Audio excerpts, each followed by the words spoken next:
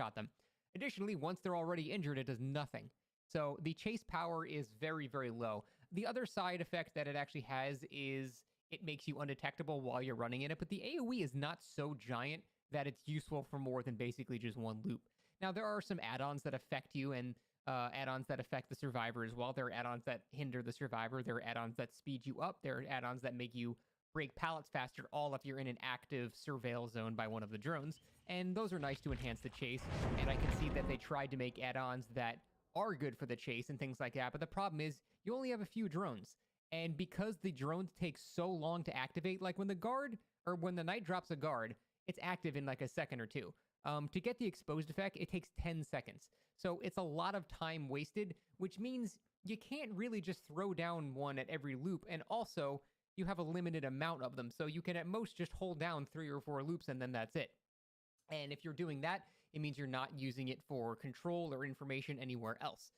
And if you do it like that and you try to play her like a chase killer, it's just basically worse knight. And that's all it comes down to. In terms of fun, it's just awful for everybody because there's no skill to the power. You just drop it and then run. And then the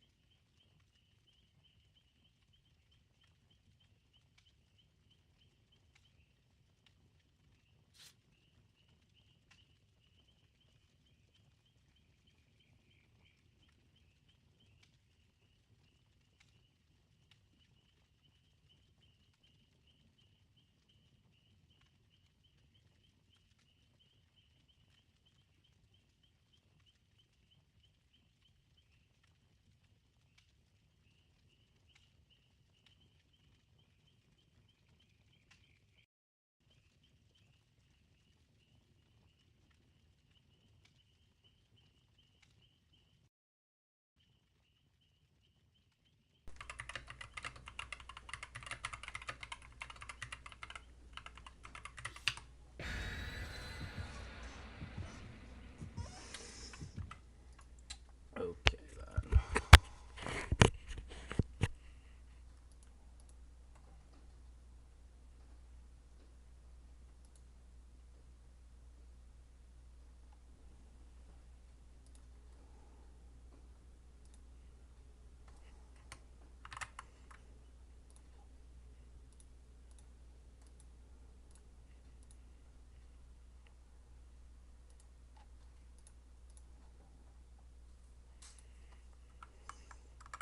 survivor runs. And for the survivor, there's no counterplay unless they have a connected tile, in which case they're totally fine. Now the killer's useless. And so we have basically the exact same problem that the knight had. and it's an issue of very low skill ceiling, and skill floor rather, and just not much to really do. And there's only one kind of effective way.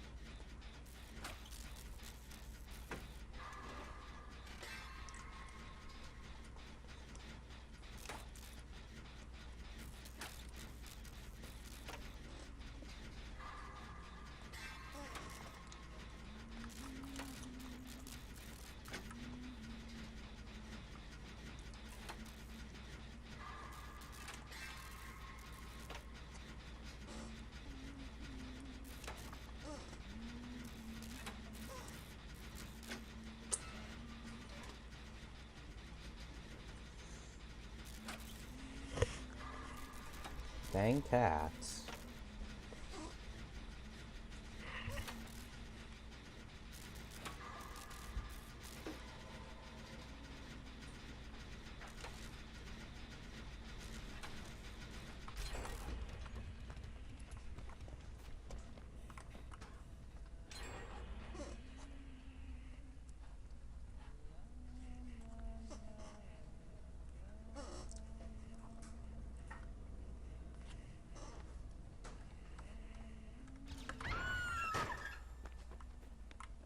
That's why I fast folded out, because it would have made Iron Maiden anyway.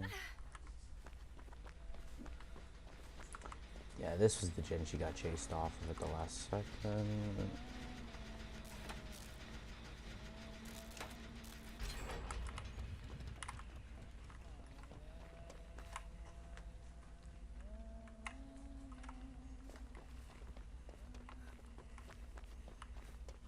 I need to find the gen that Jake's on. Yep, here it is. Have this done in no time. It's very good. The Fang didn't go down. A fresh hook and the next gen about to be done is very good. Already confirmed she doesn't have a Scourge hook on that.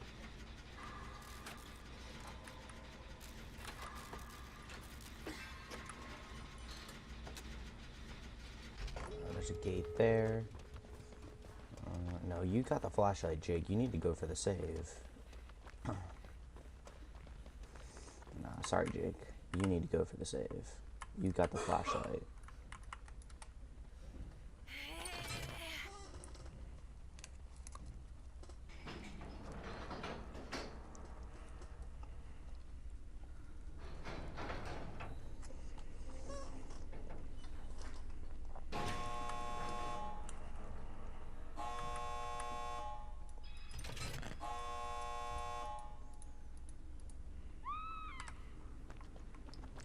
Fang just hopped out the locker. Apparently she got hit by a hatchet because she didn't get instant hound.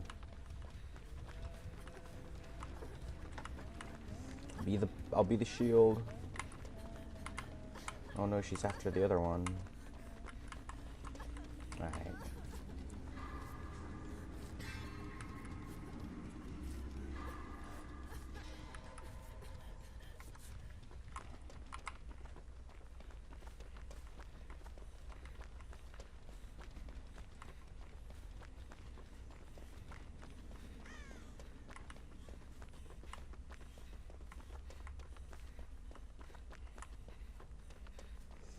She really went deep in this corner.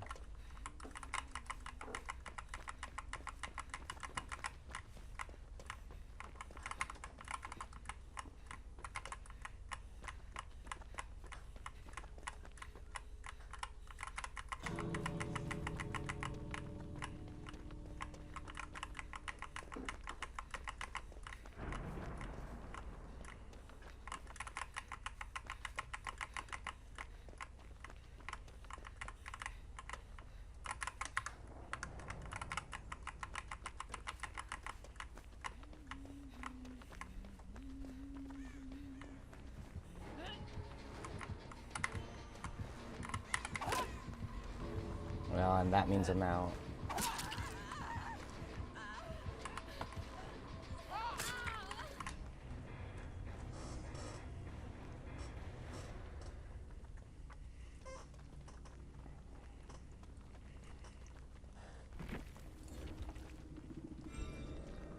Oh, unlucky build.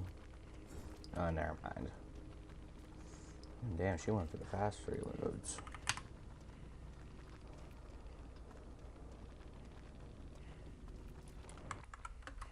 To counter and both use the power if you're trying to use it as a chase power. But let's say you're not trying to use it as a chase power. And I would imagine the devs did not intend it to be used as a chase power. And I can guess that because you only get a couple of them. Now, like I said, there are perks that enhance your abilities while you're in that active zone, but you pretty much have to have it there already, and you can only cover a couple of loops unless you just keep recycling, you know, the same one over and over again. Additionally, survivors can also dismantle your drones in like a second or two. You have to hit 5 up, down, left, right arrows. It's pretty easy. I wouldn't say you could do it in a chase, so you still have that whole night scenario where they're sort of forced to leave the loop if they don't want to get exposed. But if they're injured, like I said, it does nothing. So it's sort of like a Legion scenario where it could be pretty decent if you're healthy, but if you're not healthy, the power is useless in the chase. Other than those add-ons, which have fairly minor effects. But like I said, let's see if you try to control the map, you try to use it for information. And this is why I'm concerned, because I had a theory that the most effective playstyle with her build is going to be a very heavy 3-gen build, and this is without eruption. So I got Scrump, Oink, and Kale, who have thousands and thousands of hours in the game and playing since the game came out, most of them. They knew what I was doing. They knew I was going to do a 3-gen setup, so they brought Circle of Healing, Blast Mine, things like to try to counter that. They knew it. They basically knew exactly what I was going to do, and I was still able to hold the game for 30 minutes, and they eventually just ran out of shit and then died. And it was incredibly boring for me. It was incredibly boring for everybody. And this killer has add-ons that make your skill checks both smaller and make no sound while you're in the drone's radius when it's active. And so you combine that with things like Unnerving Presence, Overcharge, Call of Brine, and you suddenly have a scenario where people are failing skill checks left and right. You put your 3 drones at the 3-gens, and you just hold a 3-gen either until survivors give up out of boredom or eventually they just run out of resources. Like I said, this game took 30 minutes, but I was never really in danger of losing. I just stayed at my 3-gen. I never really left the radius of it. I wouldn't take chases that would lose me the 3-gen. And if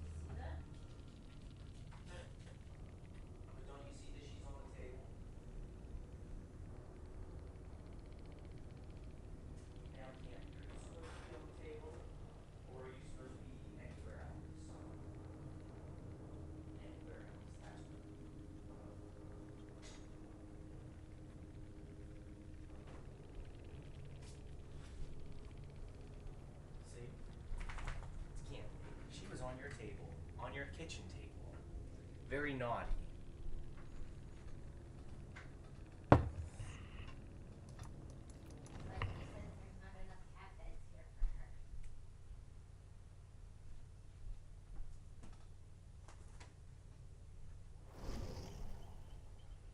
Candy. No. Yeah, she's gonna come into this box. I'm gonna put this box somewhere else. Maybe in this box.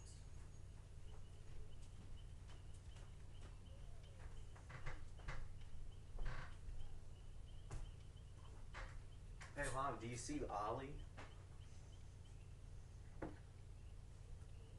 He wants to use that old computer, Mr. Jones. He was using it. He was using his paws. He was going like... Actually, this is a noisy keyboard. We're gonna find out that he's the... Don't break it, honey. Why is backspace red and say break? And why is there no escape key? Actually, a lot of dang keys are missing.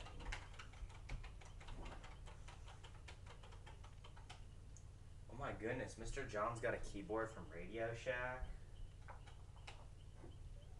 Didn't that go out of business?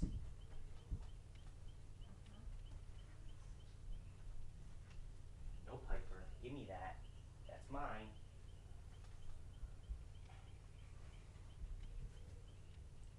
You know how some kids like to go to the toy store? He wanted to go to Radio Shack. Mm-hmm. Just like Sheldon. That's Sheldon's favorite store. Oh, yeah. Mm-hmm.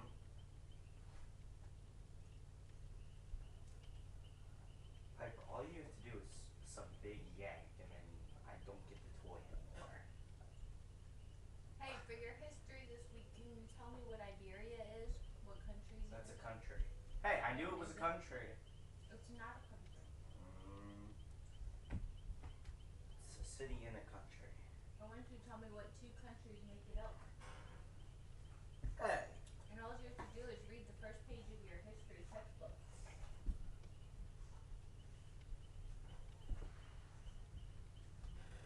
Mr. John's got a really old keyboard. Google Classroom History 23. Mr. John's got a super old computer. Incredibly old. That's what he's going to teach you to code on. What happens if I lift the chair up? Do you think Ollie will get out? Be nice to Ollie. No, he won't. Why don't you go to my nightstand and get his collar back?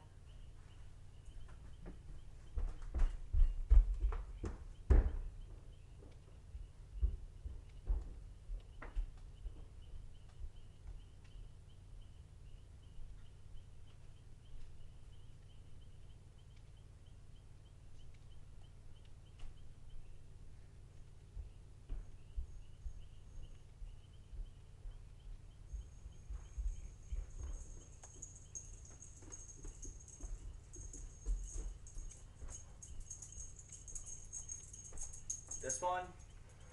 Green Irish hat one?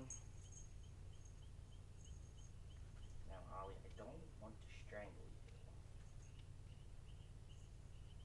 Yeah, Alina picked the light one for Ollie for the St. Patrick's Day ones. Give me that. No, give me it. It's mine. She says, light touch, son. Ooh, it's a little bit mine. It's a little bit yours. A little bit mine. No, a little bit yours. Oh, you win. Good job, Piper. That wasn't enough playtime. Oh. Dog, I want to play all day. She looks pretty content as is. Oh, I don't think Ollie likes his collar. He's trying to get it off already. I still am waiting for you to tell me what two countries make up Iberia. Iberia? Iberia. Does it spell exactly how it sounds? Iberia. Oh, it's the first thing that pops up anyway. So that's basically out of 30 pages of history textbook. That's about all it said this week.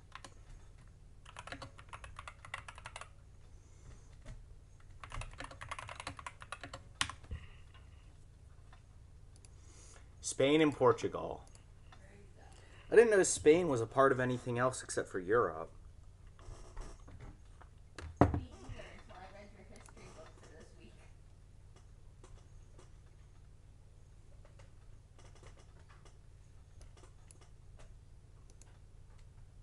What is Iberia called now? Spain. Yeah, no, Iberia just is Spain. And Portugal. That's the peninsula.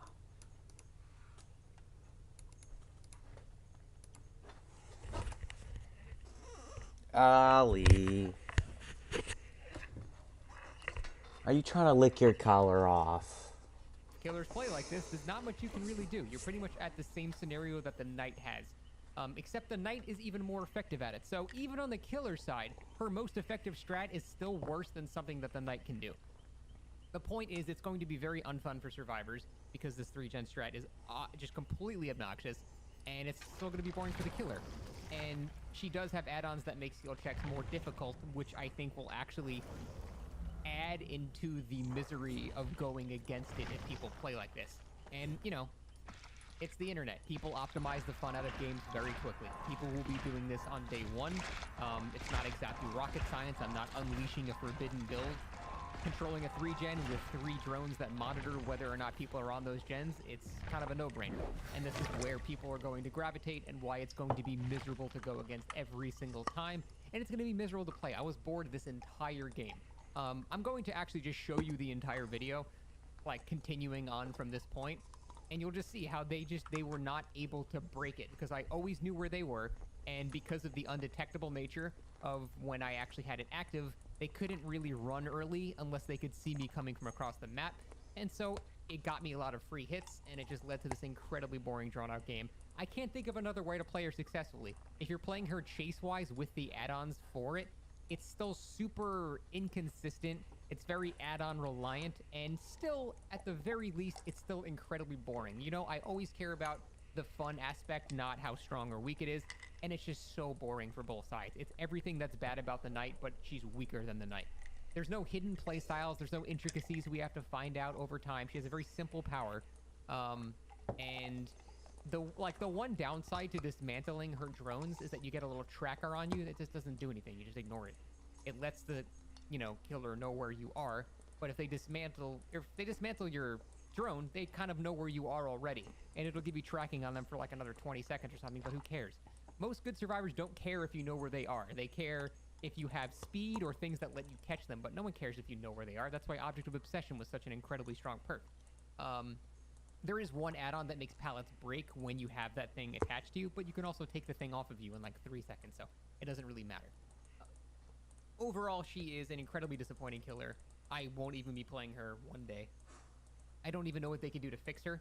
It's sort of a complete rework. I mean, it's just they took everything that was bad about the Knight and just made it worse somehow. I don't even know how they managed to do that. That's just impressive. I can't think of really anything redeeming about the killer whatsoever. Chapter itself, I think some of the perks are cool. The map redesigns look pretty nice. So everything except the killer seems actually pretty decent, but the killer itself, I heavily recommend you don't buy her. She is not engaging or fun to play. She's not fun to play against. The less people that have her means the less times we'll see her, and I think overall that would be a lot better if we just never saw her, because yeah, she is uninspired, completely unfun, and weak at the same time as being incredibly annoying, which leaves her with only a handful of viable builds, most of which are really obnoxious 3-gens that take hours to finally counter. So yeah, here is the rest of that game when I was playing against people that knew what I was doing, tried to counter it, and still couldn't do it. Yeah, it's not gonna be good, guys. Nope. It's bad even in writing.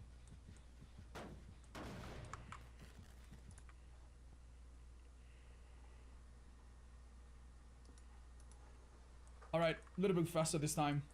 New PTB dropped, includes new killer, presumably 2 new survivors. Very exciting stuff. I just wanted to react to them first, and then shortly after we're gonna jump into seeing what everything does. Let's have a look at the new killer.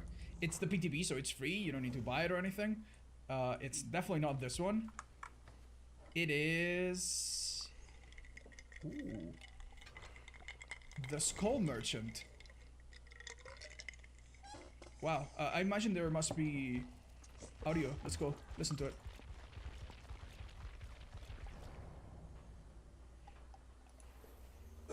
A hard difficulty killer. The Skull Merchant is a tactical killer able to place drones that detect and debilitate her targets. Her personal perks allow her to gain haste from pursuing obsession, force screams from survivors, and reduce their heal speed. Okay. Wow, what do you guys think about this? Well, I'm already seeing all the comments. Alright. We're gonna jump and see what this killer does and check their power in just a second. Let's see if there really are 2 survivors. Indeed. Ooh, we have Thalita. Very pretty, wow. Actually very pretty. And Renato. I'm assuming they are siblings. Actually very handsome as well. Alright, how about we take just 1 minute to find out what these characters do, what the power does, and then we explain it. Let's hop over to Killer. Alright, this killer is very beautiful, but she's also mad difficult to understand. She is a normal killer with normal terror radius, normal average height, normal movement speed, but has a lot of things in her power. There's no new map. There's the rework Red Forest and the rework Temple of Purgation, but they did add a new segment, like a new area to Shelter Woods, which is a very empty map that already existed. So we're gonna see the new Shelter Woods. So what is her power? Eyes in the sky. This girl has drones that she can set up very quickly. She doesn't get slowed down when setting them up, and they set up like a little area of effect. It works a bit like the Knight's Guards. If you're in this area as the killer, you become undetectable, which is a big deal. In indoor maps in particular, it will be a big deal. And for a little while, the drones will try to detect survivors. If survivors are within this area, they slowly get locked on. It's basically like being stalked by Myers or Ghostface, all right? I'm gonna set up a drone. Boop.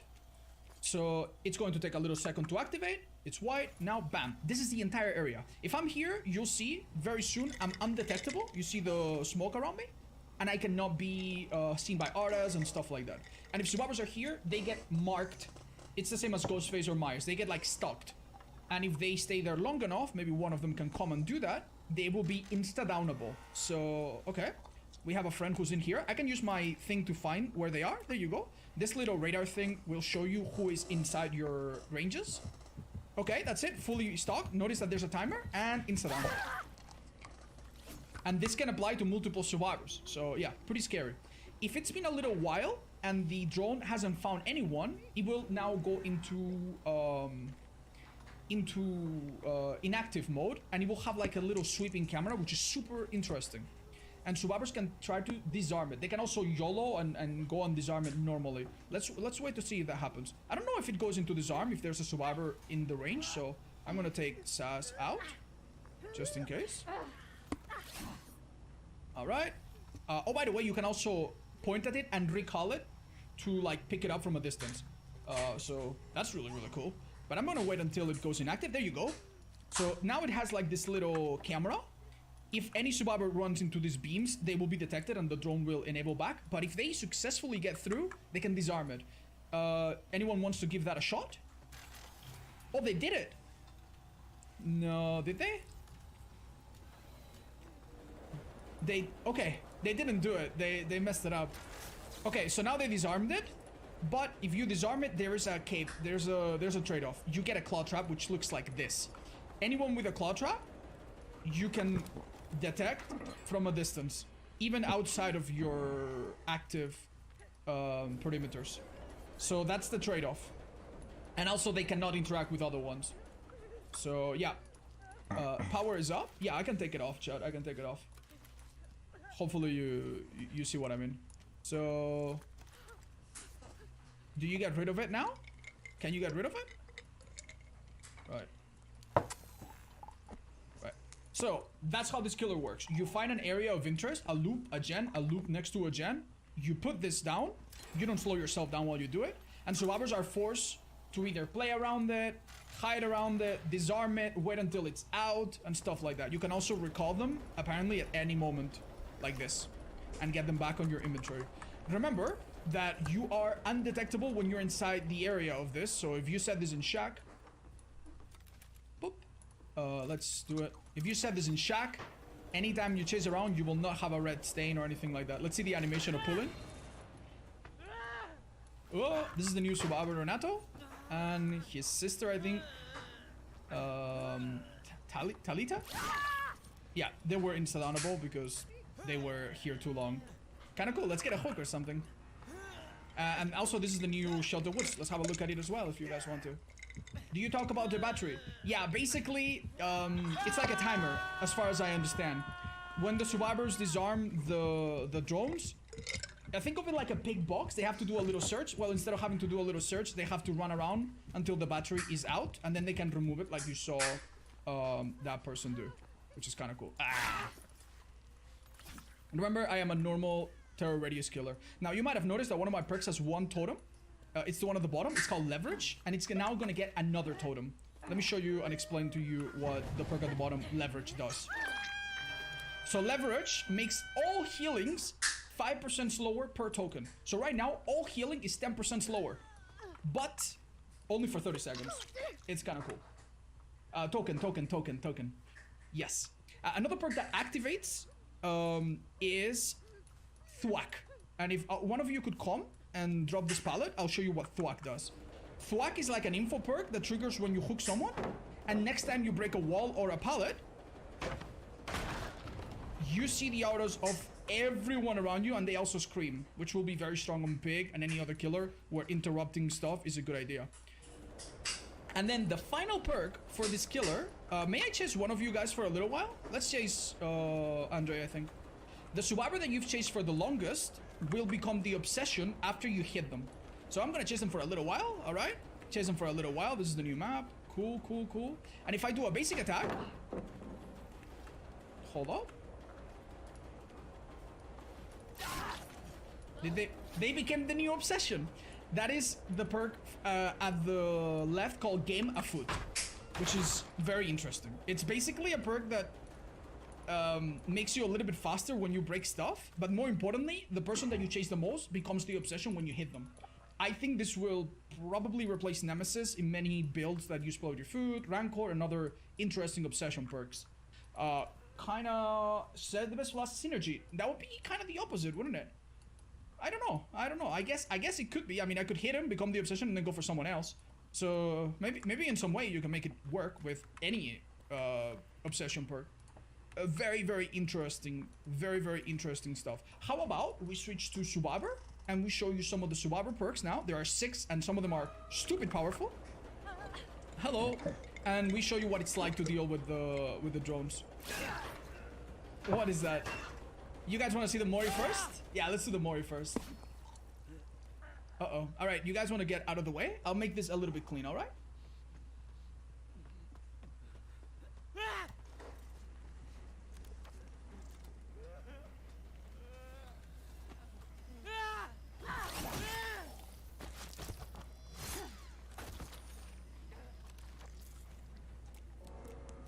Alright, a little bit underwhelming, I'm not gonna lie. But maybe with a bit of flair, it could be a bit prettier. That was very Freddy-esque. Alright, I don't think they were too impressed. Let's see what it looks like from the survivor point of view when we deal with the drones. Because I'm interested in seeing that. Alright, we're back. Very pretty map. We didn't explore the second floor. I'm gonna ask the killer to set a drone far away, and then just go away, I guess. We're gonna wait until it's inactive, and we'll try to go disable it. Oh, wow. There's nothing in there that looks like this. What is this even from? Oh, I don't know the password. I'm sorry. Okay. You stay. Oh, this glass, though. Right, so that is an active drone. Survivors do see the range. That's good to know. And if no one's detected, it should become inactive for a little while, right? Let's see what it looks like from the survivor point of view. And then I'll explain the 6 new perks from survivors. The 3 on this character, I think, are the most important. I don't think you can crouch or anything to be undetected, so we just chill a little bit. No! I don't know if that resets it. Okay, so that's her timer. Okay, there you go. Well... Oh, someone wants to be brave enough and do it? Right, so she disarms it, and now she gets the claw trap, right? On her shoulder. Now, the downside of doing this is that you cannot go into other into other drones, and the killer can use her radar to detect you. I'd like to try it myself if it's possible. Oh! Wait a minute, what was that? I saw an eyeball for a second. Maybe it's an indicator that you're being watched. Ah, if you get the eyeball, it means the killer knows where you are. Ah, if you get the eyeball, it means the killer knows where you are. That's cool, okay. Interesting, interesting. Killer, could you set up another? I'd like to try it myself at some point.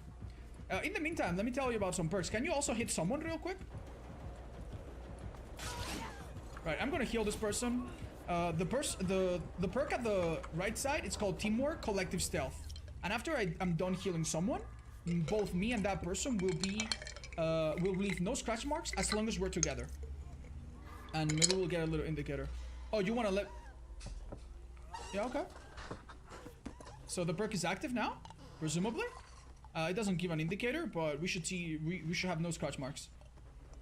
I also would like the killer to hook someone, because I want to show you the other perks. I'm gonna have a look at trying to disarm this. Kind of scary.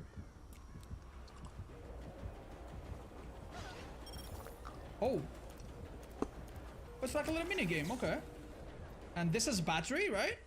I guess the batteries are the 3 dots on the arm and the 3 dots on the HUD, okay.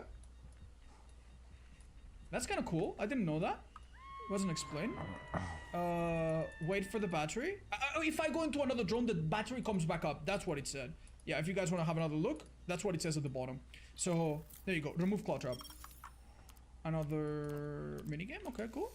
I'm done. There you go. That's the trade-off of doing this. Now, I want to show you guys what happens with the perk on the bottom called Background Player. I need to unhook someone real quick. This is an exhaustion perk that is possibly the strongest.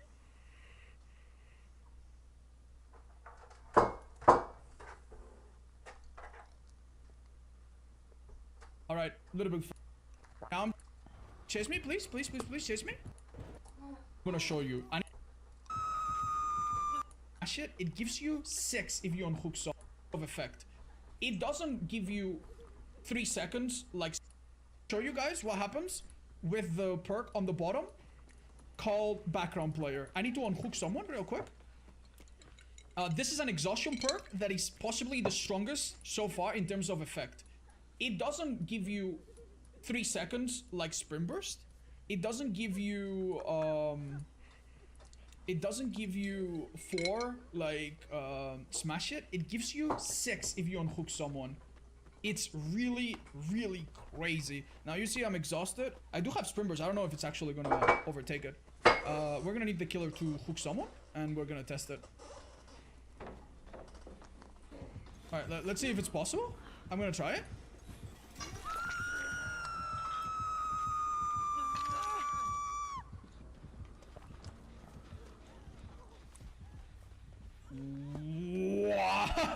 Whoa. Oh my god, dude. I don't like this perk because it's almost encouraging the unhooker to just get the hell out and encourage the killer to just go for the weaker person of the hook. That is so stupid. But there is an even more stupid perk from Renato that I'm gonna show you. And it only activates once per game if you're dead on hook. So I'm gonna let the killer hook me a couple times so I can trigger it, alright? Bear with me. Right, so this perk is called Blood Rush, okay? It triggers when you're dead on hook, healthy, and exhausted. That's 3 conditions. It's pretty crazy. But let's say that the killer doesn't tunnel me and lets me heal like this, okay? Now, I want you to imagine that this killer is like a Myers or a Hillbilly, someone that can insta on me, right? Please chase me, killer. Chase me, please, please, please, please, chase me. Sprint Burst. Right? And when the killer's about to catch me, oh, it's about to catch me. Blood Rush. Another Sprint Burst. Bam, and I should be able to do that. I don't know why it didn't get me my exhaustion back. But that should have given me another Sprint Burst. I'm still exhausted. That was a bit weird. It might be bugged, but the point is, it should have made me... Oh, I'm healed again. If you don't get caught, you're healed again. It's bugged at the moment. Okay, it might be bugged, but I want you to imagine just how frustrating it would be to let a guy that's dead on hook heal up, then you Sprint Burst after, and then you have another sprint burst. And then if you don't kill them, guess what? I get injured. And then you need to hit me again, and then maybe I have a styptic. This perk, I think, is really stupid. It's really stupid. It's stupid because killers that are already very fast, they're gonna catch up to you. The best killers in the game, Nurse, Spirit, like, they're gonna catch up to you. But the killers that already struggle, or insta-down killers, they're gonna hate this perk, dude. So I really, really do not like it. I don't like it at all. I do like her walking animation. Can you chase me a little bit? That's her walking animation. It looks insane, dude. I love this. Yeah. The other girl's perks are really interesting. Can we show one of them? She has a perk to do gens a bit faster that is extremely weak, and one perk to do vaults in a row. We don't need the killer for this. You can stay back. To do vaults in a row. Actually, we do need it. It needs to be in chase. So one of you guys get chased and vault this pallet and keep vaulting it back and forth. We're gonna show what it looks like. You see? Can you read this whole book today, and then that'll be last year's history and this year's history? Sure. Basically, starting from your second vault, you are completely silent. Forever. If you keep vaulting. This is not a super strong effect, but it basically means that anytime you chase a Subaru as a killer now, if they have this perk, you have to second guess yourself. If you go around the corner and you don't see them and you don't have auto read, they could have already vaulted back. And it is a little bit messy. Now, killer, if you could Mori me again, go for it. So it's like a quick and quiet that starts happening after the second vault, and then it goes on cooldown.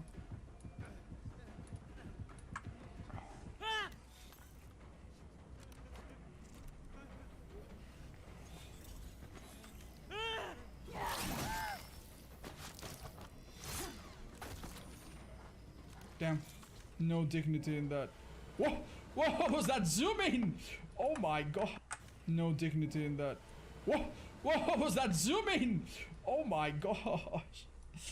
Alright, let's talk about the add-ons a little bit now that we talked about the perks. Right, so we've seen a bit of what the killer can do. It's a little bit hard to imagine exactly how she's going to play. And now I'm just gonna do my live reaction to all of her add-ons, starting from the weaker ones. The ultrasonic trap speaker makes Subabers with a claw trap. Forgive me. Subabers with a claw trap destroy pallets when they fastball them. Claw traps with an empty battery gauge are destroyed when fast bolting a pallet. Okay, so basically there's a trade-off. They can remove their traps quicker to make them harder to track, but they also destroy a pallet. That's really good for a Brown. That's a really good for a Brown. Especially if you catch someone that, you know has a trap that just disarm the drone. That's pretty great for a Brown. Wow, impressive. The high power floodlight. Survivors in a drone active zone suffer from blindness for 15 seconds after they leave and anytime they're inside. That's also not bad at all. For a Brown, 15 seconds on blindness is removing a lot of information from potentially a few perks that many survivors run. Not bad. Not bad. Then we have the high current upgrade. Decreases the activate drone cooldown by 10%. I guess this is to make it faster, you setting up the drones. Makes sense. Decent for a Brown, it seems like. I don't know how punishing that cooldown is. Adi Valente, issue number 1. Survivors in a drone's active zone suffer from 20% smaller skill checks. Seems a bit gimmicky, but you know, maybe a skill check build is something you can do with other add-ons and perks. Then we have the stereo remote microphone. Increases the unhackable state of drones by 10%. I'm guessing that's a period at the start when you set them down where they cannot be touched. Cool. Not sure if super strong. The shotgun speakers. Survivors in a drone active zone have no skill check warning. Oh, that's very good. And that would probably be the one you want to run with the other one. 15 seconds after leaving the area. That's pretty good, don't you think? With Lullaby, so that they miss skill checks and it hits them even harder. Ooh, it's like a free Hunter's Lullaby. That's really exciting. Then we have Overcharge. An add-on named Overcharge. Okay, honestly, behavior is just asking for trouble. Increases the battery life of Claw Trap by 20%. This basically means that anytime they mess with your drones, they will have to deal with them longer, and you'll be able to track them for longer. Not bad. Low power mode. Increases the duration of a drone's active mode by 10%. The active mode seemed to be extremely long, so... And you can activate them again afterwards, so... This seems super overkill, but, I mean, it's a yellow. Adaptive lighting. Increase the lingering duration of the undetectable effect by 20%. So when you leave your own area, you will become undetectable you will stay undetectable for a bit longer. Probably good, probably very good actually. Because I think that undetectable thing is going to catch people off guard. It's so free. Vital targeting processor increases the speed at which lock-on builds up inside drones active by 10%. This is basically the brown add-on for Ghostface that makes them mark faster. This is probably good. It means more pressure. It means that if you put a drone in a really awkward position and swappers are forced to go through, they won't leave like 99. They will become insta-downable faster. It's a green. It seems good. Powdered glass. Claw trap survivors you hit from the claw trap survivors you hit suffer from hemorrhage and mangled. So this is like sloppy, but if you hit a survivor carrying a trap. This might not be good. Maybe the meta for survivors will be to ignore the traps altogether and not have the claw traps, but I mean, the effect is good, obviously. Loose crew. Survivors in a drone's active zone suffer from the exhausted, and it lingers for 3 seconds. Ooh, that's kind of good, right? If a survivor is in a bad spot, you can set this up, and you know for a fact they can hit you with Dead Hard, for example. Infrared upgrade. Heat detecting cameras. Anytime a claw is removed, the survivor's aura is revealed for 4 seconds. That seems to be good if you can force survivors to get rid of the drones. That seems nice. Brown noise generator. Survivors in a drone's active zone, that's the orange one, suffer from the oblivious status effect. Okay, this one's the first one that makes me go, what is this? You are out of the undetectable when you're there, so this is only to really mess with them a little bit. Interesting though. Okay. 15 seconds though, it's not bad. I mean, obviously you're gonna be in and out, so. Randomized strobes. Survivors that enter the drone active zone suffer from 5% hinder status for 3 seconds. The first time you enter them. Wow, okay. That might be a bit annoying if you spam it in chase. You can recall your own drone, so I reckon that if you're a very good killer, and you've already become really good at playing as this lady, you will be like setting up new ones, recalling old ones, setting up new ones constantly, right? There's no downside, like other than a little cooldown. You don't slow yourself down, so why wouldn't you be spamming your traps? It's as if Trapper or Hack could set up traps in chase, you know? Geographical readout. While in a drone's active zone, gain 2% haste status effect and 15% action speed bonus to breaking pallets and breakable walls, damaging generators and vaulting. Linger for 15 seconds. That's actually really good. If it lingers for 15 seconds, you can have this up like almost the entire game on and off, right? In mid-2018, 29-year-old Grant was unemployed, living rent-free in his parents' guest house in the rural village of Chuliota, Florida. He had not once lived on his own, and had recently been kicked out of an anesthesiology school for lack of attendance, and also fired from a job as a nurse for stealing medication. It was around that time when he decided to experiment with the relatively new realm of online cam sites. These platforms differ from regular porn sites in that they are interactive. Instead of watching a pre-recorded video, users can solicit live performances from models in exchange for money. This allows individuals to watch whatever acts they want, but at a price. Using his brother's credit card, he browsed through multiple cam models, spending an average of 20 minutes on each one. Yet it was on the 5th of June when forensics discovered he came in contact with a performer who went by the stage name of Sylvie. And over the following 6 months, Grant would spend over $200,000 of his family's money on this one model. The entirety of his father's life savings that he had saved up from working as a pharmacist for over 30 years was gone. He had spent $60,000 from his brother's credit card and had also taken a $65,000 loan out on the house. When his family found out, instead of calling the police, Grant was sent to a behavioral rehabilitation facility for online porn addiction. The more we try to run from shame, the stronger it becomes. When Grant got back from rehab on January 4th, his father presented him with a 2-page list of rules he was required to follow if he wanted to continue living at home. One of the conditions was that he cease all communication with Sylvia immediately, but it took just 3 weeks for the family to discover that he had broken the contract and re-established contact with the model via Twitter. On January 24th, when Chad Amato got home from work, he reportedly confronted Grant over his disregard, and the two of them got into a heated argument which almost turned into a physical altercation. Grant was then kicked out of the house, and for the first time in his life, he was on his own. Shortly before 9 a.m. the next morning, police received a call from Cody Amato's girlfriend, alerting them that he had failed to show up to... There's plenty of content that I will look at on YouTube and be like, don't really like that, but alright, fair enough. But I don't go out of my way, again, to be like, oh, this is an outrage. I can't believe what they are doing. Like, do you know what? Make the content that you want to make, and if I don't want to watch it, then that's up to me. If I had the power to take down all of these videos, do you think that my search on YouTube would be filled with so much lies, toxicity, people morphing my face, doing all of these things? If I had the power to take down all of this, why is it still there? Let me get this straight. You're saying that if you had the power, you would take down every video that criticizes you. But I thought we should just be able to make whatever content we like, and you would just choose not to watch it if you don't like it. That seems to be like something any reasonable adult would say. For those of you who don't know, this is Suzy Lu, a YouTuber who is famous for crying and making reaction videos to full, uncut clips of anime. She has revived a dead trend, which is to profit off of content that isn't hers by putting it in a small window on the corner of her screen and making faces to it. 1, 2, 3, 4. Hey, I'm coming too! Hold on a sec! Or, it's more commonly known as blatant copyright infringement. Back in 2016, YouTubers who made actual content had a big problem with this because reaction channels would upload like 6 videos a day of other people's content, sit on camera doing nothing but sniffling every few minutes, gain hundreds of thousands to millions of subscribers in a very short time period, and then make huge profits off of other people's work. Suzy Lu is just the latest person doing that. And what happens when women like her are wrong and people call them out for doing so? Well, they will do anything to shut the person up who's exposing them. So let's watch Suzy Lu, a 30-year-old YouTuber, show her maturity by doing her best to shut down every channel that does something that she doesn't like. So what the heck happened? Well, it basically goes all the way back to March 2019, I would say. So this is when it kind of all like kicked off. This is when it started.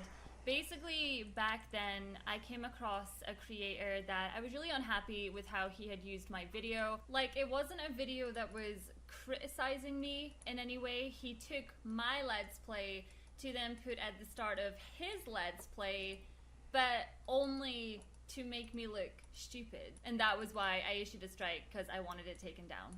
The channel she put a false DMCA claim on was Mark After Dark. All he did was put a 26-second clip of her crying to The Last Guardian VR on one of his videos in March of 2019. And Suzy Lu, who has a channel where 8 of her top 10 videos are of her crying, was offended when someone made a clip of her crying. In a strong burst of irony, she claimed that Mark After Dark was stealing her content for views. Allow me to give you some perspective on how much of a boost Suzy Lu could give Mark's audience. Her views on The Last Guardian, after 3.5 years of being posted, average about 7,000 views per video. The video he clipped currently has 81,000 views on it. Let me just say that 81,000 views is not that many. Even if he re-uploaded the full video on his channel and claimed that the video was his, 81,000 views is not going to make or break his career. Keep in mind that this happened over a year ago, and the 81,000 views is after all the attention brought to her channel because of the drama. Based on what her other videos get, I'm guessing that this very popular video of hers had less than 20,000 views on it when it was first clipped, even though she had over 100,000 subscribers for 2 years by then. A lot of channels will make 1 or 2 videos that are big hits and never figure out how to repeat that success. They may have 100,000 subscribers, but they will only get a few thousand views per video. Suzy Lu is one of those YouTubers.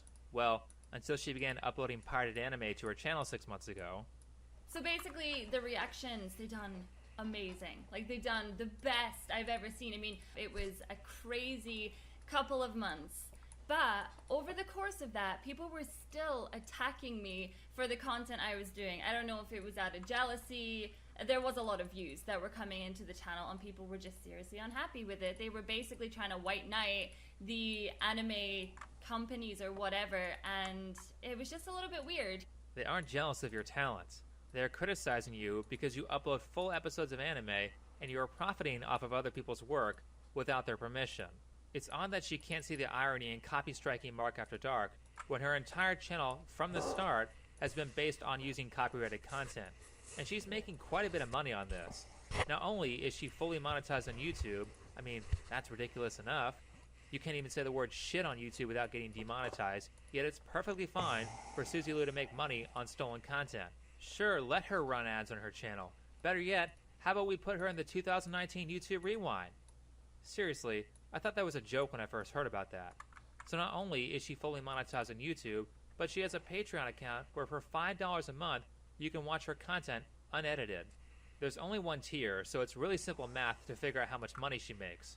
When people began to point that out, she hit her number of patrons, but allegedly she had close to 2,000, which means she is likely making over $10,000 a month just on Patreon.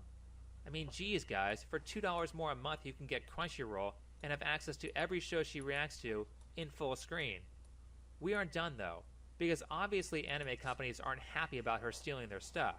After many strikes from TV Tokyo for uploading Naruto videos, she made her own website where she runs ads on other people's content. By the way, you aren't allowed to use her website if you have an ad blocker on. YouTube's okay with this?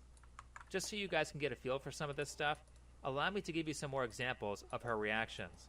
A little warning though, I don't want to get sued, so I will be covering up the little box with the pirated content in it. I think he's as strong as All Might. Ah, Froggy, no! Go beyond! Plus!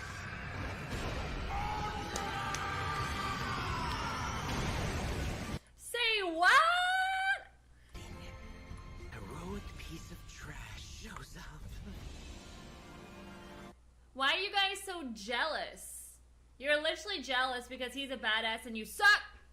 Wow, she's like that annoying friend who talks over every movie that you try to watch. Keep in mind, I edited out minutes of her saying nothing just to show you these small clips. After watching a ton of her content, I really believe that she is so conceited that she thinks people watch her videos because she's a great content producer who is adding value to the videos she pirates. If people were here to see her and her amazing personality, and not just to have a convenient way to pirate anime, then they would have responded to her Let's Play videos that she had been making 6 years prior. But they didn't, because she pretty much reacts to video games like she does to anime. Just sits there and says nothing the whole time, like the Twitch girls do. You would think that during her 7 years of work on YouTube, she would watch what the successful channels are doing and just copy them. It seems to me that just about anybody could figure that out. I have watched a number of successful Let's Play channels over the years, and none of them just sit there and stare at the screen like Suzy does. And for some reason, YouTube protects her, so she gets away with the piracy. On December 27th, 2019, her channel was completely taken down due to 16 copyright complaints and a live stream where she reacted to a full episode of Naruto. She contacted her partner at YouTube, and a few days later, her channel was reinstated despite more than 17 counts of blatant copyright infringement. I think this clip will shed some more light on how she was able to accomplish that. My partner manager and then all the people that work with him they're supposed to be on holiday until next week. All the people that work with him. I think we have our answer here. My guess is that she knows a guy at YouTube who likes her, and he is white knighting for her to get her to like him. Maybe he hopes that she will break up with her boyfriend. Why else would any guy do this? Shifting gears a little bit, recently Suzy has been making efforts to hide her online activity. She deleted her Twitter account where she was harassing people, she removed ratings on her channel, and she's turning off the comments on her controversial videos. Also, because her fans have a habit of harassing YouTubers who criticize her, people said that she deleted her Discord server as well. She claimed that she didn't, but then refused to give out the link. I, as well as many others, think that she is using her Discord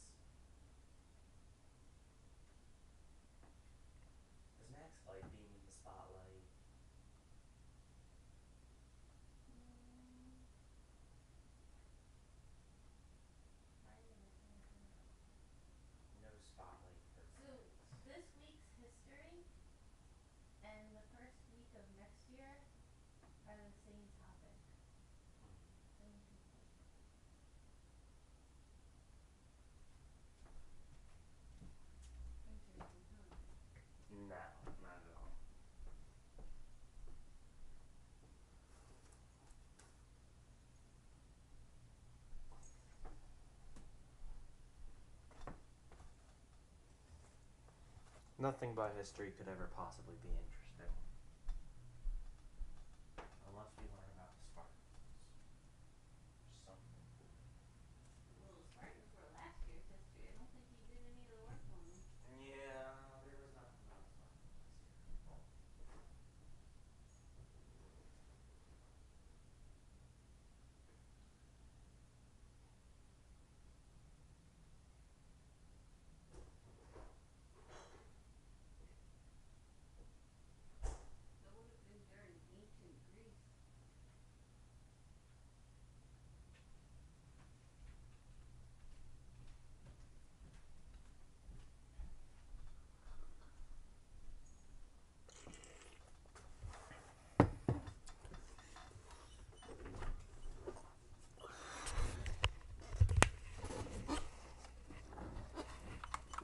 To coordinate mass flaggings on people who criticize her channel, because seemingly every single video that exposes her illegal activity gets reported for harassment, even if there's no harassment in the video. I get it. We're indoors. It's boring. I get it. Like, I have been going out of my mind as well with absolute boredom, but I don't use that as an excuse to start a witch hunt against someone. Can't relate. There's no way one person could do that by themselves. Some people have even gotten flat-out threats. Take a look at this one sent to a YouTuber who goes by Vera Dark. It basically tells her to delete her video criticizing Susie, or else. I'm trying to be like a light in some dark times. Now, we cannot say for sure that she is coordinating her fans to attack people who are exposing her, but what we can say is that she certainly knows what's going on, and she is doing nothing to stop it. A simple public statement of, "Hey guys, please don't attack people who make videos about me," would work. I mean, I'll say to my viewers, to anyone who watches my channel, please do not harass Susie Liu or anyone else I make videos about. See how simple that was? But basically this entire video of her responding to the criticism encourages people to flag content that she doesn't like. And we know she has a long history of attacking critics herself. Here are some more examples. She showed some of her flag history during an online discussion, and she had flagged several videos from GG Reloaded that criticized her. One of them being this video, Hello, which friends, showed this is several Odds, incidents and of if her you've watched doing my- the exact same thing that she issued the copyright strike for on Mark After Dark. A different YouTuber, who goes by Tipster News, had a conversation about fair use with a lawyer Ian Corzine, who is most well known for his COPPA videos, where they discussed the copyright strike that she gave Mark After Dark. Would you say that that clip is fair use? Yeah, of course that clip is fair use. She got that video flagged for harassment and temporarily removed. Our last case is from a YouTuber named John Swan. He made a video where he said, "I analyzed the size of Susie's forehead." Even though he didn't make any judgment whether the size of the forehead was good or bad, his video was removed for harassment. Eventually, he re-uploaded the video without the forehead reference. But really, even if he made some sort of negative judgment about Susie's forehead, is that what YouTube has come to? If you make comments about someone's forehead in 3 different videos, you can have your entire channel banned and lose years worth of work. What innocent victim is this protecting? Because currently, it's protecting a criminal. This whole forehead thing is ridiculous. I understand if you gave someone a death threat or perhaps encouraged your followers to harass other content creators, but you can literally get your channel deleted on YouTube now for playground insults. Unless, of course, you are a part of the protected class who can get away with anything. Because as you might have guessed it, Susie verbally harasses people who don't like her all the time. Every time he done a video on me, it was pretty disgusting. You know, there was a lot of personal insults. What kind of insecure person does that? People are believing everything. They are blind little sheep. Or maybe I'm just mistaken about Susie's personality, because I have been assured that our Saint Susie has the smallest ego in the world by her boyfriend. He said it, so it must be true. Susie Liu has an ego. Okay, I beg to differ, knowing her better than, pretty much anyone. But I can tell you from my own experience living with a woman that she has one of the smallest egos that I have ever known. Wow, you must live around a lot of narcissists then. Or maybe it's just because her boyfriend Stigo releases the exact same pirated content for money like she does. Personally, I can't wait until a big company like TV Tokyo sues the shit out of her for the hundreds of counts of copyright infringement on YouTube, her website, and Patreon. The only reason that she has to do any of this is because she doesn't know how to create good content. She has lived for 30 years, has been on YouTube for 7, and has been completely unable to develop an entertaining personality. This is how lying all the time and being immune to criticism will damage you. She is so unwilling to look at herself critically that the only way she can find to make money is to become a criminal. In multiple videos, she mentions that she has no friends and stays at home all the time. That's not because you're an introvert or because you're special. It's because no one wants to be around you. And I don't blame them. Look at how you treat your peers on YouTube. Look at how the YouTube community has responded to your behavior. None of your peers in the YouTube community like you, and if you just listened to their criticism for 10 seconds, then none of this would have happened, and you wouldn't be at risk of being liable for hundreds of thousands of dollars in fines. How do you keep your hair so lovely? Aww. My hair takes me a long time every single day to do. It takes me about 2 hours every single day to do my hair. I mean, look at that. 2 hours a day. If you had spent half of that time developing your creator personality, then you wouldn't have to go through any of this stress. But with that said, that will be enough for this video. So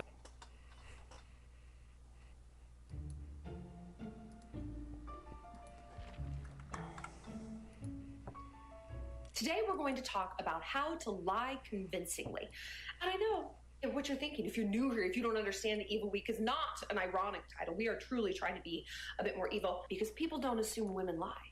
People assume that we're truthful. This can be used to your advantage. So if people do trust you, exploit this. thank you, Shallon. You are a public service. No one is better at exposing how a manipulator works than you are, and you were totally right about Ellen being a bad person. I mean, you called that one months in advance. For those of you who haven't seen my first video on Shallon, this is Evil Week. Evil Week is a special week in October where Shallon covers these 7 deadly sins and how to use them to your advantage. So here we are, we have a new year and a new talk on the deadly sins. However, the one thing that is consistent is Shallon's horrendous audio that sounds like I'm being screamed at in the middle of a mountain range. If my ears are going to hurt, they should be hurting by the content of what you're saying, not from the terrible audio. Anyway, this time we are going to go over 2 lessons from the deadly sins, which are how to lie better and how to be ruthless. We'll get to that, but first, if you like the content you see on this channel, then consider making a donation. With all the stuff that goes on with big tech, viewer support is really the only thing independent content creators can rely on, so your support is highly appreciated. Links to my PayPal, Patreon, and Subscribestar pages can all be found in the description. And also, don't forget to support me on Alt Tech. You can find the links to my Parler page and my BitChute channel in the description as well.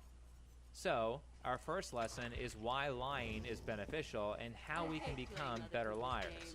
Okay, Shallon, tell us why lying is a good thing. And certainly in business, this is an absolutely crucial skill. You know what, Mr. Johnson? I think that project is a great idea. Never mind that I came up with it 6 months ago and you didn't like it. I love it. You know what? You do enough. Why don't you let me take it over? No, I don't mind. I see. The benefit of lying is that it allows us to steal other people's good ideas at the company we work for. Lying is great for business. Yeah, except that's going to make all of your business relationships pathological power grabs instead of a relationship where everyone works to help each other. You think that the person whose idea you're trying to steal is not going to notice that you are full of it when you say, I already thought of that idea. Here, just give your good idea to me. Anyone who has a brain is going to see right through that. Even if you do end up tricking them, eventually, as time passes, they're going to see who you are, and the relationship will be destroyed. That's why you don't do immoral things. The difference between moral and immoral is that immoral behavior destroys relationships, while moral behavior builds relationships. I mean, does Shallon ever wonder why she has so many pathological relationships, or why she says things like this? Men lie almost constantly. They are twice as likely to lie as women. They tell twice as many lies. You need a source citation for that claim. Also, you said that people just assume that women are honest. Was that counted into your study? Couldn't that have skewed the results? Not to mention a second study she gave, or maybe it was the same one, said that most people are honest and only 5% of people lie. So which is it, Shallon? Do men in general lie constantly, or is it just the men that you are around who lie all the time because no one else will have you? Case in point, this is how Shallon describes one of her exes. My ex-boyfriend was a chronic, habitual liar. This is what you get when you follow Shallon's advice. People who are untrustworthy. If you watch Shallon's content, you'll notice that all of her relationships are pathological. Intimate relationships, business relationships, close friendships. I haven't heard her describe a single relationship that was good. And that's because she does things like this. You want to save up those lie brownie points, right?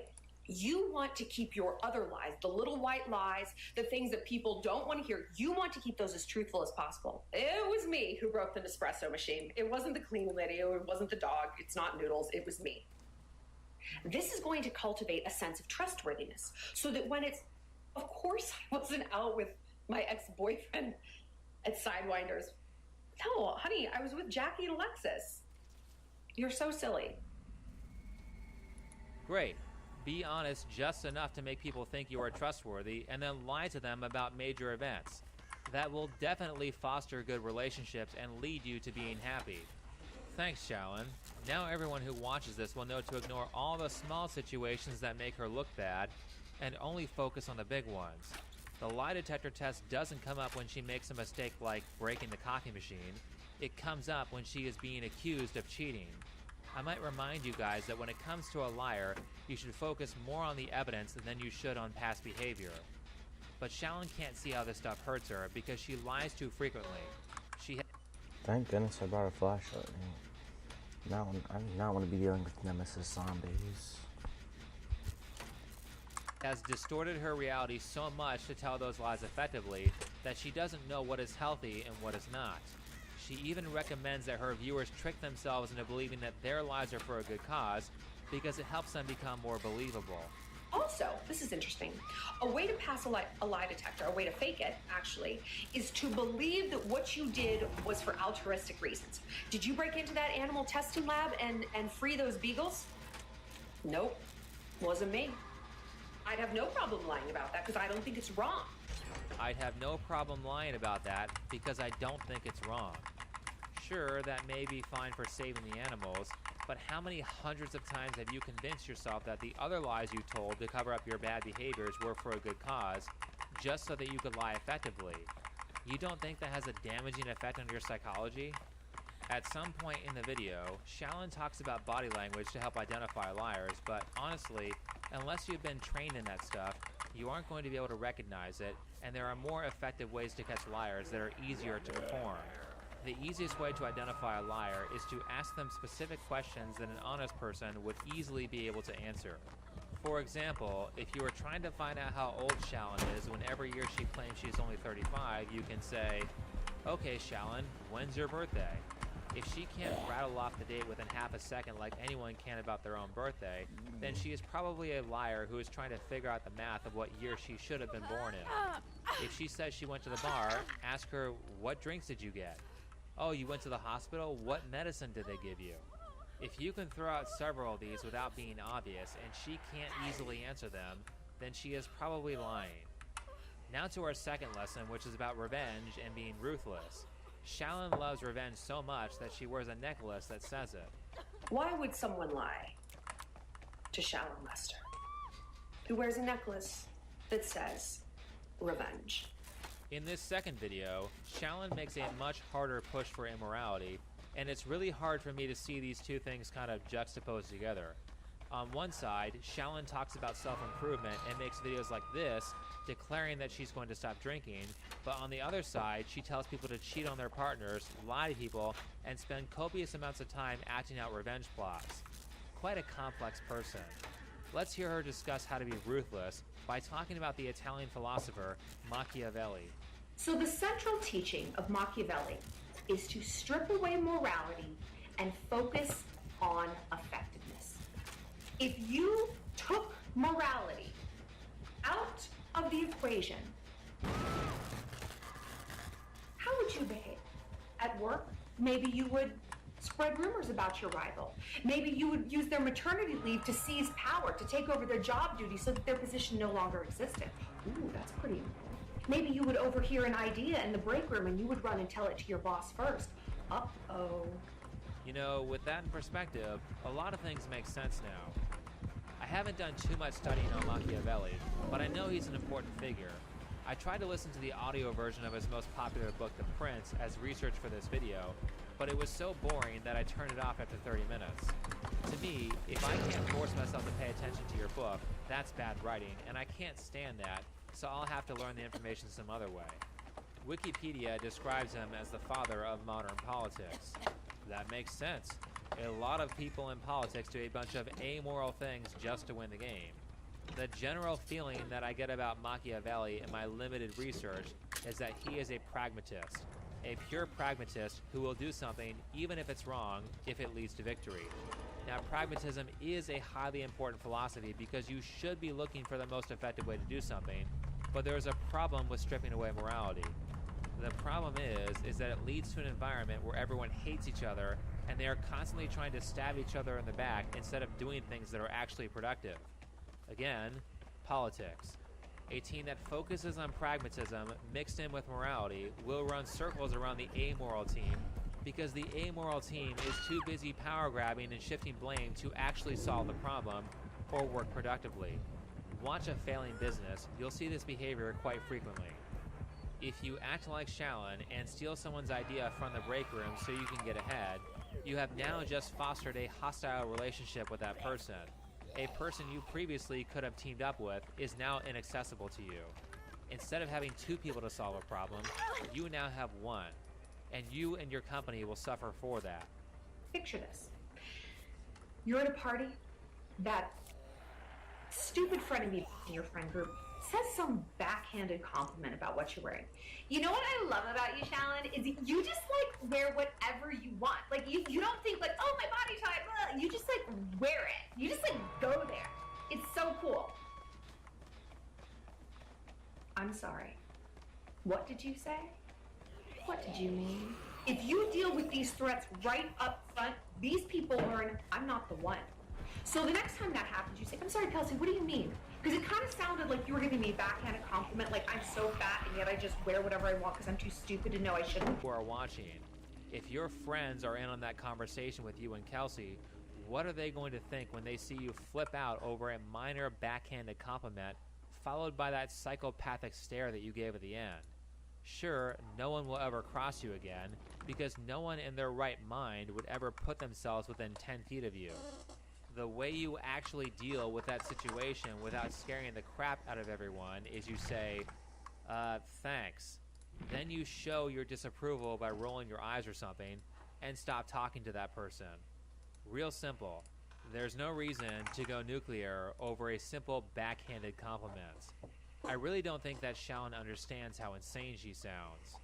For example, I had a publicist. I remember asking him one time, what is my reputation in New York? Like, I'm so curious. Like, what do people think about me? And he said one word: ruthless. These are the moments that make life worth living. I could not have invented a better, more flattering word for myself. Do you know why? It's better to be feared than loved. But we'll get there, because that's another thing Machiavelli was famous for saying. We'll get there. See what I mean? It's hard for me to tell if she is just being a caricature of an evil person for show, or if she is actually like this. Either way, the idea is completely wrong, or at the very least, it's outdated. It's not better to be feared than it is to be loved. Pure, amoral pragmatism will actually get you less of what you want, because while you seize power, you will be burning down the very system that put you into power in the first place. The reason everyone doesn't go willy-nilly acting like Shallon recommends is because if everyone did that, there would be no system. Healthy systems that are worth taking over are based off trust and forgiveness. If no one trusts each other and people have their lives destroyed over one bad thing they did, then it's only a matter of time before things fall apart. The reason people like Shallon have to yell and manipulate to get what they want is because they aren't good people. They haven't shown good character that people respect, and or they haven't achieved a real accomplishment that inspires people to listen to them. Real pragmatism is not just about winning. It's about winning in the best possible way.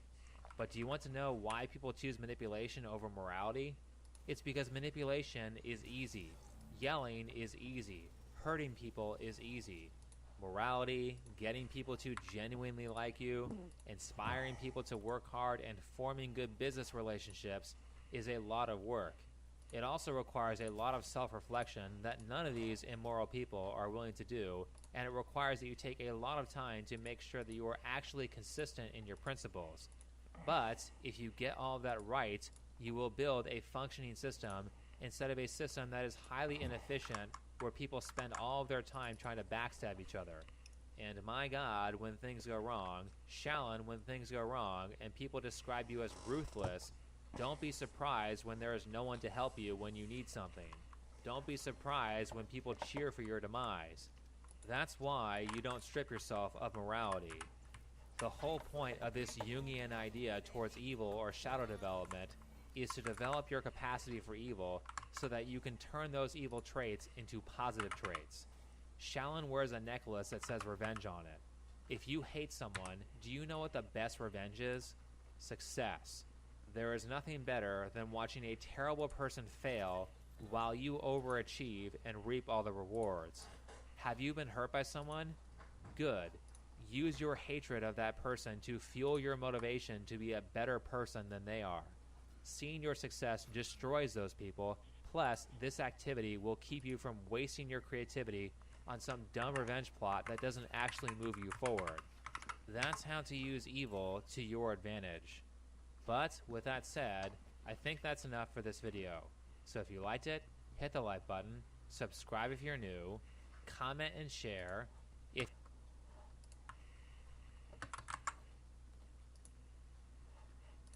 man to pay for his wife or girlfriend for sex. Believe it or not, an article in SheSaid.com revealed that to help women with low libido get their freak on, their partners will literally pay them in cash money to do the deed. In fact, the research suggests that relationships with women who are paid or treated for having sex with their partners are more successful in the long term than couples who have mercy sex, where a woman just gets it on to keep her man happy. So ladies, should a man say next if his lady wants to be paid for sex? Prostitution is getting paid for sex.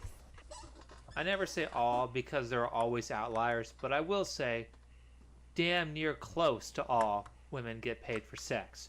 Whether that's through direct cash money like a prostitute does, or it could be in the form of free food, free rent, free car, free phone bill, free whatever the hell she wants in exchange for sex. Promoting the myth that women don't get paid for sex is like promoting the wage gap myth.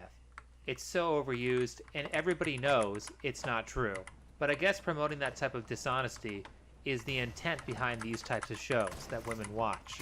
And there have been a lot of these shows out there, like Oprah, The View, Tyra Banks, Wendy Williams, The Talk, and now we have The Real. But before I get into it, when I've watched shows like this or clips from shows like this, I'm just reminded of a little one-liner that Stefan Molyneux said in one of his videos. He said that what you praise is what you become. Now, of course, that can work in a very positive way. When I was younger, around 13 or so, I would always admire people who were very good at reading other people. And a short 15 years later or so, I'm now very good at that. I became what I praised. And on YouTube, I've had a lot of admiration for people who have good editing in their videos. And you can slowly see me working towards that in my own videos. This idea, you become what you praise, can not only be used as a useful tool for determining what path you should take in the future, but it can also be a very useful tool for determining red flags. So if a woman out there is watching one of these trashy daytime talk shows, she is projecting a massive red flag. And here's some of the degenerate behavior that these talk shows promote. Ladies, listen up, because if you think your man's cheating, the key to catching him might be in your pocket right now. Oh, wow. According to Forbes, the insanely popular iPhone AirPods, how many of you guys have them? Yes? Yeah, I use them, on the subway all the time. Okay, well, they have a function called Live Listen, where the microphone of your iPhone can transmit live audio to your paired AirPods even if you're not in the room. Wait, break that down. What does that mean? So you can hear what? Okay, so other conversations in the room. It can turn your phone on to live, and you can walk out of the room and have your AirPods in. You can have an AirPod in, and you can listen to what everybody in the room is talking about. If they're having bad conversations about you, and they won't even know that you're listening. That's ratchet. I know. So, ladies, are you gonna give your friend a side eye the next time they forget their iPhone in your house? I want you to listen to that last part one more time. But not the person who's on camera, the person who speaks immediately after her off camera, the one who intro the topic, Adrienne Bailon. Listen to what she has to say one more time. That's ratchet. I know. So, ladies. In this little clip, and the full clip that I showed before, you can see the host and the women in the audience agreeing with how terrible this behavior is. But watch this. I love it. I love it. I actually, okay, so although this is technically like a new function that people are recognizing, I've been doing this for years. What? What do you mean? So there's something called voice memo on your phone. Yeah. And you literally can put it on voice memo, lock the phone, put it down, walk out the room, let y'all talk about me, walk back in, play it back outside the room, listen to what y'all said, walk in and be like, so Tam, would you ever say that, like, sometimes I can talk a lot? Like, would you ever say that? Adrienne Bailon, the woman who was just talking, agreed that she thought the behavior was, quote, ratchet. However, she says that she loves eavesdropping on her friends by recording them with her phone. Now let me just give you some perspective on the statement that Adrienne just made. The reel is recorded in Burbank, California. In California, it is illegal to record somebody without their consent. This is why when you get a customer service phone call, it says, this call may be monitored or recorded for quality assurance purposes. This is why on a camera, you have a red light that stays on while you're recording. This is to notify people that they are being recorded. Even when you walk into buildings, they have to post a sign that says you are being recorded. And in my understanding, the only time it is not illegal to record somebody without their consent is when they're in public. And what Adrienne has done on this show is encourage people to commit a crime. Congratulations. Not only did you admit to committing a crime on TV, but you also encouraged your audience to commit that crime and then gave them explicit details on how to do so. And all those women on the audience and all the women in the panel shaking their heads saying, that's ratchet, or I would never do that. You must be joking if you expect us to believe you. And not only is this behavior illegal, at least in California, it's also highly immoral. You have a right to withhold information about you. In fact, it's a constitutional right called the Fifth Amendment. You might even refer to the idea of that information as private property. And private property is one of the founding principles behind the success of the West. I get to keep what's mine, and you get to keep what's yours. Well, outside of taxation, but that's for a different video. So when a woman eavesdrops, when she looks through your phone without you knowing, or when she records you without your knowing, she is being abusive because she has taken away your right to withhold information. Everybody has the right to keep things secret. Everybody has the right to not talk about things they don't want to talk about. And this is clearly something that most people believe because most people are uncomfortable with the idea of Amazon or Google or their phones recording things they have to say. I bet that Adrienne Bailon, who loves recording her friends and loves recording her husband without their consent, would hate if that was done to her. On to the next show. And I know it seems like I keep repeating this topic over and over ad nauseum, but understand this is something that's really important. It bothers me to no end how much women publicly praise the abuse of children. Why is this important? Well, what is one of the primary reasons that men engage in relationships Why and is my screen shaking? marriages with women? Because they want children. So when women watch shows or participate in shows where they praise single motherhood, where they praise abortion, where they praise a single mother who causes gender dysphoria in her child because she won't use him or her pronouns, or she puts the child on hormone blockers because she believes he or she is in the wrong body. Any woman who would clap to this or cry along and get all emotional over stories like this is showing you some major red flags. What you praise is what you become, and if you're praising single mothers, well, I think you have your answer.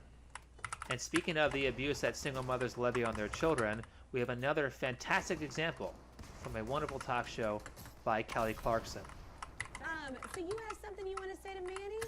Yeah, I just wanted to say that you're a really huge inspiration, and I saw you at a meet and greet, and sadly I didn't have enough time to tell you how much you meant to me. But when I came out at 12, I always knew I was a little different because I was into makeup and girly things. And I watched your videos to help me feel better in my skin because I felt like you made me feel better that I could be able to make it. I think that what that means, though, as well, Manny, is we're progressing. We're progressing as a society where he feels comfortable. He's like, yeah, I'm 12 years old and I'm gay. That's a really cool thing with our society. You feel comfortable and you feel confident, especially with this little bit right here who loves you either way. No, Kelly, this is not a good thing. Because being gay, lesbian, bisexual, or transgender, or any other things that are on the spectrum is sexually deviant behavior. It's behavior that deviates from the norm. And I know the leftists want you to think that gay people are 80% of society, but that's not the case. Over 95% of people are cisgendered and heterosexual. So if you're going to deviate from the overwhelming majority, you better be very careful about that. Especially with a 12-year-old child, especially with a child who has barely even started puberty, especially when a lot of children who have this type of deviant behavior, and it's deviant by definition, because not that many people do it, a lot of them change back to normal behavior. Especially with a 12-year-old child, especially with a child who has barely even started puberty. And you have to be careful about this stuff because a lot of times kids will think they're one way when it turns out they're another way. A lot of kids who have sexual dysphoria, boys who think they're girls or girls who think they're boys, change their minds as they grow older.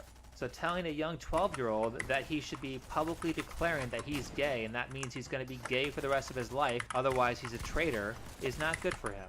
Because 4 years down the road when he's 16 or 17, he might think differently. Now he might not, but why would you need him to declare that at such a young age on television? Well, I'll tell you why. Because there's something that the radical left doesn't want you to know. Now they will insist to absolutely no end that anybody who is gay because they were born that way. And yes, that's partially true. I believe some people were born gay. However, there's another way that people become gay, and that is through sexual abuse during childhood. And that might also be through heavy suggestion that sexually deviant behavior is completely normal to young children. I mean, these days, how many children are coming out as transgender? Was that even a thing 10 years ago? And I mention this because I have a suspicion here. But let me play this clip first. It was hard being a single mom, and when I first had two boys, his older brother is rough and tumble, and when Junior came along, it was different. And close and buddy, so I thought maybe it's just a phase. Maybe it's because he's always with me. And then I kind of realized, okay, this is here to stay. And I wasn't sure, do I embrace it? What do I do? I wasn't scared that he was gay, but I was scared how people were going to treat my baby. There's 3 red flags for abuse that I want to point out in this kid's mother. 1, she is morbidly obese. She's massively morbidly obese. When women get that overweight, this is often the case. It may be that when she was very young, too young for it to be appropriate, that she got a lot of attention from older males. Now, if she does not want that attention from older males in adulthood, what she's going to do is eat as much as possible and make herself as unattractive as possible so she doesn't attract that very uncomfortable attention that she got when she was a young child. So that's red flag 1. Red flag 2 for child molestation or for child abuse in the mother is her really childish voice. When you get abused as a young kid, if you do not get treatment for that abuse, your voice will arrest at the age that you got abused at for the first time. So, if you were abused when you were 6, if you were molested as a 6-year-old, then your voice will stop developing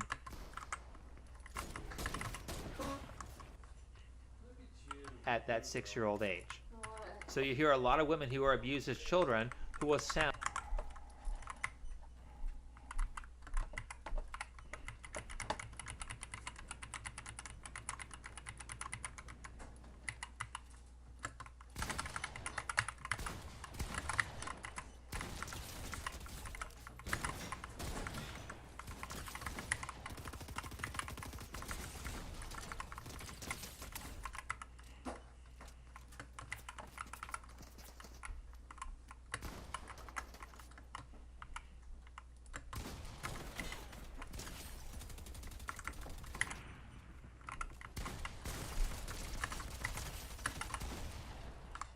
sound like they're children.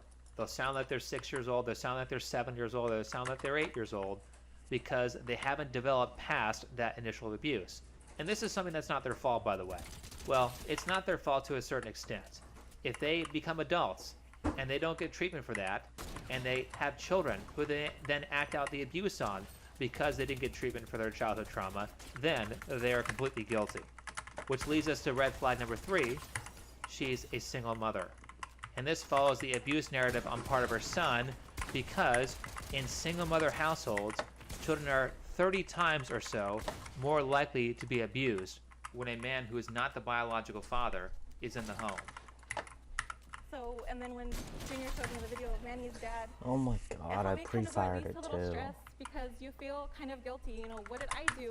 Is this my fault? Did I do something wrong? And seeing Manny's dad helped me kind of just let some of that go because you're not sure how people are going to think or act or what they're going to do. And I felt maybe like I'm not such a bad person. I'm not a bad mom. It seems to me like single mothers are always trying to rationalize this, but yes, you are a bad mom. You did not provide both of your kids with a stable household and a biological father. Now, with all these red flags here, I'm not saying that it's a 100% chance this kid was turned gay through abuse. I'm just saying it is very likely he was, though he would have to tell his own story. But if the mother is going to say, it's not my fault and I'm not a bad mom and I have no responsibility here, well, maybe she did. Maybe she put her kid in a situation that was very unfavorable to a child that caused him to choose deviant behavior that, by her own admission, she worries if that is healthy for him or not based on what other people will perceive him as. But certainly, that's not going to stop the cast or the audience of this show from praising her for her bad behavior towards her children. And I love what y'all are doing because hats off to you. You have all my respect as a single mother. That is the hardest thing ever. I'll say it one last time. What you praise is what you become. Listen to those women clap and cheer when this person says she has respect for a single mother. What? What? Okay. Give that some thought. Now it's current year in 2019, and we live in a society where people will attack you for literally anything, so I feel like I'm obligated to say this. I have no problem with gay people. I have a gay friend who's a teacher, and he's a really cool guy. What I do have a problem with is them promoting sexuality to young children.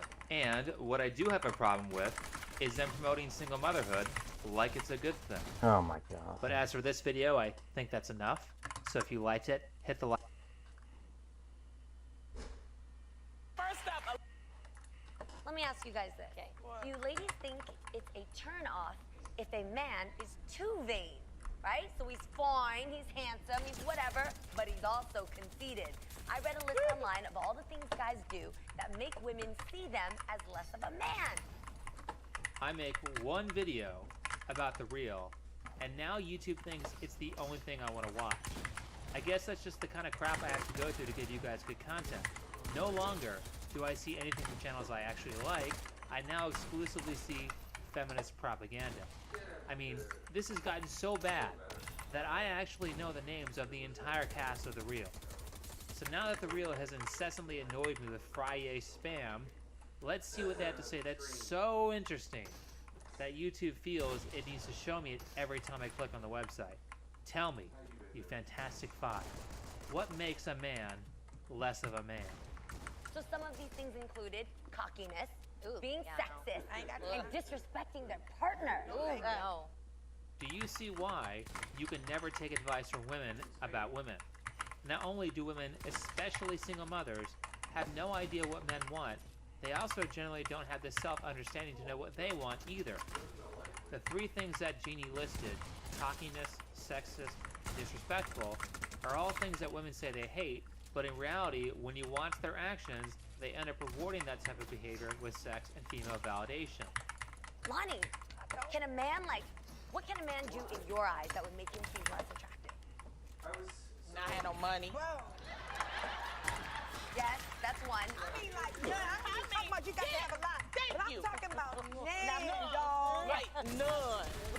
Right the now, I'm just showing fuck? this clip for later reference, so I'm not going to say much. It's just third but I party do want to after bring third up party. that Tamar Braxton, who was fired off the show, and yes, I even know the drama of this show now. Tamar Braxton stated that she doesn't like men who have no money. Take note of that. By the way, this is literally the only thing that was said on this video that was honest and showed any amount of self-awareness. For that, I give a standing ovation to Lonnie Love and Tamar Braxton, even though they backpedaled after they said it. Moving on though, let's claim our first victim. I don't like men who Oh my don't take responsibility for their kids. Oh, God. That is Horrible. absolutely manless. Yes. I don't like that at all. Or men who don't like man up to their mistakes. Yes. They always Don't play own like it. the victim all the time. Right. You know what I mean? Oh, yeah. They're always blaming everything The else. reason why their I did it issues. Yeah. It's the baby mother fault. Everything's the baby. Yes. I've said before that I think that most women are not empathetic like they claim to be, especially towards men. I say this because women are very often inaccurate at predicting people's behavior or their wants or needs. Also, if most women had any empathy towards men, then they would not be able to so brutally steal a man's wealth at every corner, even when they do the smaller things like pretend to like a guy so he will give them free stuff. That's theft, and you can only steal from somebody you don't empathize with. However, that does not stop them from labeling anybody who disagrees with them as lacking empathy or having a low EQ or emotional intelligence, which, by the way, is not a measure of intelligence. It's just a measure of agreeableness. Now, I have looked everywhere for the Jordan Peterson video where he talks about this, and I can't find it. But basically, when you test the questionnaire for EQ against the questionnaire for agreeableness, EQ becomes a very accurate predictor of agreeableness. High EQ means agreeable, low EQ means disagreeable. Being agreeable or disagreeable does not make you smarter. But anyway, this is all just a projection on their lack of empathy, because if they could empathize with the men they are calling deadbeats, then they might be able to see why men act like that in the first place. Those of you listening, if you got a woman pregnant and she told you that she was going to give the kid up for adoption, but then decided to keep the baby, would you be mad and resentful because she lied to you? Or would you be overjoyed and ready to take the responsibility for the decision that wasn't yours? Remember, it's her decision to keep the baby. You as a male have no choice, yet you bear the responsibility for her choice and are publicly shamed for refusing to pay for her decision. On top of that, all of the most effective birth control measures are exclusive to women. What if she lied to you about being on the pill and got pregnant? Is it now your responsibility to take care of a child that you had no choice over the conception of? Oh Tell me, my. Tamara, could that be why men are reluctant to pay? And we haven't even gotten to the double standard yet. Well, maybe I did a little, because Tamara says she hates it when men play a blame game, but then blames men as being unilaterally responsible for the problems. Can't with in all the single-parent third homes. parties, bro. However, I'm sure you guys noticed that Miss Sister Sister, Tamara Mowry, hates it when men play the victim card. She must be joking. I mean, come on, it wasn't even that hard during the research for me to find an example of Tamara flashing the victim card. I literally found her doing it in the very first video I found, ironically called The Double Standard. And in a conversation with Black star Tracy Ellis Ross discussed the inequalities women still face in the workplace. Mrs. Obama said, quote, "I wish that girls could fail as bad as men do and be okay, because let me tell you, watching men fail up, it is frustrating. It's frustrating to see a lot of men blow it and win." Ladies. Blow it and win, yeah. Do you think Michelle Obama is right about a double standard when it comes to 185, women? bro. You know, it's, you know. I do. I absolutely agree with her. I think not only is that true for women, but minorities as well. Before I comment on this clip, let me tell you about this video's sponsor, Redux Movement. Redux Movement is a growing website where you can get information on how to keep your body healthy with exercise. Its hip mobility program will teach you how to keep your hip joints healthy, and its power building program will help you design a strength training workout so that you can achieve your fitness goals. Check out the sponsor Redux Movement. It's the first link in the description. Anyway, Michelle Obama made some comment about a glass ceiling where men are so privileged that even when they fail, they get more opportunity than women. Tamara, of course, maintained the narrative and then doubled down on the victim card by including race. But you want to say that men can fail their way to the top, and that's unfair. What about the women who fucked their way to the top? I'm sure that the likes of Michelle Obama would just say the poor, helpless women were manipulated by their male boss when she had sex with him to get a promotion, and she had to do it or else she thought she might get fired or he might destroy her career. Women play that victim card all the time. Let's get back to our video on what makes you less of a man. Yeah. Y'all know what I can't stand? What? Oh Lord Jesus, hold me back. What? Uh-oh. I can't stand the liar.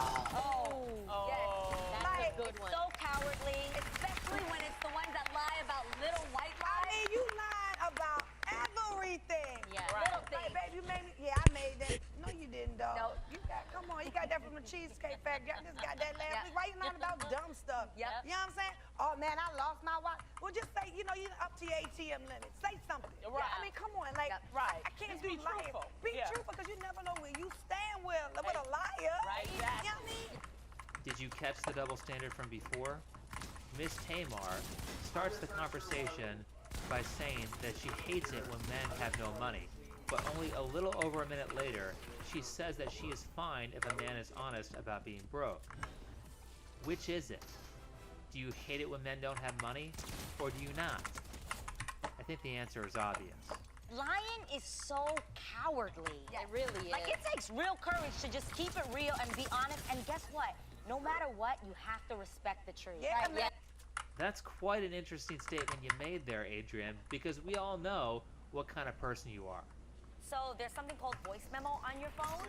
Yeah. And you literally can put it on voice memo, lock the phone, put it down, walk out the room, let y'all talk about me, walk back in, play it back outside the room, listen to what y'all said, walk in and be like, so Tam, would you ever say that, like, sometimes I can talk a lot? Like, would you ever say that? And then you might be like, of course I would say that. You do talk a lot, right? Yeah. Or you could lie to me and be like, I would never say that about you, Adrian. And then I'd be like, bitch, you lied. And then there it is. Like, Wait, so evidence. You've done this on people? Okay, not gonna lie, I actually did this in my early days of dating Israel. Yeah. I did this in the car. I left my phone on voice memo, put it into the side thing of the car, walked out, went into a store. I was like, let me see what phone calls he makes. Let me see if he talks to anybody on the phone, because... Tell me, was it cowardly when you recorded your friends without their knowledge so that you could eavesdrop on them and pretend that nothing happened? Was it cowardly when you secretly recorded your husband because you thought he cheated? Or would it have been better and braver just to talk to him about it? I think it's obvious at this point that this entire video from The Real is just a projection of female nature onto men. You hate liars? Well, women lie all the time. How about that makeup that all of you are wearing? Women use things like makeup, high heels, and push-up bras to lie about the attractiveness that they have, and they don't see a problem with that at all. In fact, it's just normal behavior. It's normal for women to lie about how attractive they are, but it's not the same story with guys. If you are a guy, and you lie about being a doctor to be more attractive to women, then you are a lying sack of shit. But no one says shit when women wear makeup. All of this just shows you how little these women have looked at their own faults, and instead spent that time flinging mud at others. He who is without sin should cast the first stone. If you are going to accuse somebody, then you should point that accusation at yourself first to make sure that you actually uphold the standard that you are putting on the other person. Pointing accusations at yourself is how you become stronger. Constantly pointing the accusations at others will make you weak. This reminds me of a small acting class I took with a few other people, taught by a moderately famous actor. During the class, one or two people would act, and the rest of us would watch. While we were watching, we would notice that maybe a person wasn't speaking loud enough, or they would mispronounce words, or maybe they wouldn't put enough emotion into the character. So after about 5 hours, roughly in the middle of the class, the teacher spoke to us and said, "During the class, you've been watching your peers, and you have probably noticed that they have done a few things wrong. Now, in reality, they are doing like 100 things wrong. but you honed in on maybe 2 or 3. Why, out of all the things they are doing wrong, did you only pick 2 or 3 of those things? Most likely, you picked them because they are true about you. If you notice that every person who goes up to act in front of the class is not speaking loud enough, and you haven't investigated that in yourself first, then it's true about you. You can cry and get all offended by that, or you can see it as a way of identifying all the things that are wrong with you that could be made better. At the very least, if you were saying, I hate it when a person does this, then you should be making sure that you aren't doing the undesirable behavior yourself. Getting back to the real though, let's follow the timeline. The eavesdropping video where Adrienne Bailon says she records her friends without their knowledge and then lies about it came out this year in 2019. The video where she calls liars cowards is from 2016.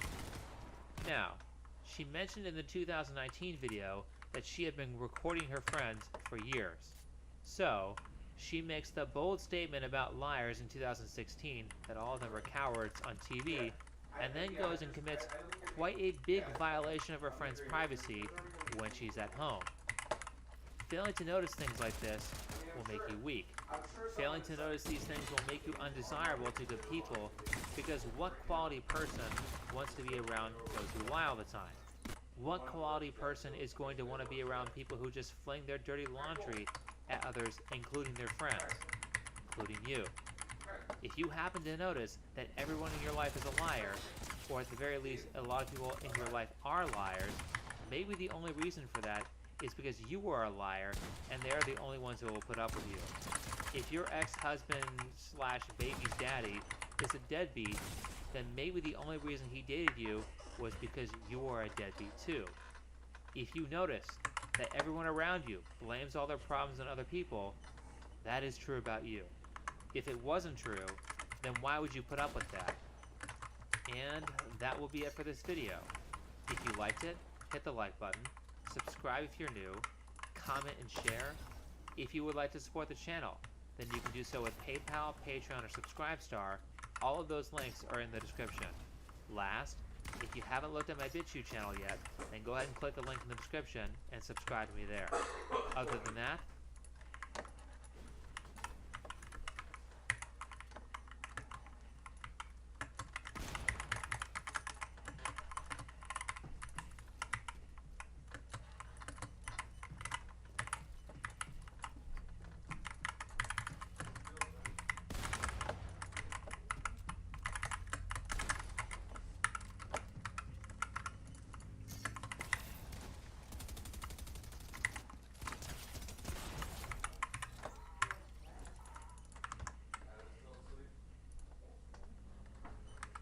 Hi, Steve. So, after 7 years married and 5 kids, my husband is constantly calling me crazy. It's something all you men say to your women, and it's really annoying. It riles us up. So, here's an example. We were at a wedding, and I came out of the bathroom to find him laughing and smiling with another woman. So, my immediate reaction was to ask him, what's so funny? And who is that?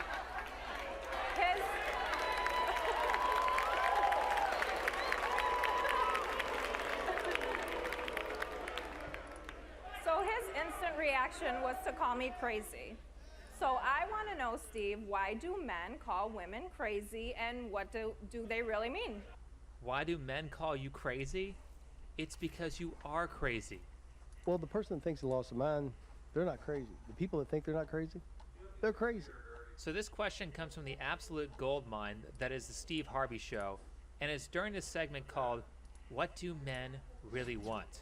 Steve Harvey gathered up a big audience of women to ask questions, and then gathered up a big audience of men to answer those questions through a poll. In this particular video, the poll is kind of irrelevant, so I'm not going to go over it. But I thought I would use this special to remind you, or introduce you if you're new, to all the behaviors that you don't have to deal with when you go MGTOW. Take Angie, for example. She's our Exhibit A. Angie is a woman who is confused as to why her husband of 7 years called her crazy. And she gets really pissed when her husband says it too. Listen to her voice again. My husband is constantly calling me crazy. It's something all you men say to your women, and it's really annoying. It riles us up. Maybe it's just me, but have you ever noticed that the only people who get super offended at being called crazy are people who are crazy? I mean, if she wasn't crazy, she would just laugh at her bad behavior and then course correct for the next time.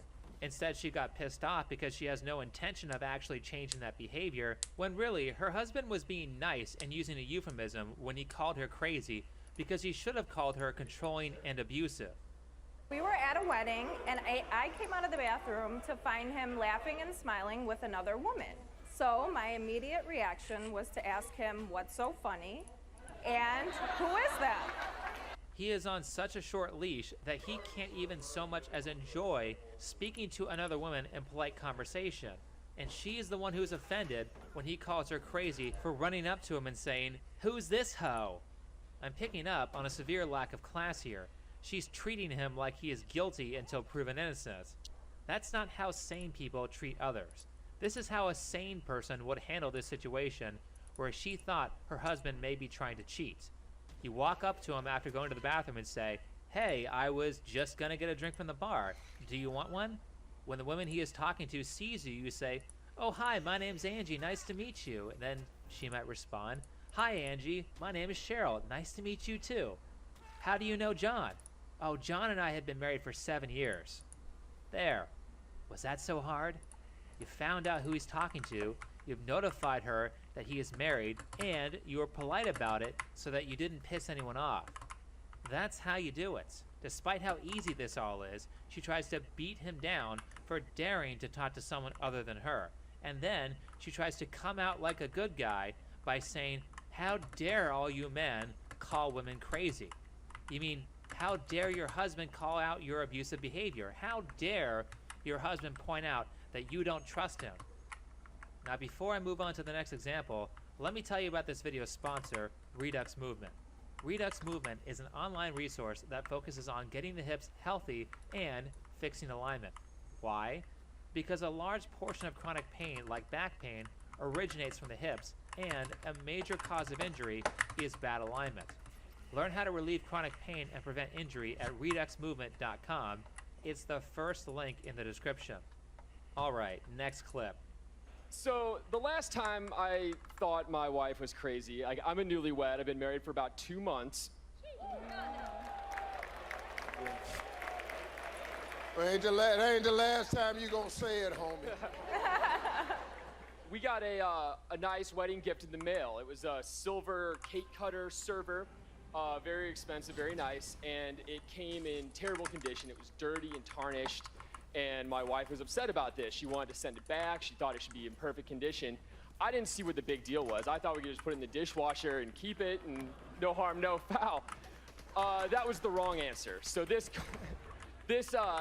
sparked a huge fight. We argued. She stormed off. She slept on the couch that night. And I'm thinking,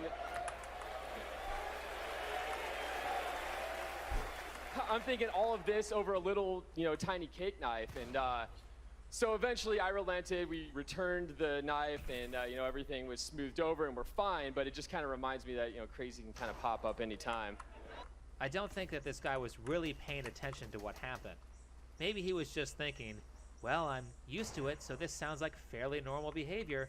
This situation's not too bad. Are you kidding me? They just got married, and his wife thinks that it's a good idea to have a blowout argument to the point where she has to go sleep somewhere else over a dirty cake knife. In the words of Tom Likas, the marriage is new, so this is the best it's ever going to get. It's only downhill from here, and she is already having a massive fight over nonsense. Do you know what this really says about her personality and what this says about their relationship? The fuck? It says that she thinks a stupid wedding gift that you can just clean with soap and water is more important than a happy marriage. This cake knife is so important that she would rather risk her relationship than put up with a dirty knife. She cares more about that damn knife than she does her husband. 2 months into the marriage. He should try for an annulment or a high-speed divorce. The fact that he doesn't see this and plays it off as just crazy is amazing to me. It's amazing how well women are able to hide their abusive behaviors to most men. I mean, she has her husband so well trained that he says he gave her the wrong answer when he stated his opinion. No harm, no foul. That was the wrong answer. The wrong answer, as if she's the final judge on what's right and what's wrong. Is this the kind of equality that feminists fought for? Speaking of equality, the only response he gets to his story is that the women were unhappy that she had to sleep on the couch instead of him. Now, let me tell you something. The whole time you were saying this, do you know what this audience picked up and they said, she slept on the couch. That's all I was hearing. She slept on the couch. Now, I must be the insane person because what I see is a woman who threw an absolute fit over nothing, which damaged her marriage, and the women in the audience think that the husband is guilty and he is the one who should sleep on the couch because he's the man. If this is what married men have to put up with as normal behavior, then why the hell would any man want to get married? So thank you, Sandman, thank you, Tom Likas, thank you, TFM, for sparing me and everyone else from this bullshit. This next clip comes from a different special, which is just the opposite special. What do women really want? Back in the day when I was in relationships with a couple of girls, not all at the same time, but it was more or less, she was so concerned about where I was. So I would get a phone call and she'd say, hey, where are you? And I'd be like, I'm just hanging out with my friends doing whatever we're doing, pretty much nothing. So her question to me is always, oh, well, would you mind maybe send me like a Snapchat or, you know, anything to let me know exactly what you're doing at this moment? So my question is, why is it so dang important for women to know exactly what we're doing every second of the day? There are all these feminist talk shows that women watch where they talk about the toxic male, the male abuser. He isolates you from your friends and family. He doesn't let you do anything without his approval first. He always wants to know what you're doing. Do you women ever point the finger at yourself? Because I've known many women to be able to identify an abusive male only to go right ahead and practice the same exact behavior on their partner. But this is clown world, so I guess I'm wrong. Somehow constantly checking where you are is a good thing when women do it. Well, this is what we did, fellas. We surveyed this lovely group of women behind me, and we asked, is it because A, women like details, is how we're built? B, we don't trust you? Or is it C, to make sure we approve of what you're doing? A whopping 71% of women said C. They want to make sure they approve of what you're doing. Oh, I get it now. You see, she cares about you so much that she just wants to check up on your every move to see if you are making the right decision. My first thought when I saw this clip was, what exactly is the difference between we don't trust you and to approve of what you're doing? Because there isn't. 71% of women said that they wanted to approve of what their partner was doing, and 23% of women said they don't trust their partner. This means that 94% of women who were polled don't trust their partner. 94%. Now, I'll wait for someone in the comments to write a 10-paragraph essay on why most women are still viable partners, because clearly I'm wrong about this. Or am I? 71% said they wanted to approve of what their partner was doing. Why are they behaving like that? Why are they micromanaging their partners? Why do women do this? It's not because they care about you and just want to make sure you aren't making bad choices. It's because they know that they have very little to bring to the table, and any other woman is just as good as she is. If you were a man out in a place with other women, then you might discover that you could just trade her in for a better model. If she was valuable, if she had more to offer than just children and sex, then she wouldn't care where you were out going because she knows that other women wouldn't be able to compete with her. That is why all of these women are so insecure. They know they haven't built anything that would make them more valuable than any other woman on the street. That is why they have to abuse their men into staying with them.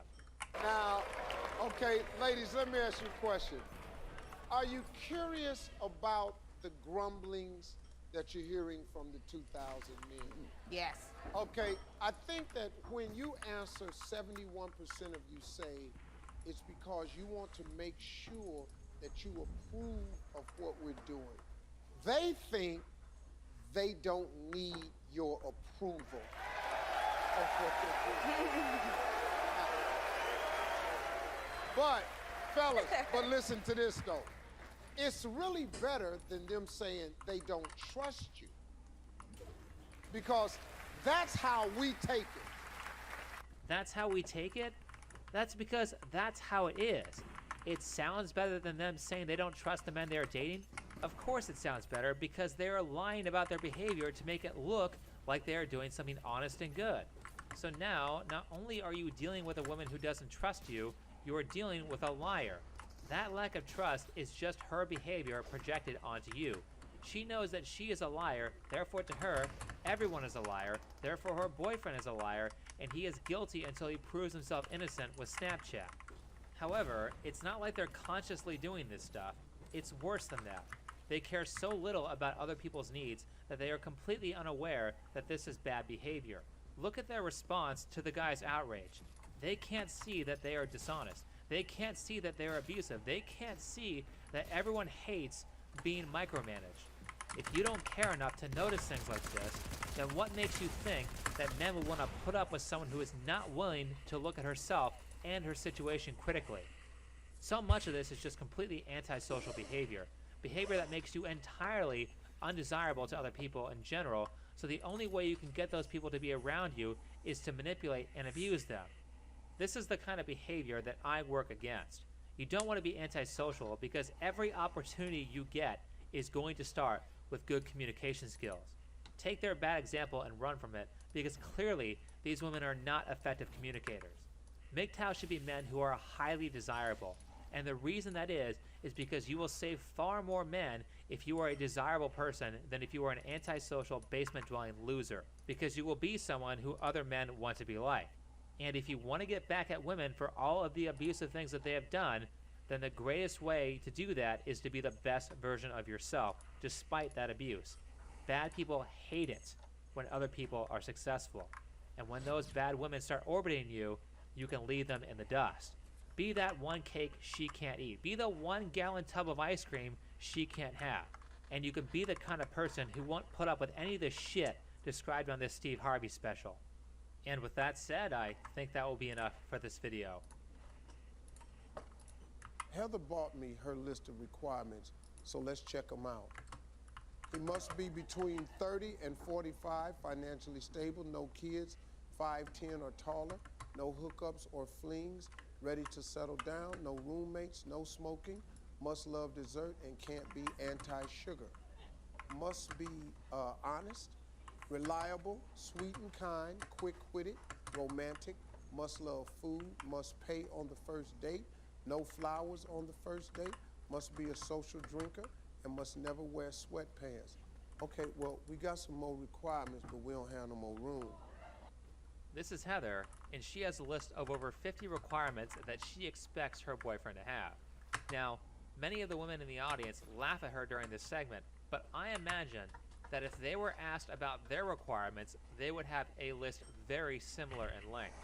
Despite her low value, Heather expects to get her perfect 10 out of 10 guy who can meet all 50 or more of her requirements, and she wonders why she's single. Just for comparison, I bet I can sum up what most men want in just 3 things. She must be attractive, she can't be a bitch, and she must be a good housewife. By the way, there are guys out there who will date all types of physical appearances, so this is really mostly an issue of personality. As for Heather, let's calculate some numbers. She wants a 10 out of 10 guy, and for the sake of argument, let's start her off as if she were a 10. Something that is immediately noticeable is that Heather has crazy eyes, and that takes off at least 2 points. Now she's an 8. I don't know her age, but she looks very close to 30, and that knocks another point off her score. In her requirements, she says that a man cannot be against sweets because she owns a dessert business, and he must love food. Why are those requirements? Because she needs an excuse to get fat. She already looks like she's gained weight and is trying to hide it. Her dress is not form-fitting, and it has a seam at her belly button, which forces the fat rolls down so that she doesn't get a muffin top. Be aware that women have all kinds of tricks to hide how fat they are. The key giveaway is the size of her arms. That right there knocks off a minimum of 1 point, probably more in the future. And Now she's a 6. Last, she has a frosting business, which means that either she is going to be gone all the time so the kids in the home aren't going to be taken care of, or she's going to expect you to dole out the cash and float her failing business. That's -2 points. So she wants a guy who is a 10 out of 10 when she at best is a 4. Guys, let me get one of the pillars over here. Okay. I'm so All right, bodish right here we now. go. Let's see. Must be adventurous, must be humble, must be spontaneous, must be a planner, can't be self-centered, can't be cocky, must love dogs, can't own a dog from a breeder, can't be jealous of her dog, and can't own a cat. The hell, what? Heather wants her man to be spontaneous and unpredictable. How is he supposed to do that when she has micromanaged him down to the exact person he has to be? There's no room for surprises because he might ruin the relationship by admitting that his favorite season is fall. I'm the founder and CEO of my own frosting company. Wow, look at those titles. Founder and Chief Executive Officer. Why? Because you're the only employee? I can't imagine working for a control freak like her, where everything about a person needs to be to her liking, down to the exact detail. Look at this. She has 4 different rules on dogs. He has to be a dog lover, but he can only adopt shelter dogs? Geez, you're like a vegan who attacks other vegans for not being vegan enough. People who are being managed hate it when you give them 30 different things to do. All that's going to assure is that nothing is going to get done. By comparison, she has more rules specifically about dogs than most men do about the entire relationship. Is this what women consider healthy? The way you actually manage people, and this goes for everyone, is to keep rules simple, but to pick rules that are important enough to encompass multiple things. So when a man says he wants a woman that's attractive, what does attractive mean? I can tell you for me that it means she can't be fat, she can't have tattoos, she can't have any weird piercings. What does it mean to be a good housewife? It means she has to be home. It means she has to be able to cook. It means she has to be able to clean, and it means she has to be good with kids. Those 2 rules and the third cover a lot of areas, and what they do is allow the details that are unsaid to be positively interpreted by the other person. When you give them that freedom, they often think of something better than what you thought of, and because they thought of it, they will own it and work harder to achieve that positive thing. By giving someone an exhaustive list, you are just saying, I am always right, and I don't trust your ability to think and make decisions. So when you treat people like that, don't be surprised that they can't think or make good decisions. People like to discover things for themselves, which is why most people hate it when you spoil a movie. They want mystery in how a good interaction should occur with the person they are talking to. When you give someone a list of 50 rules, there is no room to explore, and that's bad for both parties. If you are a man and you follow every asinine rule on that list, then she will get bored because there's nothing about you to discover, and you will get dumped. There needs to be some mystery in what you say to people so they can figure out what you mean on their own. If you get that right and you have provided value to the person, then they will jump to figure out how to serve you in a positive way. Okay, he can't be jealous of your dog? So the last guy I dated, he admitted after a few months that he was jealous of my dog, and he was kind of mean to my dog in the beginning. And he said that I gave my dog more attention than I gave to him. Did you? Well, I mean, my dog never fought with me. Your dog doesn't fight with you because if it does, you won't feed it. That's clearly what she wants, a slave.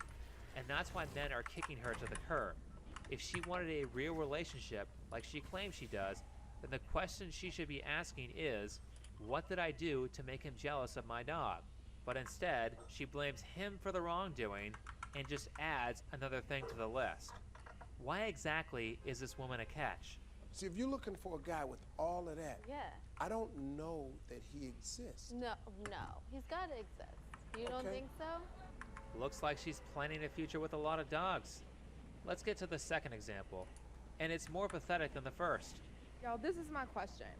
I am a single mom. I have a full-time career. I work very hard, very responsible. A single mother, and she calls herself responsible. I wouldn't say that, but okay.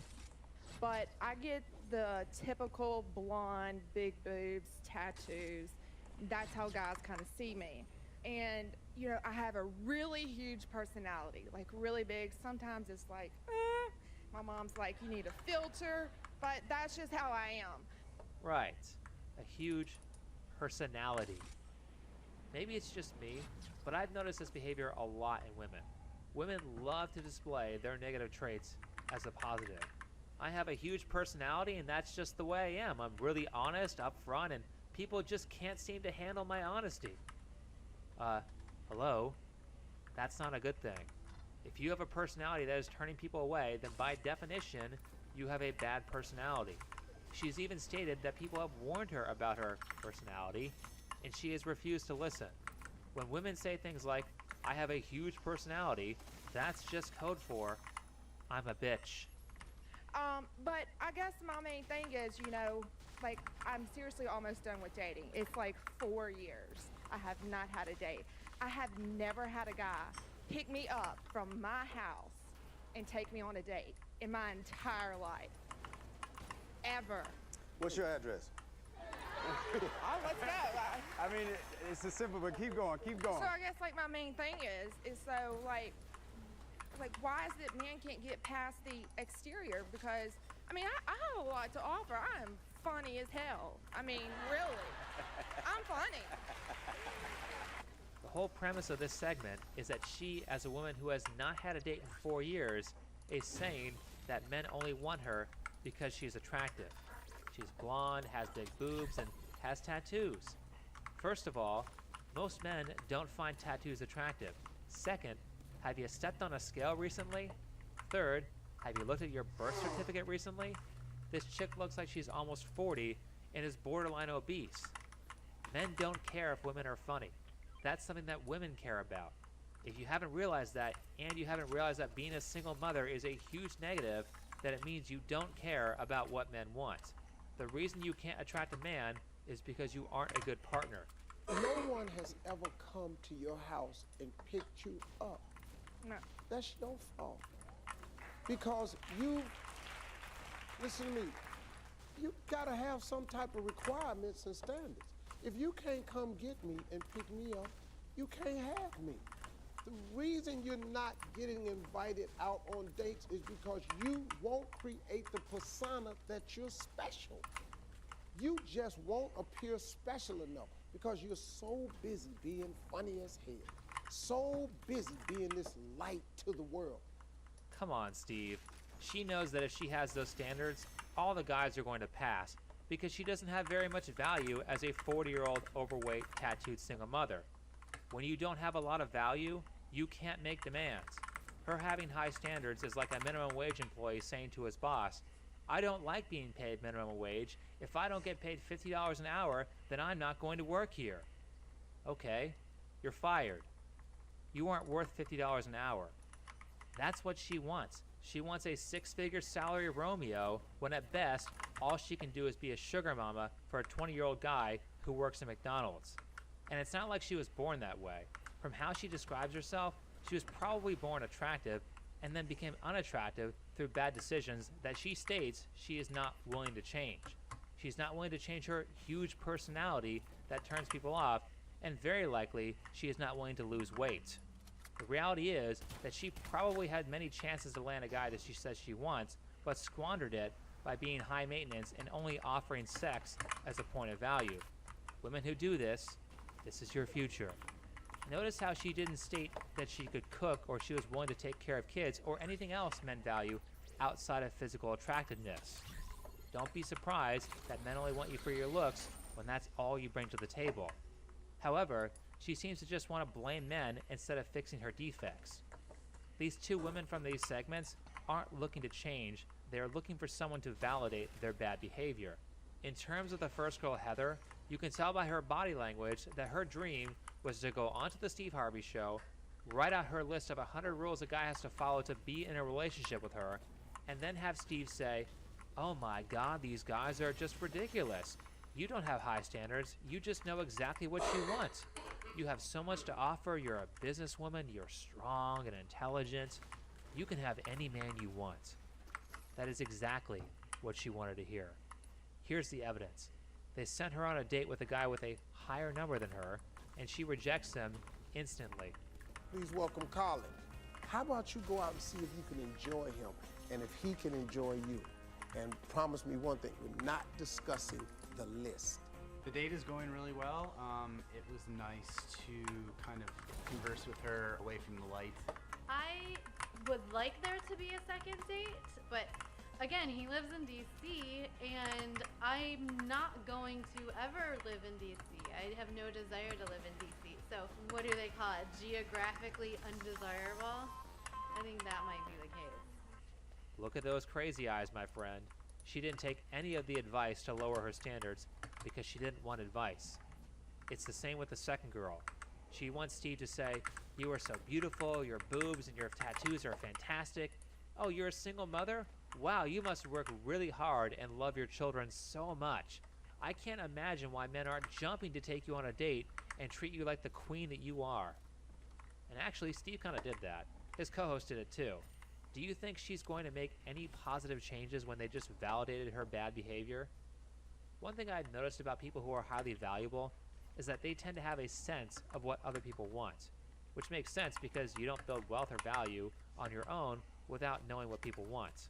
I imagine it's because they are constantly asking themselves, what do people find valuable?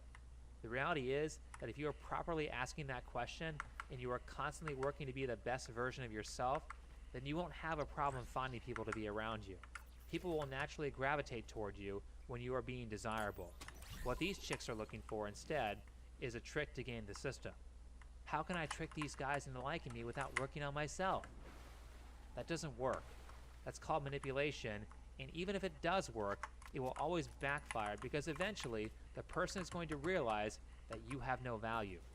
Oh wait, this chick cares more about her dog than she does about me? Bye. If people don't naturally want to engage with you, they don't want to be your friend, if they aren't jumping to trust you with certain tasks or give you opportunities or listen to your ideas, it's because you aren't compelling them. Now, a part of that could be that you haven't properly placed yourself in an area where you're valuable. That happens. It could be that you aren't a good communicator, or it could legitimately be that you don't have any value. But that's not a big deal because you can fix all of those things. There are so many people out there who put way more effort into dancing around the problem instead of actually solving it. We have ways to solve these things. Start working hard. Start thinking about what's most important to you. Start asking people what is most important to them and start taking criticism. When you do that over a period of a few years, magically, people will want to be around you. Magically, they will start listening to you, and magically, you will start attracting better people who don't act like these women from the Steve Harvey Show. But with that said, that will be enough for this video. If you liked it, hit the like button, subscribe if you're new, comment and share. If you would like to support this channel, then you can do so with PayPal, Patreon, or Subscribestar. All of those links are on my channel page.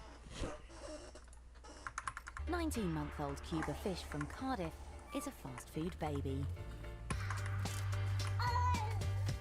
He likes McDonald's, he likes KFC, he likes Indian. His whole family are takeaway addicts. Most people have a Friday night takeaway, but we have Monday, Tuesday, Wednesday, Thursday, Friday night takeaway. Sam works 2 days a week as a banking consultant. The other 5 are spent cleaning her home. Wait, she only works 2 days a week but feeds her kids fast food 5 days a week? I need to hear that again because I don't believe it. How many takeaways do you have in a week? At least 5. At least 5 days a week. For those of you who aren't British, takeaway is fast food. So basically you eat fast food every day. Think of how much money that costs. If you aren't going to take care of your kids, then why are you home? Work full-time and pay a maid because at least the maid won't give your 1-year-old a heart attack. The takeaways are soaked in harmful saturated fat. Cuba's consuming half a litre of oil a week. The toddler knocks all the fast food back with an unbelievable amount of cola. Up to 6 cans a day. Cuba is consuming 3,200 calories a day, 700 more than is healthy for a grown man. Oh my god, that is a crap load of food. Well, this insane story comes from a BBC Three documentary called Fast Food Baby that aired back in 2011. It follows 3 families and their children who eat an incredible amount of fast food. Let's get it.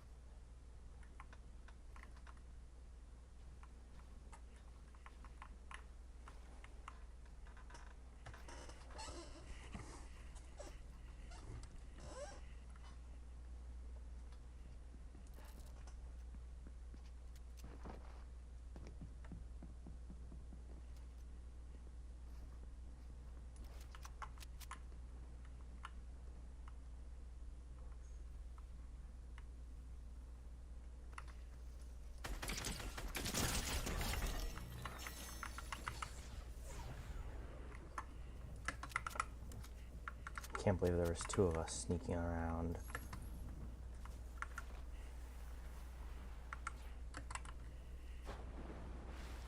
I really wish the storm wasn't there, so I could grab the big pot. What's that? Oh my god.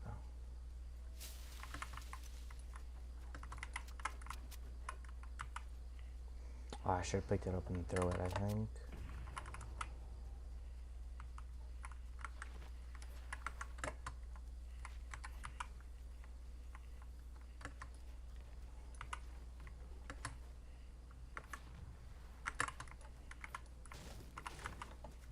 Bruh. Fumbling all my binds.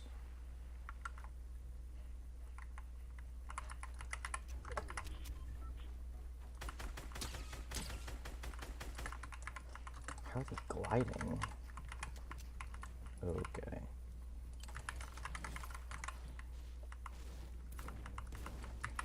Oh no, they're healing.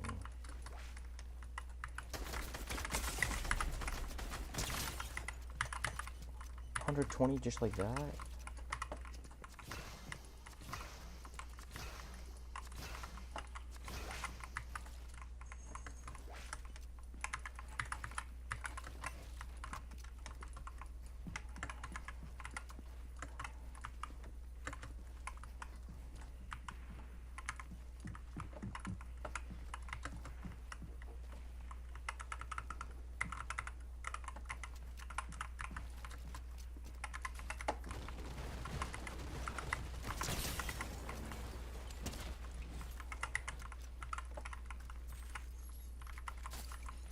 Yes, sir. Give me all the loot.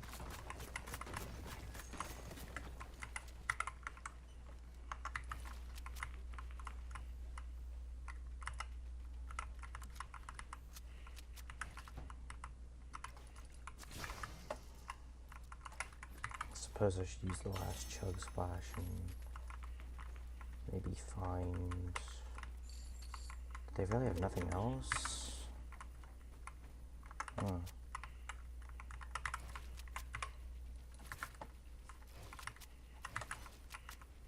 Actually, for an no. For an SMG, I guess that's fine.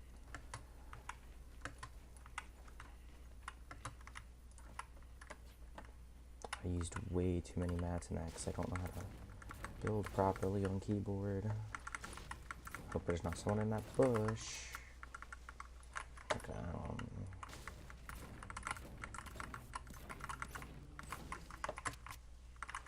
if they saw me aiming at the bush, they would probably shoot. Oh shoot, I am.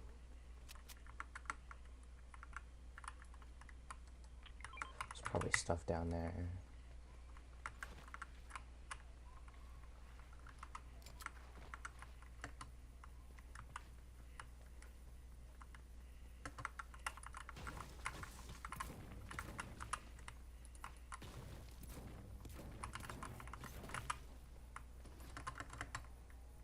Still 6 people I need to look out for. Bro, Everything just feels delayed.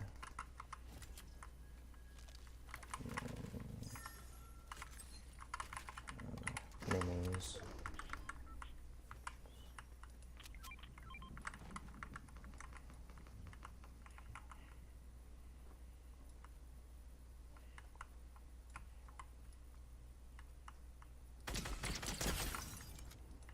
Jesus Christ. It's like I'm a controller player.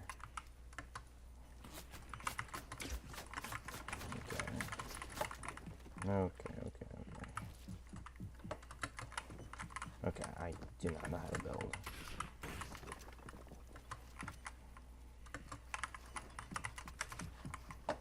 He's gonna have to come down here and fight me.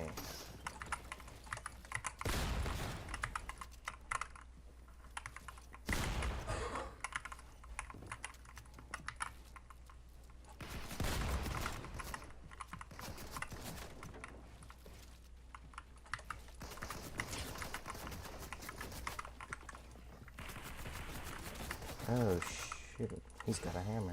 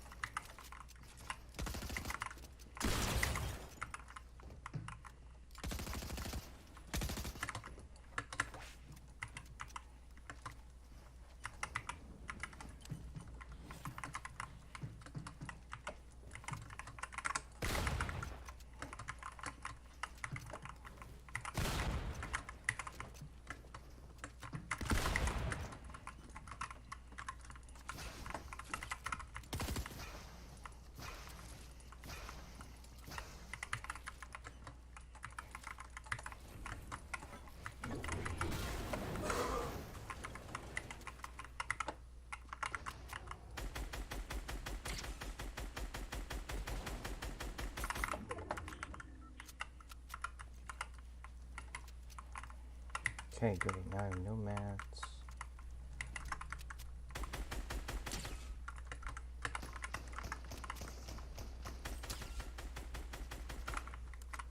And this person's got a hammer. The hammer that I wanted.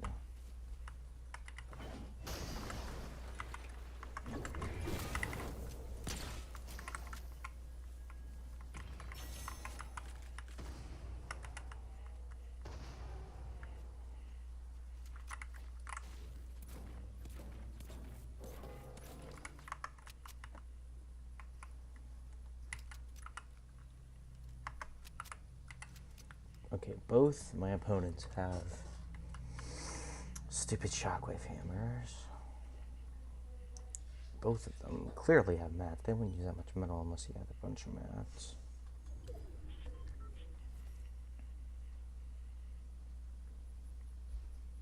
I have 30 builds. Oh, and zone pulled.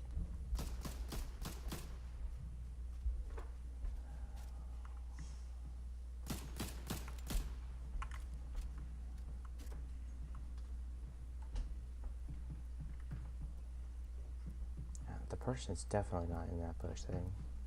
I saw them glide so much elsewhere.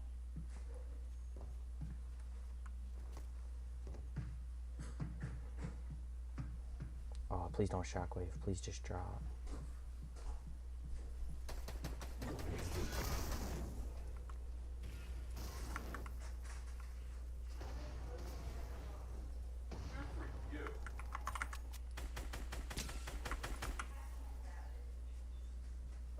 Okay, he's got a refresh. He's got a hammer. I don't know how I'm supposed to compete with that.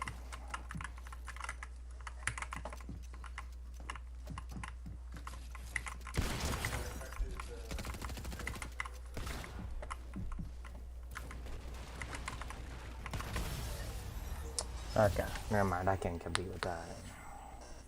Because he didn't shockwave hammer away that time.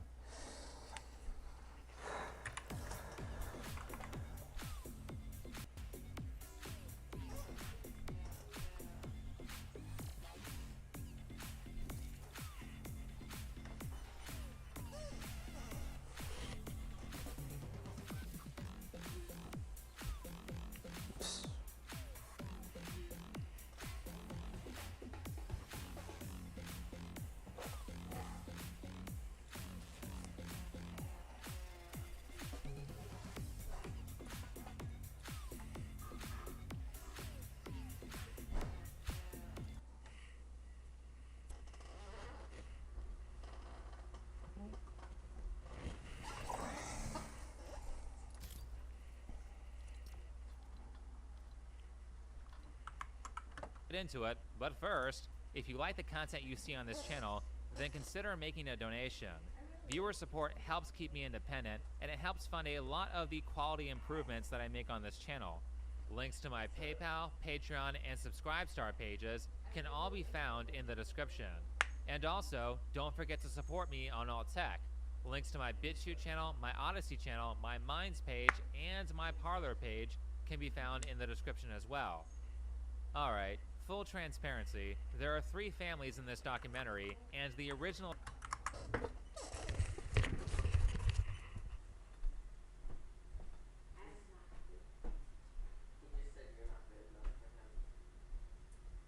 Ooh, someone getting in trouble? Yeah, he said he wasn't satisfied.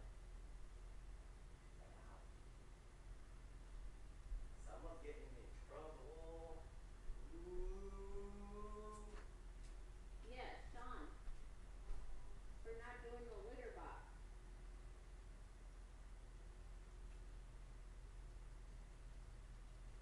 It'll get done in a few centuries.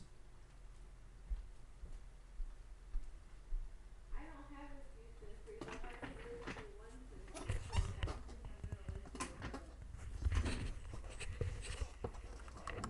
The script for this video included all 3.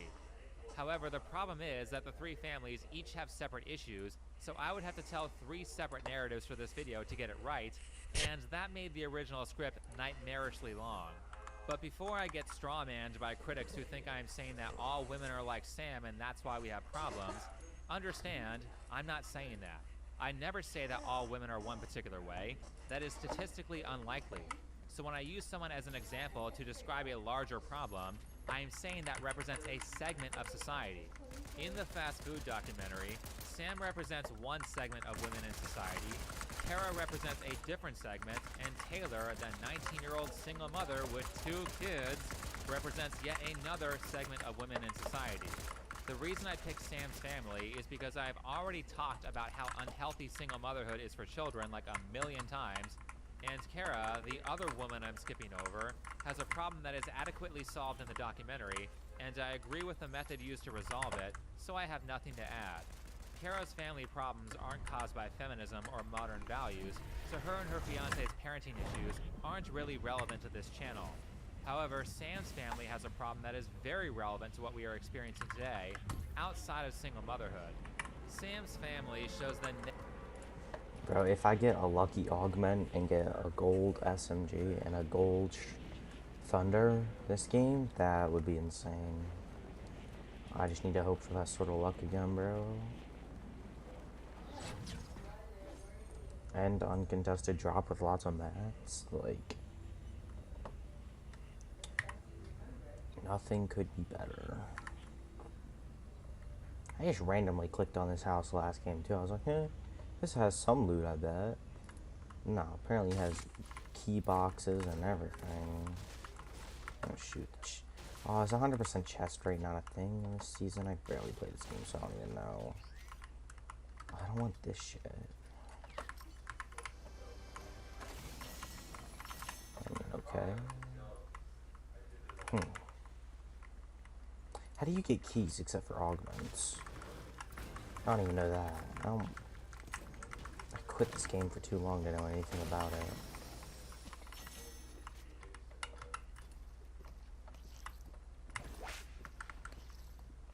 Looks like I'm not getting absolutely stacked on this location like I did last game.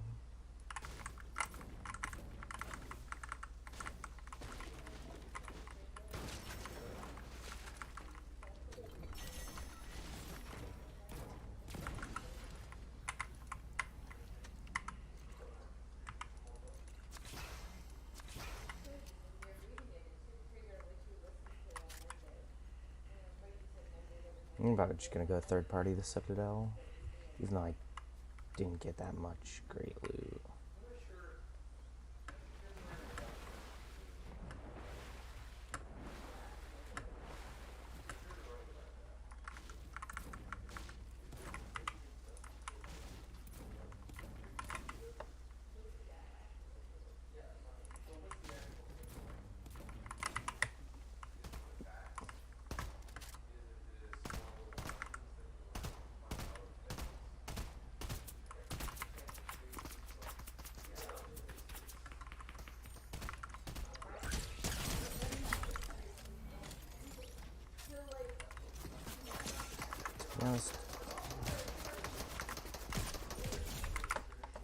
I don't even know what's good. Like, is the Maven, purple Maven better than the green Thunder?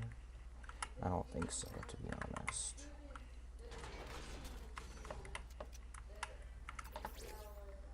Ah, I have to go back to that house.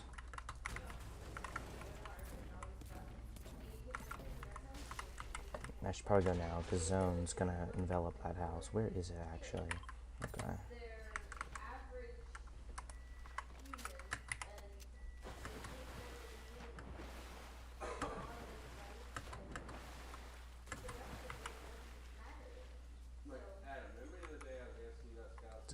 Gold SMG, purple shotgun is what I'm going to get from those chests. There is a shield fish and a DMR, but I don't want those.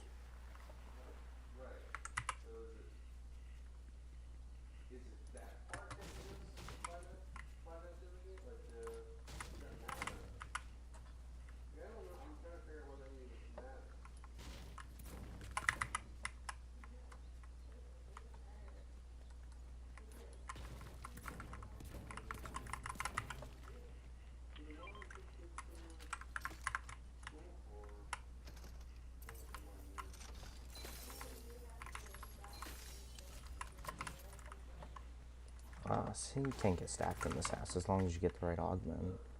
I've gone very back and forth. I'm playing this very poorly, very inefficiently, but I've gotten 2 kills out of it, so something.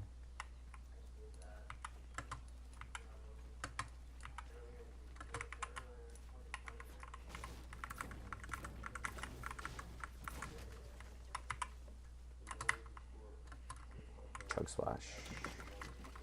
Yes.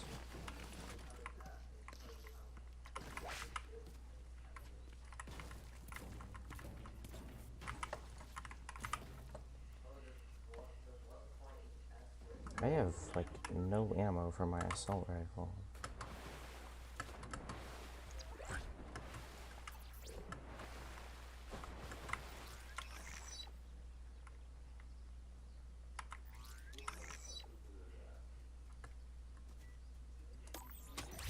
I suppose.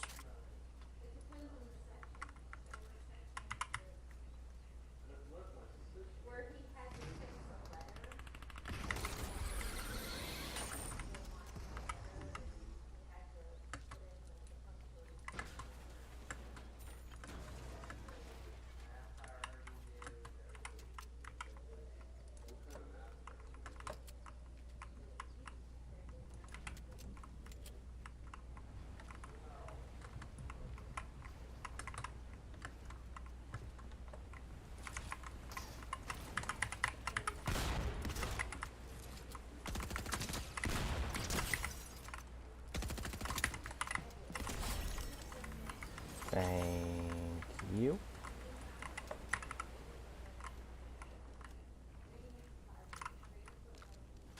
I must admit, I don't know whether to keep the Red Eye assault rifle or not, because it seems like it can be used for tags, but it's not very fast.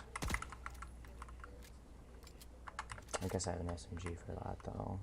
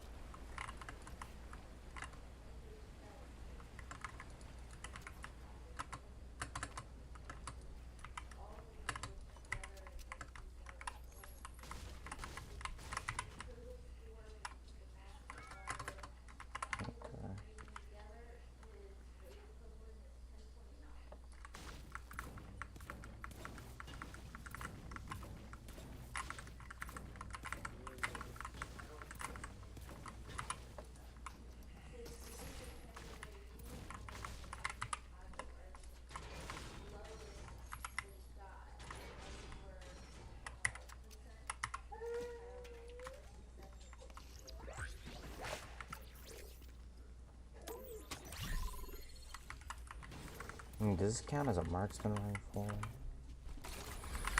Oh, fuck, don't.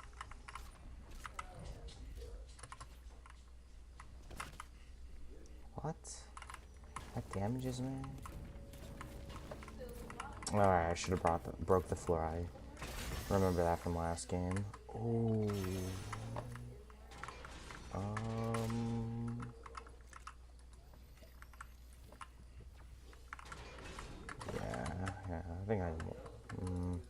I don't know, having only 5 chug splashes is not good, but I want everything. I want all the weapons and whatnot that I've got. I don't know if that's the smartest decision, but why am I stuck? What the fuck is that?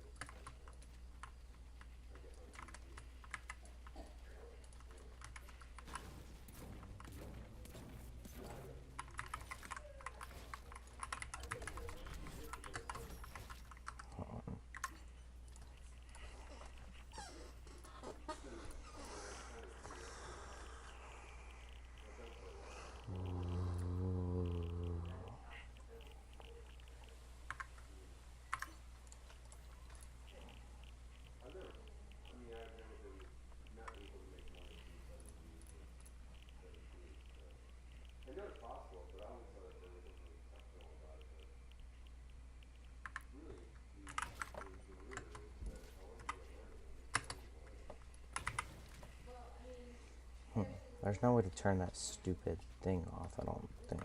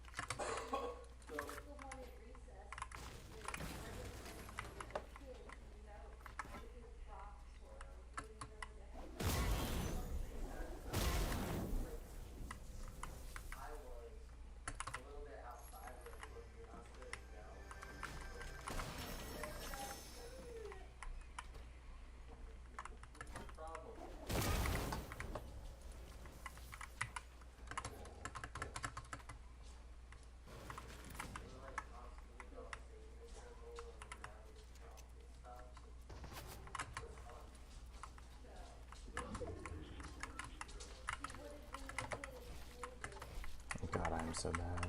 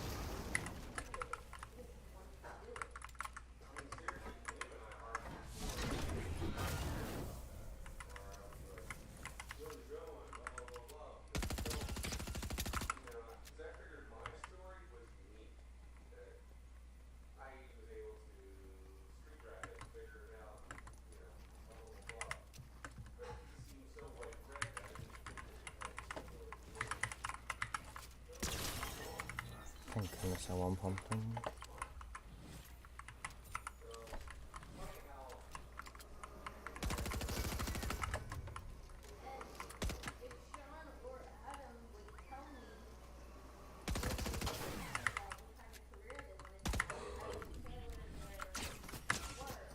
That's where the fucking bird came from.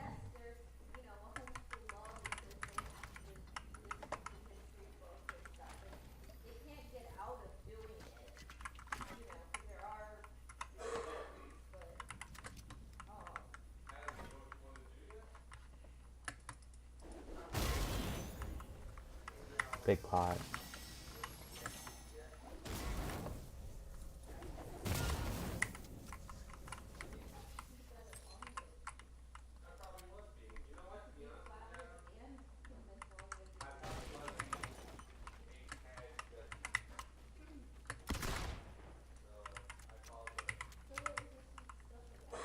Dude.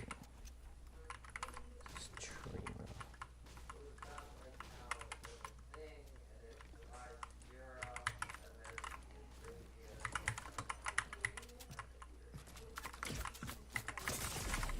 Yo!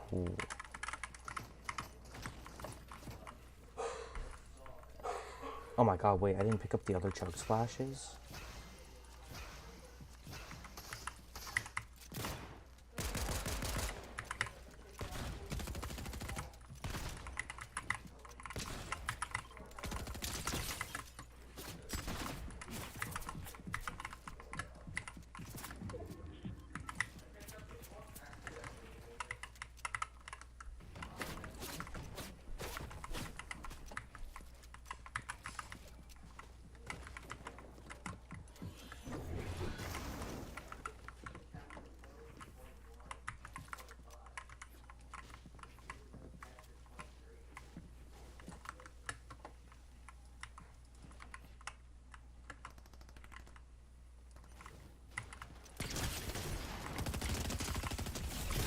Literally was reloading that.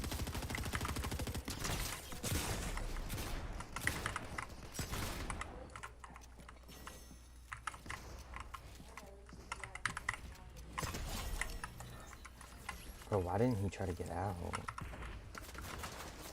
Okay, that's 2 chug splashes. So I can afford.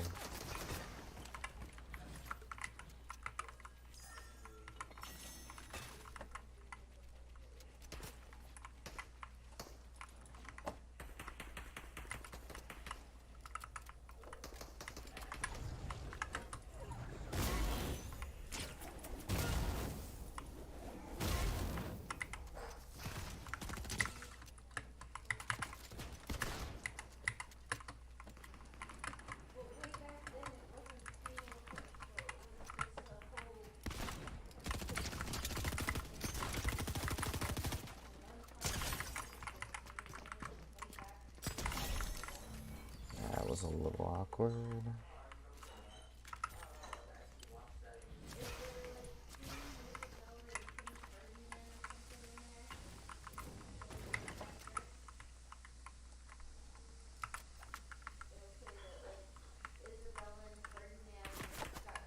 Yeah.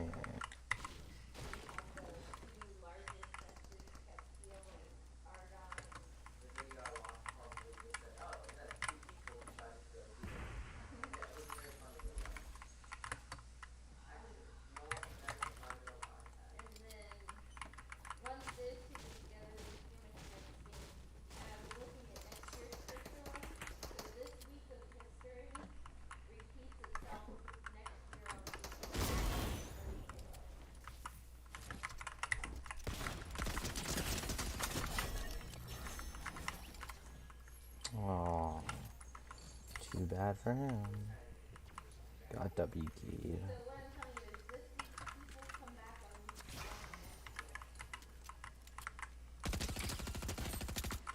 No, I don't think I forget about you. Yeah, no. Don't worry, you can have some attention too, buddy. There should be an extra chug splash in here. Yep.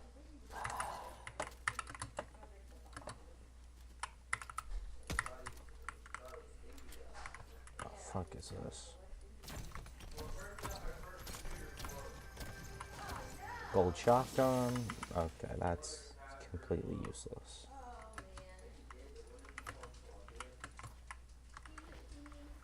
Someone in a bush for sure, bro.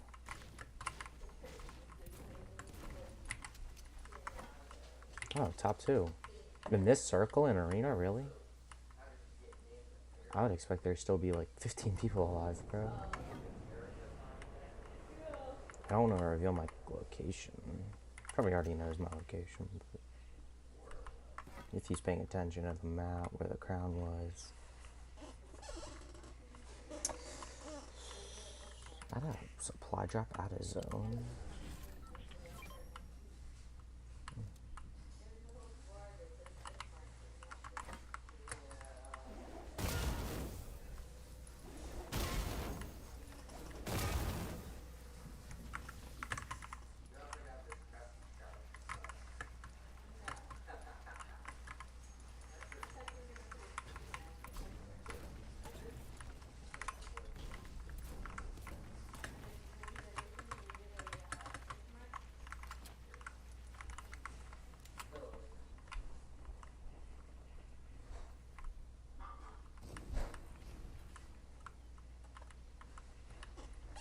In one of these bushes? Oh no, he's right behind that tree. See him behind that rock. It's not sneaky whatsoever.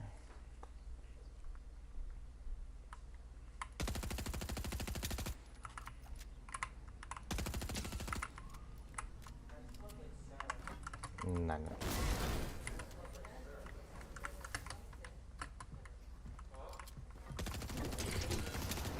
Thank God he looks like a bot and not really a threat.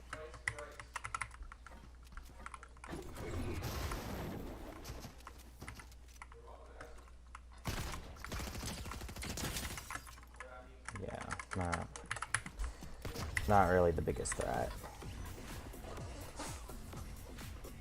2 arena wins in a row. It's cool.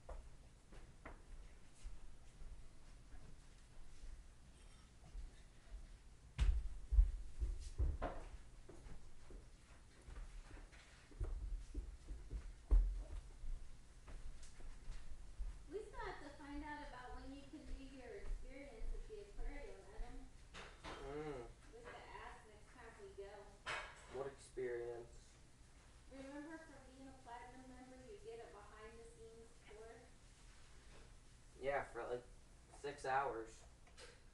I don't think it's 6 hours. I wouldn't go Monday. Monday's President's Day.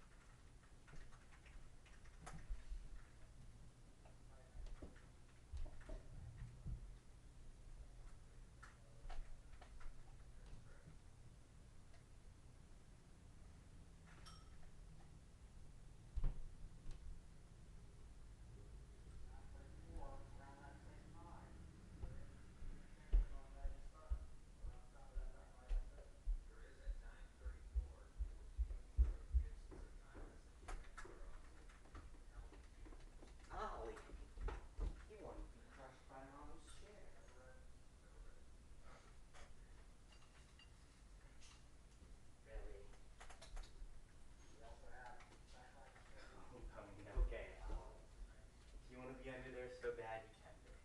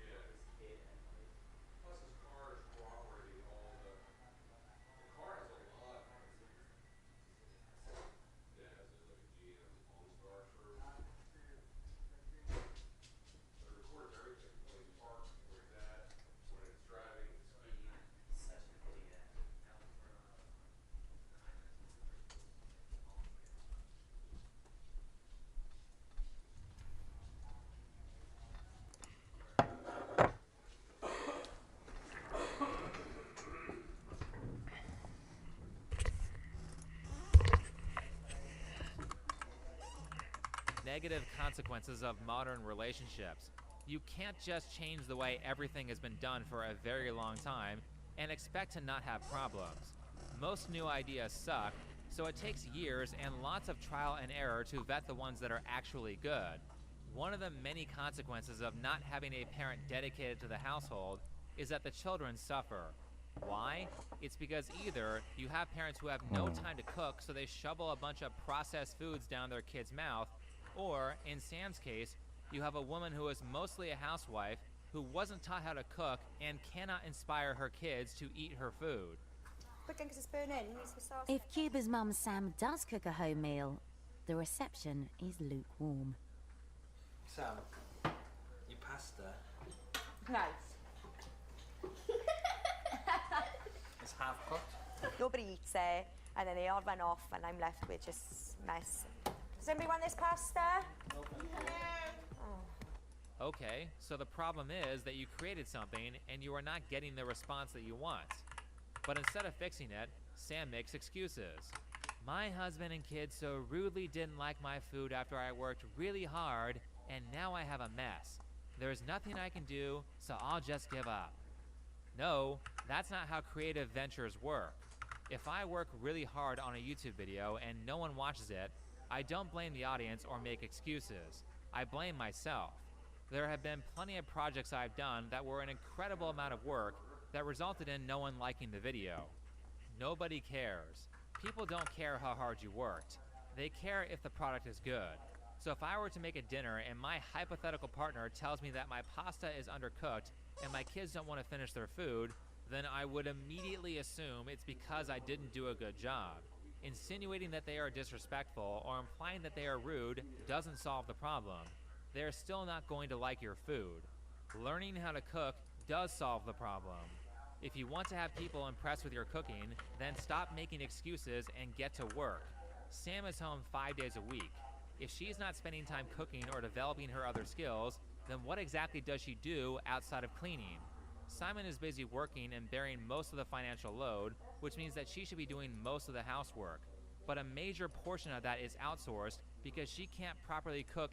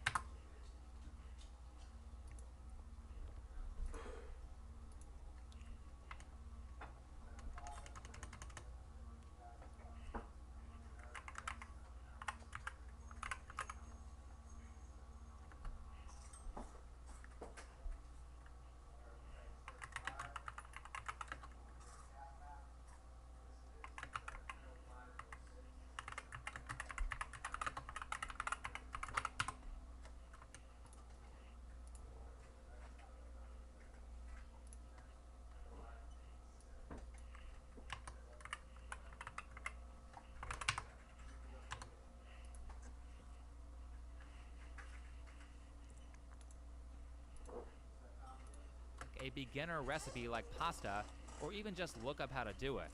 Instead, she feeds her kids junk food and ruins their health. You don't know what's in those takeaways, and generally speaking, they're going to be high in fats and salt and sugar. And basically, they are a recipe for heart disease, diabetes,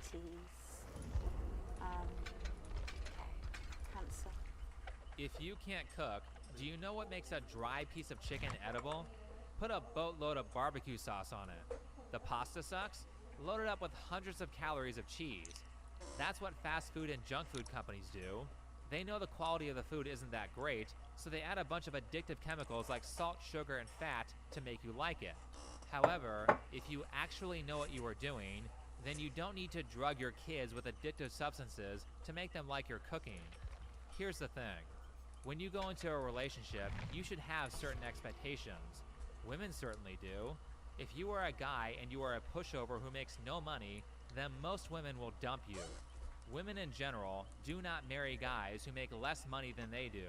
Sam has what she wants. She has a guy who makes enough money to allow her to not work full time. But what does he get? He gets 3 kids who are addicted to junk food and will very likely have future health problems. This is a major issue with feminist ideology that even affects women who do want to be more traditional. Back in the past, women were trained to be housewives from childhood. By the time they got married, they already had all the necessary skills to run a household. That's not to say there was never a bad cook, but none of them was so bad or so out of time that they preferred to dump garbage down their kids' throats. And here's what happens. You want a guy to make 6 figures so you can stay at home, but your housewife skills are barely worth minimum wage because you are essentially walking in as unskilled labor. How is that fair? I have to be one of the top earners in America, I have to have a six-pack, and I have to be over 6 foot, but in return, I get a wife who is so bad at cooking that she can't even make spaghetti. Now do you see why men don't want to get married? Women aren't being taught this stuff anymore. Women are being taught to be men because feminists have deemed the female role as useless and oppressive. Are women not offended by that? Having feminists say for years that they are useless unless they act like a man, totally ignoring the fact that the traditional female role serves a very important purpose? So what happens is that women get the provider that they want, but when it comes to men, we either get a modern woman who wants a minimum wage daycare employee to raise her kids, or we get a woman who has no skills in keeping a home. She gets a traditional man, but we don't get a traditional woman. And honestly, after listening to tons of women, I don't think they understand how difficult this stuff is to learn. You can't just learn it on the weekend. To make desirable meals, you have to train really hard for a minimum of 3 to 4 years. That is only one of the essential homemaking skills. You still have cleaning, childcare, social event planning, interior design, and small money saving skills like sewing. However, what's frequently happening is that the new air quote traditional women spend all of their lives learning workplace skills, but have no skills in the home.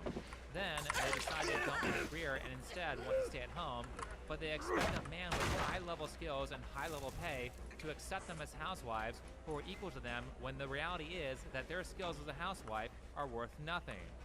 They want on-the-job training as a housewife because they have potential or because they are a fast learner, and you should just accept them on love. They don't accept men on love. No matter how much they try to play word games, women do have expectations. Just ask and watch how many of them will say they will not date long-term or marry a guy who makes less money than they do. So I don't care if you have potential or you're a fast learner. You are expecting to get a guy who is all trained up and well into his career, but you haven't even taken your first stay-at-home mom 101 class. That's not a fair deal, and at this point, if you are a man who puts up with this stuff, then you get what you deserve. Half the problem is all of the men out there who are accepting these terms and telling women that this isn't even trade. So back to the fast food documentary. Clearly Sam knows how to assemble a meal, but she doesn't know the ins and outs of how to make a meal great. This is why you don't hire on potential when you're looking for skilled labor. Actually, that's not even an accurate metaphor because it's worse than that. If you don't know these skills by the time you have your first kid, then it's going to be exponentially more difficult to learn this stuff because instead of having tons of free time or a decade to learn while you are growing up, you have to learn everything right now while a child takes up all of your time. Sure, some women will make it in that environment, but the vast majority won't. And that's one of the reasons why kids are eating way more processed foods than they did in the past, and it's one of the reasons why there is an obesity crisis with children. It very much has to do with the fact that there are largely no housewives anymore who know how to cook everything from scratch. In the next scene, Sam and Simon get a psychologist to assess Cuba's eating habits and provide solutions. However, when Simon makes a joke about Sam having to cook more, she gets indignant. Right now, Jane lays down the ground rules for the whole family. We need to start cooking in this household. I want to learn 3 meals a day. Sam, cooking? No, it's not all about Sam. I need you to back Sam up. When you're looking after the children, I need you to cook for them. And maybe give them during the week. You can cook, Sam. You can cook. It's just getting the time with yourself. I understand where she's coming from, but Sam, this is your domain. You are the one who is home most of the time, therefore, it's your responsibility. Simon doesn't get to be lazy at his work, he still has to pay the bills, so why should you be allowed to neglect your responsibility by not only feeding your kids unhealthy junk, but spending way more money by having other people cook your food? Getting takeout every day is expensive. Talk to a financial advisor and they will tell you not to do that. I will give her one thing though, because she does work a job that apparently pays well on the 2 days a week she's at work. So I will say that if Simon is watching the kids while she isn't there, then he should cook. But since he is the assistant and not the expert in that area of their relationship, he should be given all the easy recipes. This is something they actually did in the past. Mom cuts all the vegetables, does all the baking, and does the meal preparation, while Dad flips the burgers or cooks the steaks. Flipping a burger doesn't require a ton of cooking skill or culinary practice, and these recipes can be easily repeated, so Dad only has to learn a few things while Mom does all the heavy lifting in that area. This way, he can do the heavy lifting when it comes to paying the bills. Dad gets the easy recipes because if he has to spend time learning how to cook, then he doesn't have the time he needs to build skills that will advance his career. This is called separation of labor, and every successful business does that. No one person does everything. They trade skills, which allows each parent to specialize at a few things instead of being mediocre at a bunch of things. After the previous scene, Sam and Simon start making changes. One of their biggest infractions is that they have a cupboard that can be easily accessed at any time by their toddler, and it's full of junk food. The first change they make is to get rid of the junk food cabinet. Losing the sweetie cupboard will be particularly tough for Cleo and Shay. Here guys, I've got something to tell you. What we're going to do is, we're going to get rid of the sweetie cupboard. You've got to be brave about this. What do you think, Cleo? Okay. Oh dear. Okay, don't let her pull on the old heartstrings. We're not being mean. We're being cruel to be kind. This is an addict. You have one of the daughters crying because she won't have access to junk food every day. This is not good. Now, kids do get a little bit of a free pass on obesity. Well, at least they did 10 years ago. One, because it takes a while to become obese, and two, because kids are typically running around at recess, taking PE classes, or playing sports. But the minute the recess goes away, or the second they stop playing sports, they will all start to gain weight. Unfortunately, Sam replaces their junk food with more junk food. Back at home, Sam is determined to start changing her family's diet. In here, we have cereal, Weetabix, Cheerios, there's raisins, What? There's raisins covered in yogurts, there's breadsticks. Well, if you're hungry, that's what's there. And there's one pack of biscuits, which are oat biscuits. None of that stuff is healthy. Cheerios are not healthy. That's processed food. Cookies are not healthy. More British English, by the way. Biscuit is British for cookie. Yogurt-covered raisins are not healthy. Maybe homemade yogurt, but not the high fructose corn syrup loaded crap that is probably on those raisins. Healthy snacks would be like nuts and seeds, fruits, vegetables, or as I said, homemade yogurt. And yes, you can get kids to eat this stuff. All you have to do is buy a bunch of different healthy snacks, have them try them all, let them tell you which ones they like best, and that's what you buy. You don't just buy them cashews and apples and say they have to eat those because that's what's convenient. You need to let them choose and make them a part of the process. Now, all of this is not to suggest that Simon isn't also a part of the problem. Of course he is. He is overweight, and that behavior affects how he handles his kids. I got no control of what he eats. Yes, you do. Your kid can't get food on his own. You have complete control over what he eats. Cuba has no choice in what he eats. Thanks, narrator. You're right. However, I will say that, again, food is Sam's domain because she is the one who is primarily at home. If your cooking is so bad that your husband and your kids prefer greasy, disgusting, low-quality fast food over a home-cooked meal, then you have a problem. But think of it this way. You can change the health outcomes of your entire family just by becoming a better chef. Think of how much power lies in that role. Again, women are not offended that feminists have been calling housewives useless for decades. I mean, I remember hearing a story that back in the day, Betty Crocker came out with instant cakes where you just had to add water.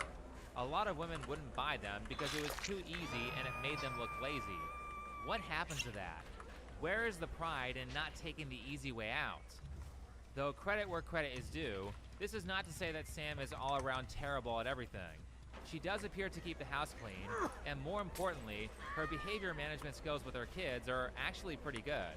You can see in this scene that she is teaching Cuba how to vacuum, and in this scene, she's teaching her daughter Shay how to cook. That's good parenting, and there are more examples of her managing her kids properly in the documentary.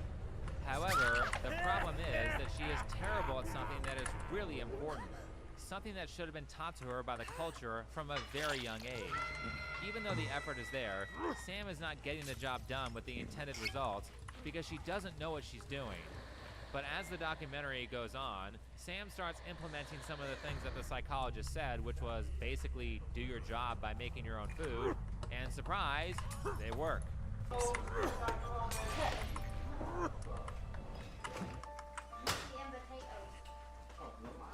I can't believe you're eating it. Good boy you are. Hey, look at me tonight. Sam's hard work is paying off. He's enjoying it, ain't he? Cuba's actually eating for the first time ever. Weird. It's almost like generations of the past knew how to create functioning relationships. You can also see more good parenting from Sam as she provides positive reinforcement for desirable behavior from Cuba. Again, credit where credit is due. After this scene, the husband Simon screws up by buying the kids extra junk food on the one day of the week that they were allowed to have junk food, and then this happens. The Fish family have totally changed their eating habits. Oh, I really don't want to play Freddy. No, wait, Eruption's still a thing. I can play any killer with Eruption. Eruption and Dead Dog.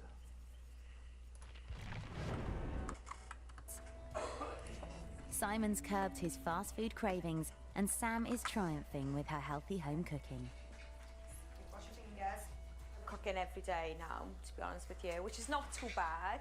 Score one for traditionalism. When Sam gets over not wanting to clean up the mess of making her own food, everything gets better, like magic. You can also see Sam trying to teach one of her daughters how to cut lettuce, which is good. Though as I said, Sam still doesn't quite have the cooking skill, so as a public service announcement, everyone who cooks, please use the proper hand grip or you will cut your fingers off. Do not cut food like Sam is teaching her daughter how to cut food. This is where cooking can be dangerous if you don't know what you're doing. Even still, we have a happy ending. All of these ideals that are causing problems in relationships stem from something feminists have been promoting for decades, which is telling women that they can be independent from everyone. They can do everything by themselves and still get everything they want. That's stupid. No one can have anything without making sacrifices, no one is independent, and no one can do everything on their own. You need other people, not just for social reasons, but for practical reasons as well. It takes more than one person to build a house. You can't do everything by yourself, and we live in a social atmosphere. This is the problem with modern beliefs. They are designed to make people believe that they can do everything on their own. Why is that promoted by things like mainstream media? It's because people who are independent are very easy to defeat. Look at all authoritarian societies. One of the first things they do is damage and destroy people's relationships so they can't fend for themselves without the government, and so they won't work together to fight against the power structure. That's why feminism has trained women to be a bunch of entitled narcissists with no value outside of their body, and feminism has trained men to be weak losers who cry and share their feelings. Women don't want men who act like women, and men don't want women who act like men. Then you add in family court, which is heavily skewed towards women who don't have to have any traditional skills, but they expect their man to be traditional, and shockingly, men don't want to get married. This is all to destroy relationships. And what are men supposed to do in this situation? In most cases, you either get a woman who wants to be a housewife with none of the housewife skills, or worse, a modern woman who won't settle for a man who will be a stay-at-home dad and wants to throw the kid in daycare. Both of which will very likely lead to a toxic relationship that will result in a divorce and the man getting screwed because family court is heavily biased against men. How is that all working out for society? Do you think it's a coincidence that divorce rates started skyrocketing when modern relationships were implemented? I think that's some pretty good evidence that they don't work. As for men, there's not much we can do other than become the greatest person we can possibly be and not play the game. Or at the very least, don't marry a feminist or a woman who has zero homemaking skills. What that will do is bait women to fix themselves and work to change the family court laws because the valuable men they want won't have them unless they do that. But outside of men living their best lives and doing their own thing, it's up to women to make the change. Women have all the power once the marriage has started, but men are the ones who say when a marriage is going to occur. If women want to bring men back to the table, then they need to stop listening to feminists and instead start gaming their psychology for their own best interest. If you study psychology enough, you'll realize that self-interest is what motivates people to do things. If you expand that out to its most positive extent, then you'll realize that the most selfish thing you can do is be selfless. Pay attention and notice that things really only go well if everyone is doing well. You can have a nice estate, but if all of your neighbors are broke and destitute, then eventually people are going to start stealing and destroying the nice things you have cultivated because they either need your resources to survive or because they are jealous. They'll pull you down like crabs in a bucket. If you want to live in a society that actually does well, then you need to learn how to use your selfish tendencies to better your life and the lives of everyone else. Do you know what feels great? Making a dinner that is so good that everyone in your family raves about how awesome of a cook you are. What if Sam from the documentary was so good at cooking that when she goes to family events or a potluck, she walks in like a celebrity because everyone wants to eat her food? Think of all the praise and attention she would get from that. Also, provided that she doesn't become arrogant from the praise, look at what that leads to. Now her family doesn't have to worry about having health problems because they no longer eat fast food on a daily basis. Also, she can actually mentor her kids on how to cook good food instead of teaching them how to screw up basic recipes. It's not just that. Wow, 3 DCs on 5 gens against Freddy. I get it as something to Dead Dog, and use the eruption, but Jesus, it's not that uncounterable. I promise, Freddy is not that strong.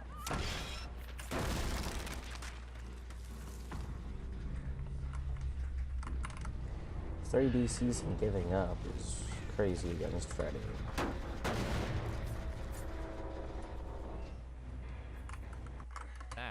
When you are really skilled at something, people will naturally start to respect you, which means her kids will listen to her more because they like her food. The irony of the whole thing about being selfish is that the only way she can make good food is by listening to the preferences of her kids. Also, she is showing that she cares enough about them to spend tons of hours practicing so that they can eat better tasting food. If you are a parent who feeds your kids garbage because you are too lazy to practice, then all you are saying is that you don't care about your kids. So, the end result of these changes is that Sam's kids show respect to her with good behavior, and she shows respect to them by considering the things that they want. That's a common problem I see with parenting. The kids don't listen to the parents because the parents don't listen to the kids. If you don't respect them, they aren't going to respect you. It's actually one of the bad things I have to say about traditionalism. For all the good things I say about traditionalism, during the golden age of those relationships in the 1950s, kids were kind of treated like crap. The old saying was that kids are seen, but not heard. No, that's not how you treat kids. You need to consider the needs of your kids, or they won't like you. The last thing that happens as a result of these changes is that Sam's relationship with her husband gets better because previously Sam wasn't pulling her weight, and now she is. So, if there are things that she finds undesirable about her husband, like him taking the kids out for extra fast food when he wasn't supposed to, then that actually gives her power to change that stuff. Simon isn't going to listen to his wife about everything he does wrong when she orders takeout instead of pulling her weight. People only listen to other people when they have done something that is worthy of respect. Ordering takeout is not worthy of respect. Cooking all of your own food is. Once you realize that the most self-serving thing you can do is to consider others and be charitable, these psychological changes will become easy because you won't see it as a waste of time. You'll see it as beneficial. You need to understand what your motivational priorities are so that you can take advantage of them instead of trying to make changes to your life, but failing because you don't understand human psychology. This is how important changes are actually made. You don't just will yourself to change. You need to create a psychological narrative that causes you to follow through. But with that said, I think that's enough for this video. So if you liked it, hit the like button, subscribe if you're new, comment and share. If you would like to support this channel, then you can do so with PayPal, Patreon, or Subscribestar. What is a gold digger, and why do people use this word so much? The word gold digger comes, of course, originally from men. It comes from men who do not appreciate women, who perhaps hate women. It comes from men who get triggered by the higher standards of a woman that they cannot live up to. It is so not a gentleman.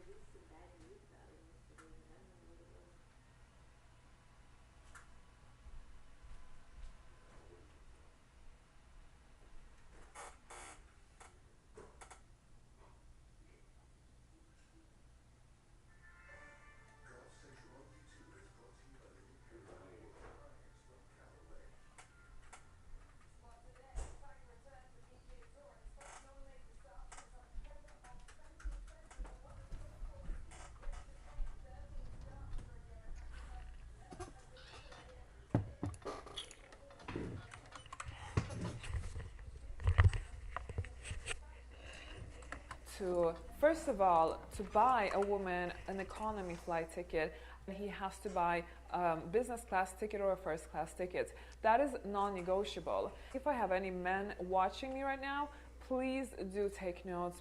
Guys, I don't think she's aware that all of her videos are public and anyone can watch them. I've watched 27 of her videos, which is like a fifth of her content, and scrolled down her entire feed. Not one video I saw was about how to honestly reciprocate the favor for when a man spends money on you. What do you bring to the table? Are you seriously asking me this? Almost all of her content is about how to find a rich guy, how to attract a rich guy, and how to manipulate him into buying you stuff. You're acting entitled. You know that men act entitled on a daily basis? Now, people in the comments always want to say this stuff is fringe, or they say things like, it's just her, she's the only woman like that. And to that I will say that a lot of people will send me a video of a female YouTuber with like 500 subscribers saying some insane thing, and I always refuse to cover them. I refuse because it's not representative of a population. At 500 subs, there isn't much evidence that a lot of people actually agree with you. But that's not the case with Anna Bay and her channel, School of Affluence. Her channel is very popular. In her first year, she got 268,000 subscribers. That is astronomical. Very few YouTubers get that many subscribers in a year, and she has a very consistent following as well. So it's not like she has 700,000 subs, but only gets like 2,000 people watching each video, like a lot of other channels have. And it's not people hate watching her either. Her like versus dislike ratios are very healthy, even on some of her most contentious videos, and all of the top comments on her videos are in her favor. This is not a fringe opinion. This is a rapidly growing channel that teaches women how to acquire resources from men while contributing nothing to their relationship in return. So let's get into the topic, but first, if you like the content you see on this channel, then consider making a donation. With all the stuff that goes on with big tech, viewer support is really the only thing independent content creators can rely on, so your support is highly appreciated. Links to my PayPal, Patreon, and Subscribestar pages can all be found in the description. And also, don't forget to support me on Alt Tech. You can find the links to my Parler page and my BitChute channel in the description as well. Alright, so as I said, this is Anna Bay and her YouTube channel, School of Affluence. Anna is a 34-year-old former marketer of an online gambling company who made her claim to fame by getting a bunch of plastic surgery and hooking up with a billionaire. Now, she sells a 7-step formula to teach women how to get their own billionaire. Words of wisdom from someone who has been on the internet for a while. When you see these websites with a super long scroll, it's a scam. Also, when they encourage you to impulse buy, that's not a good sign either. Give me $350 because who knows how long that deal will last. Here's a little spoiler. You can't teach hundreds of thousands of women how to bag a billionaire. There aren't enough billionaires to go around. None of that is going to make you happy anyway. People who have everything done for them by someone else tend to be miserable people. We are biologically wired to contribute to our relationship, and our brains punish us with depression when we aren't doing that. The things she teaches are just going to make her followers unhappy. See scratch marks by Shaft.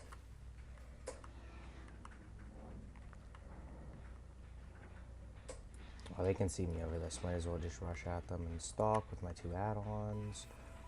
Get these 2. Oh yeah. Find you real quick. Yeah, you know exactly what the deal is. Ooh, good job. Juked me, nice.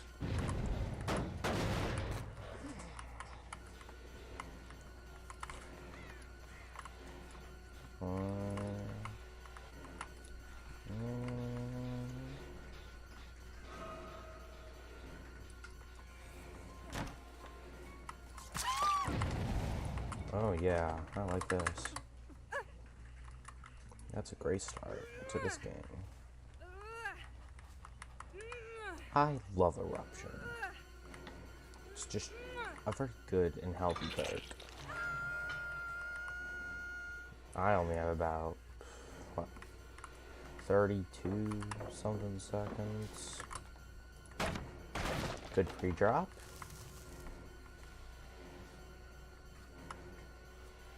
Probably figure since I got my tier 3 so fast, I don't have any extenders. Oh, I was about to wait out dead hard for a second. But this feels like a very long 60 second. Oh, no, it just has a lot of value actually. 2 instants for just a 60 second tier 3 is pretty good.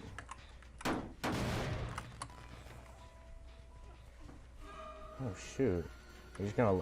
I wasn't gonna come and actively tunnel her, but I guess now. Suppose I will. I could have hit her. Yeah, nice try. I don't want to have to deal with Decisive Strike right now. I don't have time. Oh, they were behind the rock, and now they're gonna get him unhooked. No, they're really not. Oh, I thought they were behind this rock, and they, because I heard footsteps. Yeah.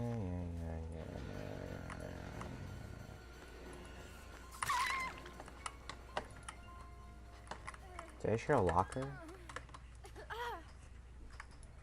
And Kate was probably on that gen. I am so surprised. Yeah, that's what I said. I'd be shocked. Come here. Go through the window.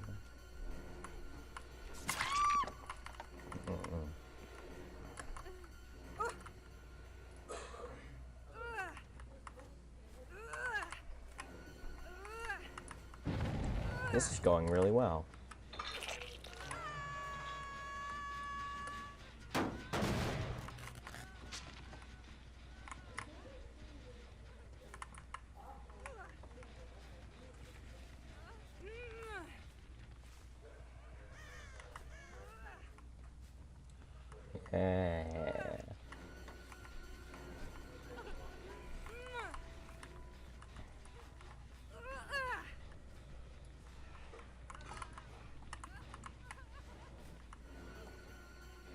To chase him because this gen's almost done.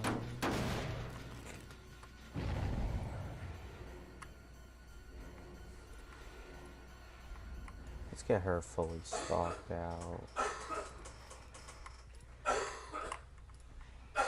Okay.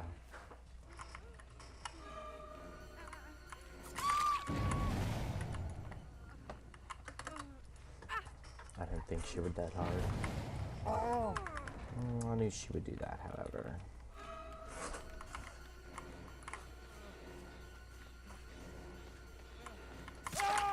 Nice one. She does a flashlight. So I'm gonna look towards the key, which I think has a med kit. I think they've all got med kits. Yeah. No, they've all got med kits except for one of them.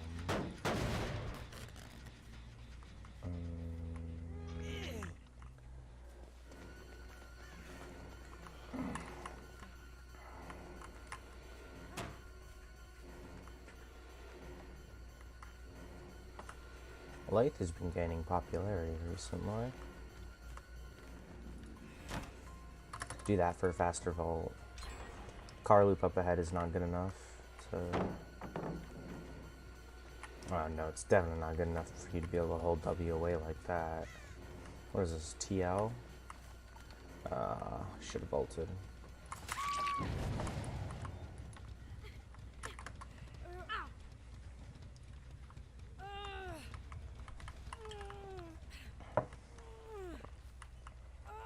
To be fair, she played that pretty good. Held W at all the right times. Pre-dropped at the right times. Dwight did this. Really tried to pebble me. That's hilarious.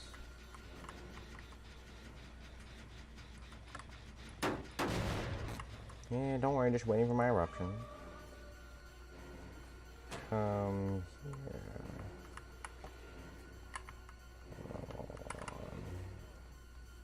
I force you to give me a god palette. Ooh.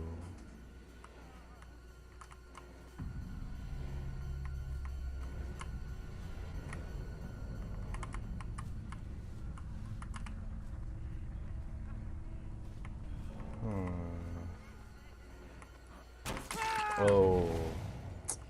Unlucky.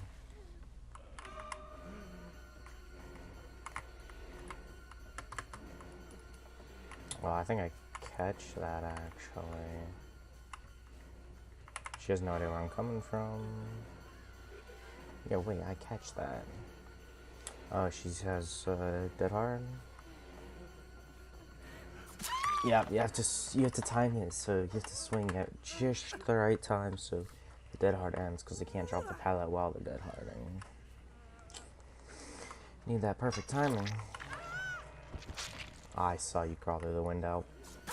Nope, I catch that too.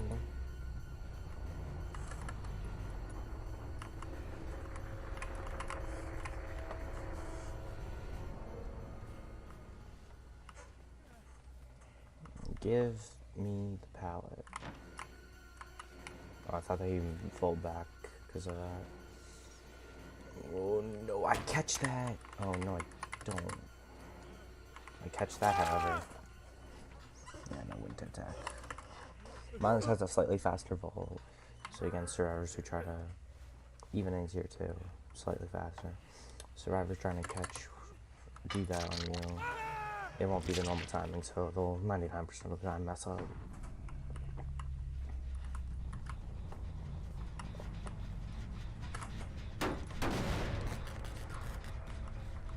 Oh, I actually see her. If I didn't see her, I wouldn't have been looking towards where Hatch would have spawned. No way. Do I have enough? Oh my god. There's enough stock. Oh, actually, I was about to kill her, then I realized, yeah, if you give me the med kit, you can go. If you're the last survivor and you give me your item, that even if it's a green map, then you can leave.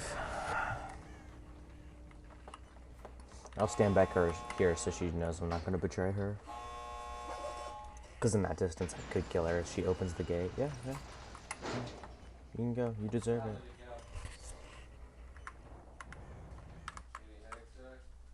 But speaking of the clip I showed about gold digger shaming, what I imagine has happened is that a bunch of normies have started watching Anna's videos and called her a gold digger, so she made this video in response.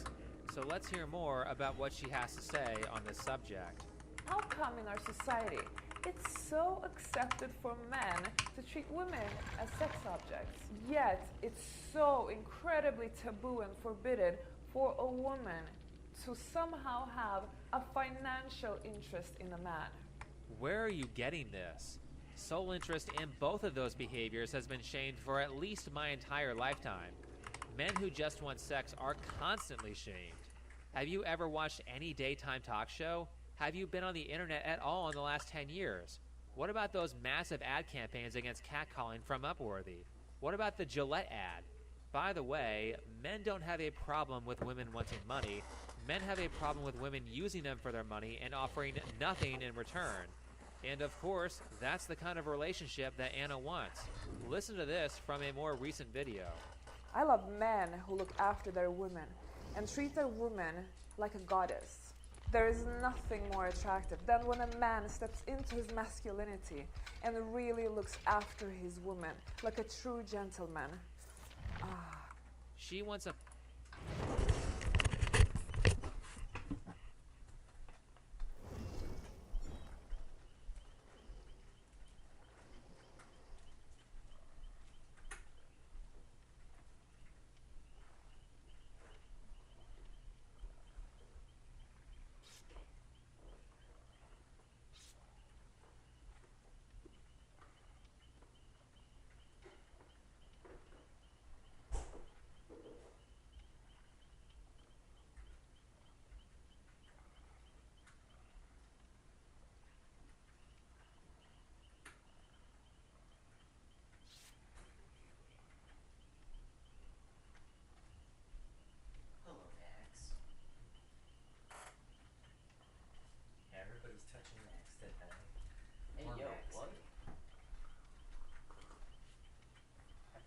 Max is getting brutally molested. Is that better?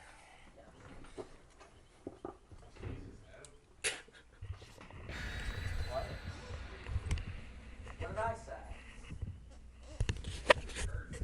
Yeah. He did. No, you're just a bad influence. Yeah, I knew exactly what he wanted. Oh my God, Adam! Oh my goodness, so bad. My bad, doll. What bro says after blowing up the city?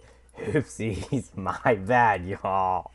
The man to follow his traditional role by being a provider, but when it comes to her, she openly admits that she doesn't want to uphold her traditional role. In your personal life, are you a housewife who cook and clean, and do you want kids? Okay. We have somebody who takes care of our household, including cooking, so I don't do any of that because simply I don't have time. I have a full-time job after all, so I refuse to have another job at home. The computer's not working, it's actually broke. But I found the emulator for it, so I thought we could do like a screen share, and you could do it on the emulator. That way you can run it anytime you want. Like a virtual machine? Yes. What do I have to download? Nothing.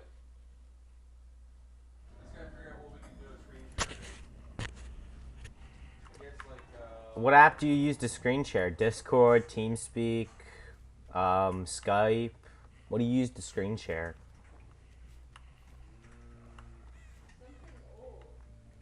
yeah, we could zoom it. I could send you a Zoom link. Alright. Oh, almost had that. Okay. Do I have to download Zoom on my computer, or is that a...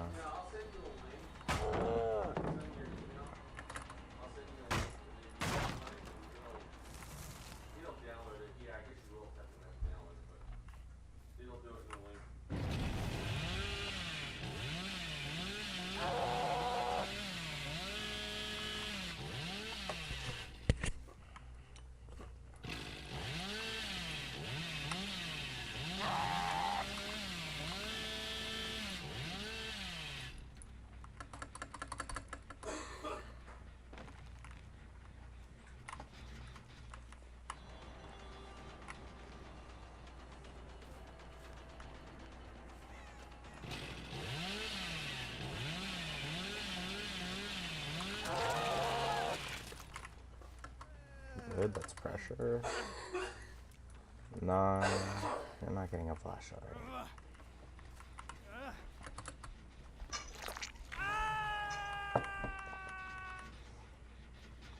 That does make corrupt go away.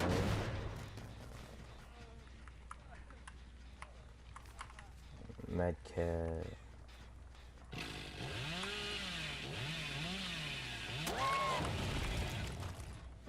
Okay, that was weird. Oh, flashlight safe. Oh, okay. Or distractions so they can unhook Quentin. Yeah. Quentin must be more valuable on the gems. However, he has no toolbox. Maybe he's got hyperfocus. Something along those lines. I thought that was a window. And they're getting the another unhug. Does he make it around? Oh, please no.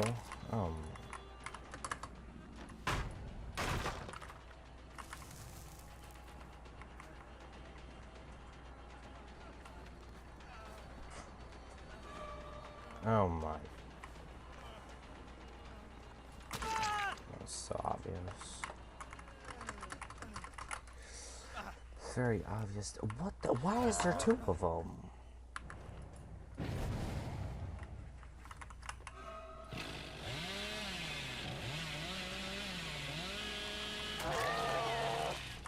Good trying to crouch tag. Another flash I save.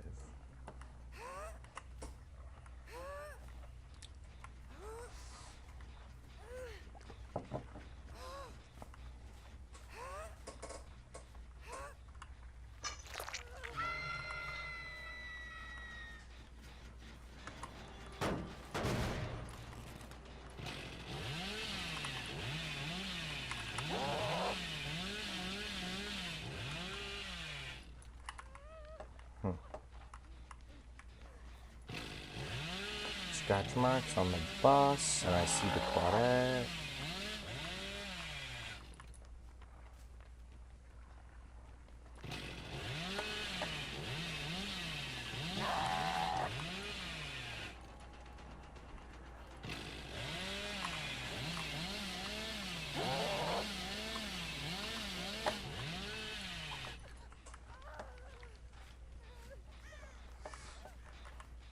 I'm afraid what. Oh no, Quentin's not on a gen. Never mind, I can totally afford to camp this. Quentin's not on a gen. He's doing nothing. I bet Kate from her play earlier is probably doing a whole lot of nothing. At most, there's one person on a gen right now.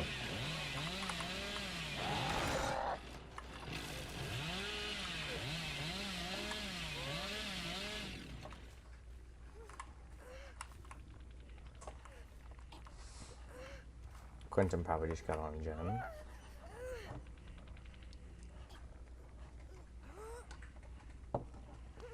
I can afford to camp this, and I probably have to. Originally, I was just going to go for a second stage, but once I realized Quentin probably just started that gen or that gen. High Legacy Claudette. My Legacy is better. Yeah, imagine only having Legacy 1. Yeah, 2 gens. Exactly what I expected.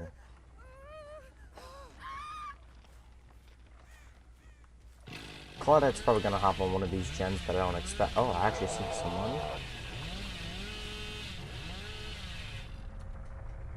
No progress. Okay.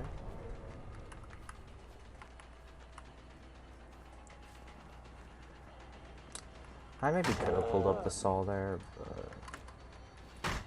Yes, spend time blinding me. Very good. Like, your footsteps are just so loud. They do try little things, but they don't put themselves in very good positions. Like, not blinding me there and taking distance would have been really bad for me. But instead, they try to blind me and pull off some weird mind game that didn't work for them. So they die.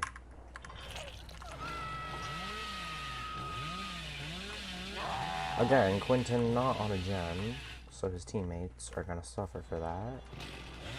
And I will make sure of that. Okay, no one on the save right now.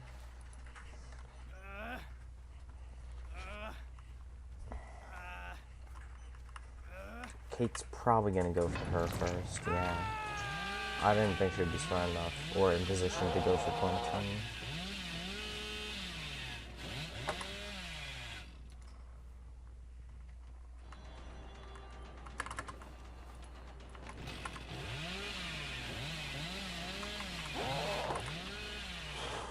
Okay.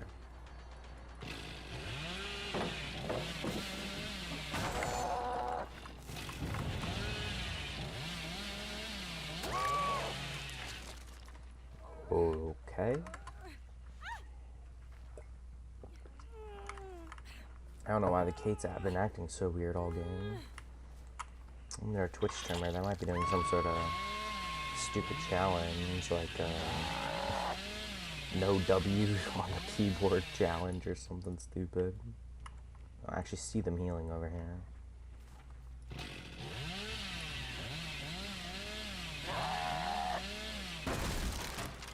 Yeah. I flicked my camera at the very last second so I would hit the door. Yeah, nice one. What are you gonna do by jumping in the locker? Quentin can't possibly get over there fast enough for me not to chainsaw over there. Even if he dead sprinted right now, right when I started going for the quad at it.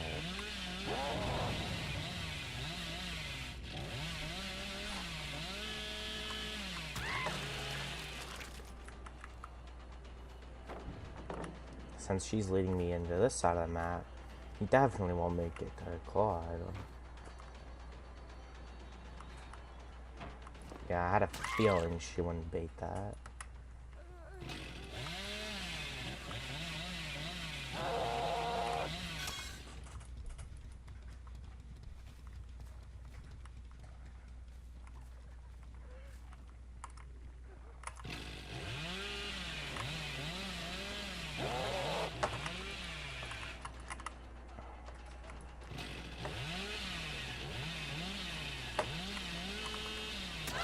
That was a very good try. Not effective, but good try. I feel like the TTV threw the game on their part. Gave me too much free pressure. And if I had to guess, probably wasn't too efficient.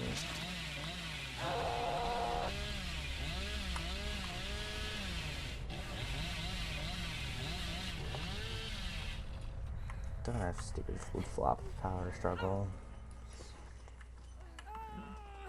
Perfect.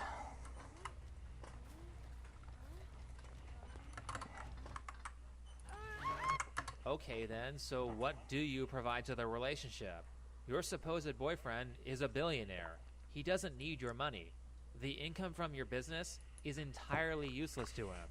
Now she says she doesn't take care of the house because they have a maid, and she ignored the question about kids. Do you plan social events, or does he hire someone for that too? What's the point in him being with you outside of the bedroom?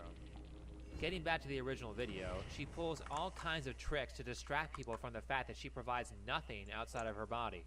She calls women who use the word gold digger violent and shames them for not being a part of the team. She pulls the "who hurt you" line, and then she gives the "why do you care" non-argument. Why does this upset people so much? Why is it so triggering to people? Why do people get so upset that a woman wants to do this and has this interest? Some people have a very high sex drive. Some people have a very high financial drive. People are different. Let them do whatever they want without judging. What? People should be able to do whatever they want without judgment? So if a guy robs a store, we shouldn't judge him? Really, this is all just a projection, because if she wasn't a gold digger, then she wouldn't have made this video saying people shouldn't gold digger shame, nor would she have said it in other videos. She would just ignore the haters. But it's true, so she has to make the video. Look at the title of the video. It's called Stop Gold Digger Shaming. It's not called I Am Not a Gold Digger. She's not saying she isn't a gold digger. She's saying don't shame her for being a gold digger. The reality is that a large portion of her videos teach women how to be gold diggers, which makes it very hard for me to believe that she was actually able to attract a rich man. Who in their right mind gets with a girl who professionally teaches women how to take money from men without offering anything in return? Anna openly refuses to provide any evidence that she is actually dating someone rich, so this guy is either non-existent or he is so old that he doesn't care. Anyway, I thought that we might listen to a little of this golden advice, so here's Anna telling us how to get gifts from a rich boyfriend. How to make a man. Yikes! Nope. I was pranking you. He can break it at any moment, by the way. Australia? Ooh, I like that answer. Let's see the hatch shot. Shit. See ya! They're coming out of basement or something, and there's multiple of them.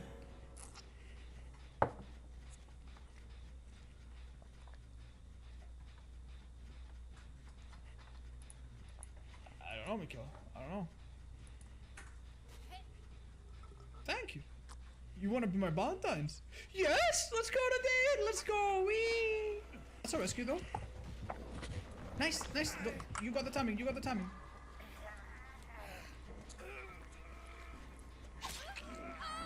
Oh. Yeah. Am I outshot? Oh my god! Oh my god, I didn't know that it stopped if you missed it! Oh my god. Oh my god, I didn't know that it stopped if you missed it. Oh, I have hyperfocus. Let's hyperfocus. Well, not that it matters, right? Wow. I could swear that did nothing. I'm not sure this perk is that good shot. Damn. Yeah. Maybe time to redo the tier list. On the jungle gym. Let's wait here. Yeah, he's in the middle. I think I vault this. Oh shit. Okay, dude. Literally he was going to that loop because he didn't know I was still here. Oh my god. Nice outplay, dude. I don't think it will be licensed based on the trailer. Okay, very cool. Jesus. Thanks. Oh. I'm sorry. Would you mind? I make this what? Spirit Fury, but no enduring. That's very weird. And he lost me. What the fuck? Oh, it's the palace. Oh! You're right! Oh, I have to choose.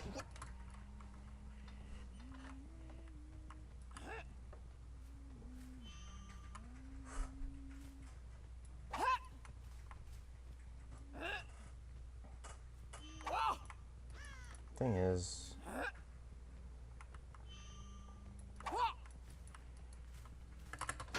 all the shit.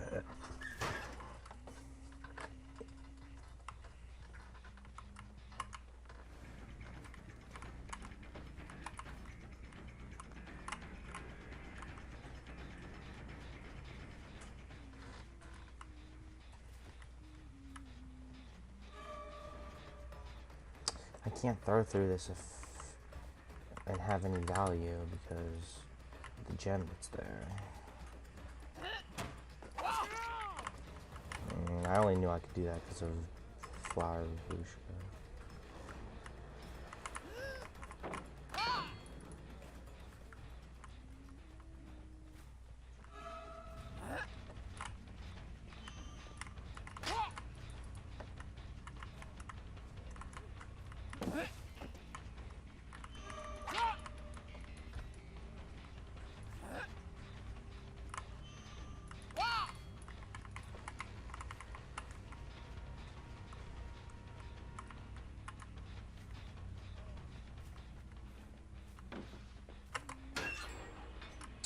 Okay, I have to camp. There's no point.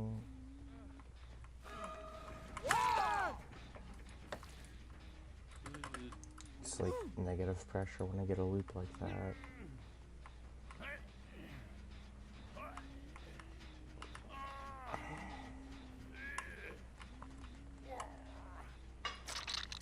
Like I don't have Brutish Strength or Eruption, so I have to hope they throw by trading a lot or failing an unhook and I get a down out of it. Okay, good, they didn't rescue that. Can signal they're not very altruistic though, which would be bad.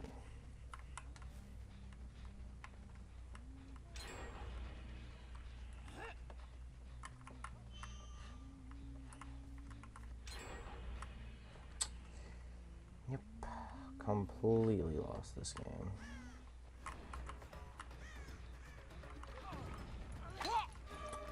Really? Okay, bro.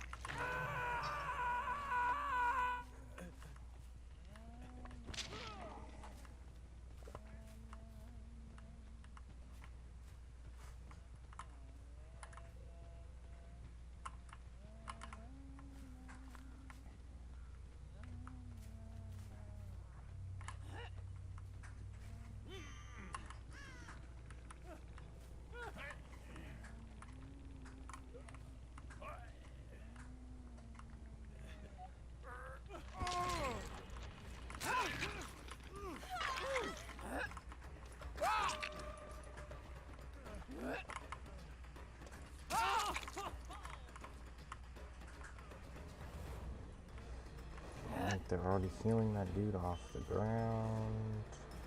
Oh, that's the game.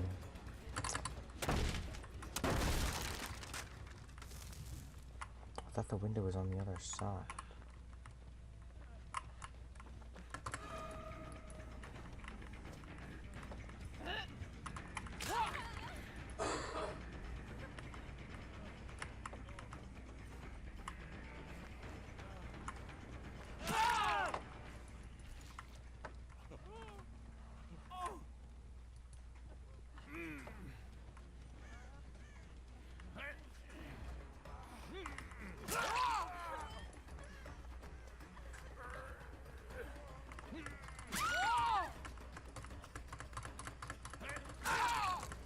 Like, oh my god, I still got the hook. No, that's the game, actually. Oh my god.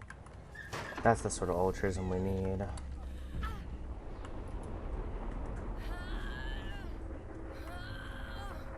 That would be the game. As usual, my perks have done nothing.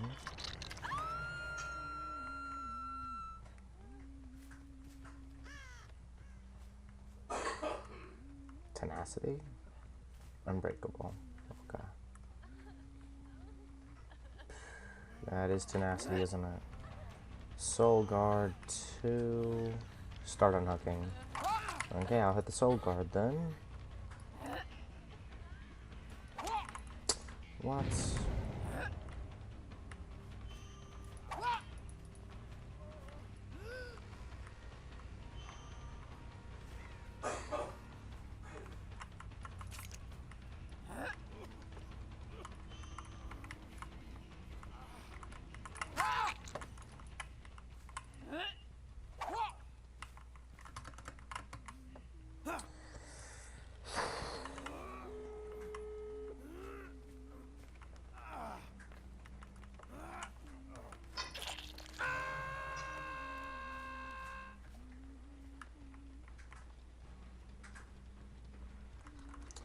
Already on the other gate. I don't even think I can shoot it.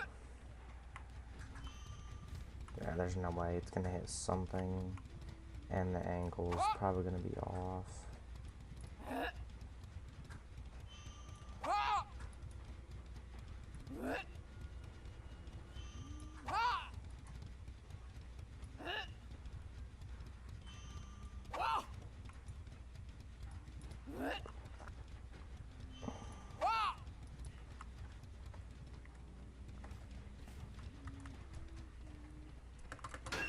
Well, it's a draw, and then no loss.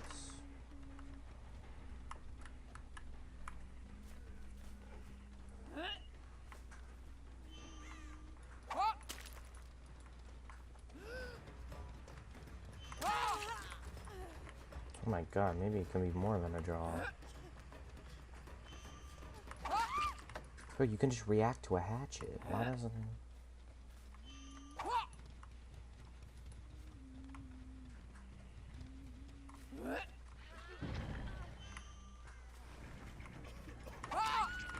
Oh.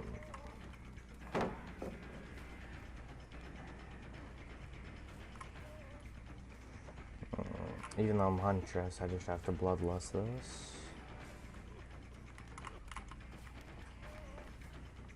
Oh, if I was a 115 killer, that would have been a catch. Would have caught that.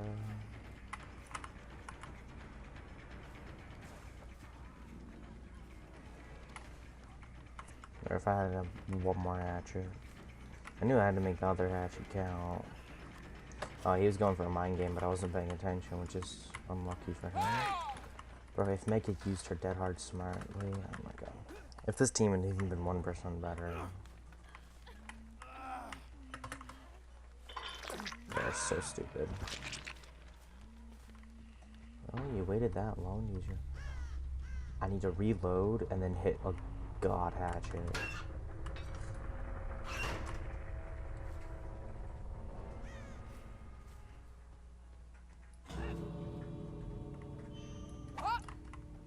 Oh.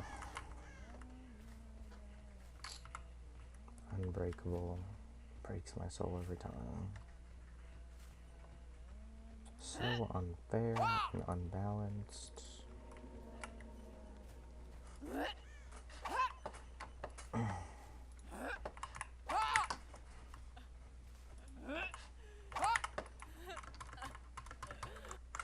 Which one's better?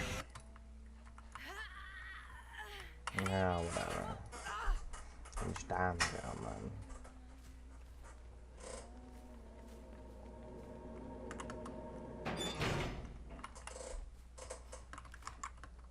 This one. Get out of my face. Look at this. Look at this. This is insane. This is now he has to break it. Oh no. He knows. He knows I can just infinitely pick it up. There's no point in breaking it. If he breaks it, I can probably conjure up another one. Yep. I've been watching Hunter x Hunter. I can just like I'll check their profile. Maybe they're a streamer, we know, chat. I'm very glad I don't have what's it called? Video capture. I'm pretty sure I've seen someone's intimate parts. I'm pretty sure that if I walk into a university, they give me a intimate doctor degree right now. That's good enough. Hi, you think I don't know how to get up there? Oh, I remember. I didn't even need to do it. I didn't even need to do it. I didn't even need to do it. You already scare yourself. Why do men take so long in the toilet? What do you do in there? Repairs, yeah. Change the light bulb. A little bit of plumbing. Check the quality of the filters. Yeah, stuff like that. That's very un-American of you, not to watch a Super Bowl. Yeah, chat. Well, fine. You know what? You're gonna find out that I'm also. I'm sorry. I know this might lose me some sponsorships and some hardcore support. I also wasn't born in the US of A. Yup. Turn Dead Hard into an offering instead of a perk. You already know how many there are, Chad. There's always 2.3 Dead Hards per lobby. First person has Dead Hard, second person has Dead Hard, third person has 0.3 Dead Hards. That's it. That's the average. That's how numbers work. I studied statistics in school, trust me. Here's the funny part. If I hold my power, I don't make any noise. So I'm gonna do this, and she's gonna be on the gen, surely.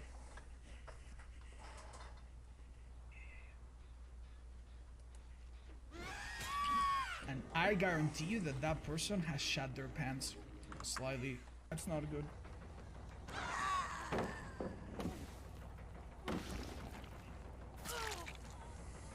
I love playing Hag and not moving. It's so funny when you just stand still and just look at them. There must be like quite a few seconds of panic. And you might think, oh wow, is that like, are you a very good Hag? Is this like something you can do? You literally do this like twice per game. It's so funny. Alright, you guys wanna see it? Alright. Yeah. Look, this one has long rise, which is not the adequate one. It still came out really good. I think I have another. Sorry, chat. Sorry, that was supposed to. Sorry, chat. Sorry, that was supposed to. You didn't see that one. Didn't see that one. That was supposed to go to only a different type of subscribers. Okay, a viewer sent me that one. It was really funny. If I were to ask a question and not read the FAQ, what would happen to my family? Hi, Luxie. Well, that is a trick question because, you know, according to my file right here, you were an only child, your parents died 10 years ago. So technically right now you don't have a family. So I guess nothing. But if you ask me an FAQ question, I will wait. I will wait. Someday you'll meet a girl, perhaps named Jessica. You'll start your own family. And when you don't expect it, I'll come. And I'll ask you to read the FAQ because it's very inconvenient to answer the same questions over and over. You know what I mean? Also, my college has started a Club DVD esports team. What do you think about collegiate DVD?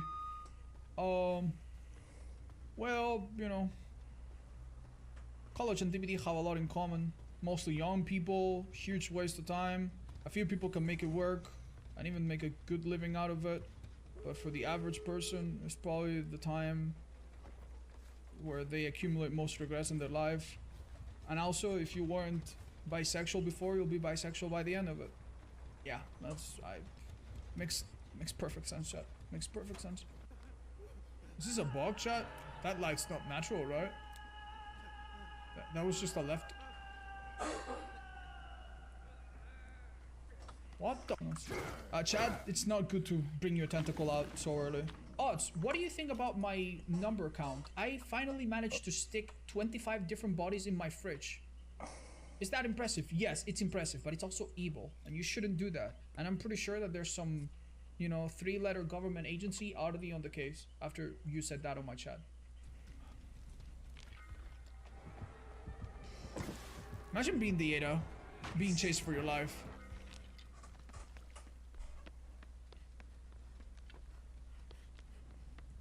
And then these two guys are doing this.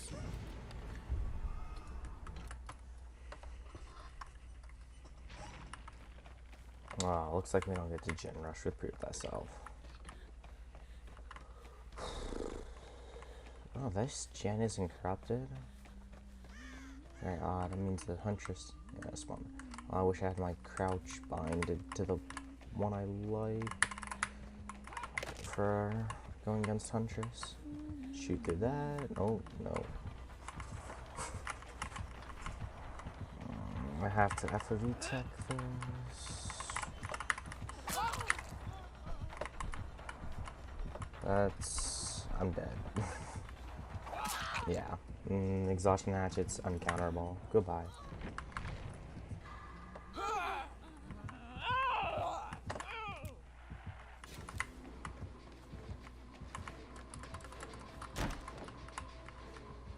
Thankfully, they could get Chad teammate. Decide to be useful.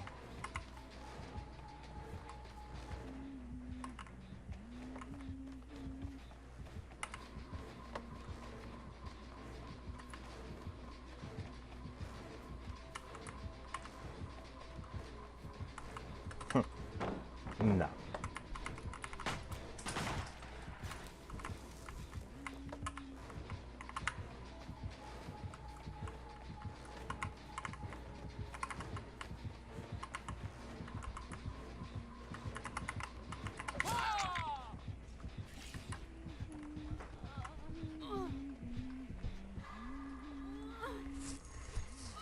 Breakout.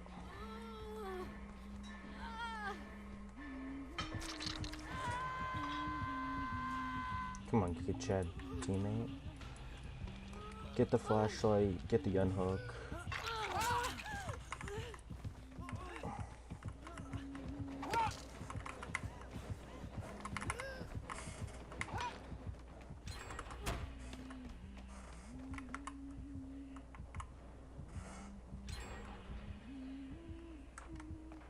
I got that iron will for a reason.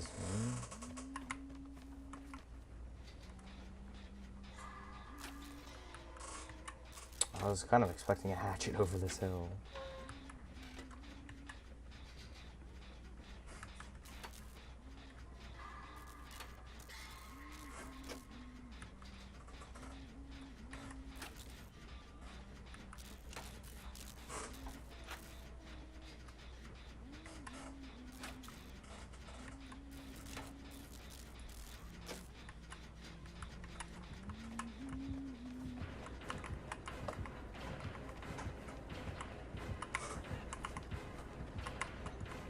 Just in case.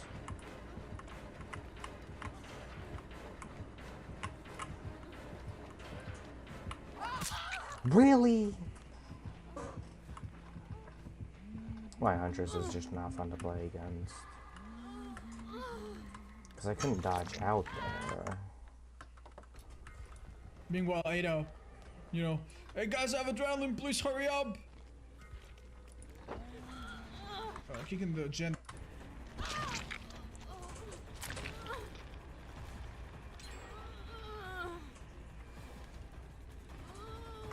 And I'm not gonna get saved. That's at like anyway. 2%. Wait, she's got Trail of Torment? That's unique. Where are you, bird lady? Where are you? No overcharge, okay. Could be. Wait, did someone get grabbed? Someone got grabbed, didn't they? Oh no. Hello friends, this is Us, although there's no DNA evidence to back it up. Five Nights at Freddy's is a franchise that needs no introduction. It's long transcended being a video game and entered the timeless pantheon of internet meta.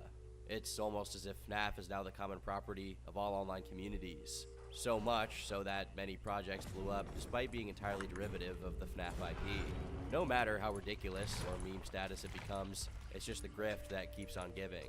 And the community that sprang around it doesn't look any closer to disbanding than it did years ago, when it was at its peak popularity-wise. Even with Scott leaving the franchise and the game series ending on a sour note with the extremely buggy security breach, FNAF hasn't lost one bit of its appeal.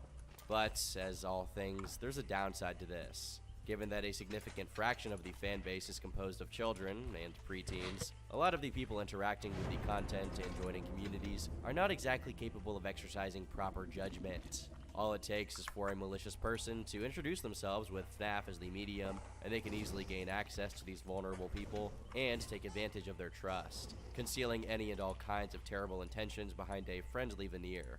This is magnified when the creep in question is a content creator or in some kind of position of authority, as they'll naturally be approached online by people who enjoy what they do and are likely to overlook their misdeeds. So these are the Five Nights at Freddy's degenerates.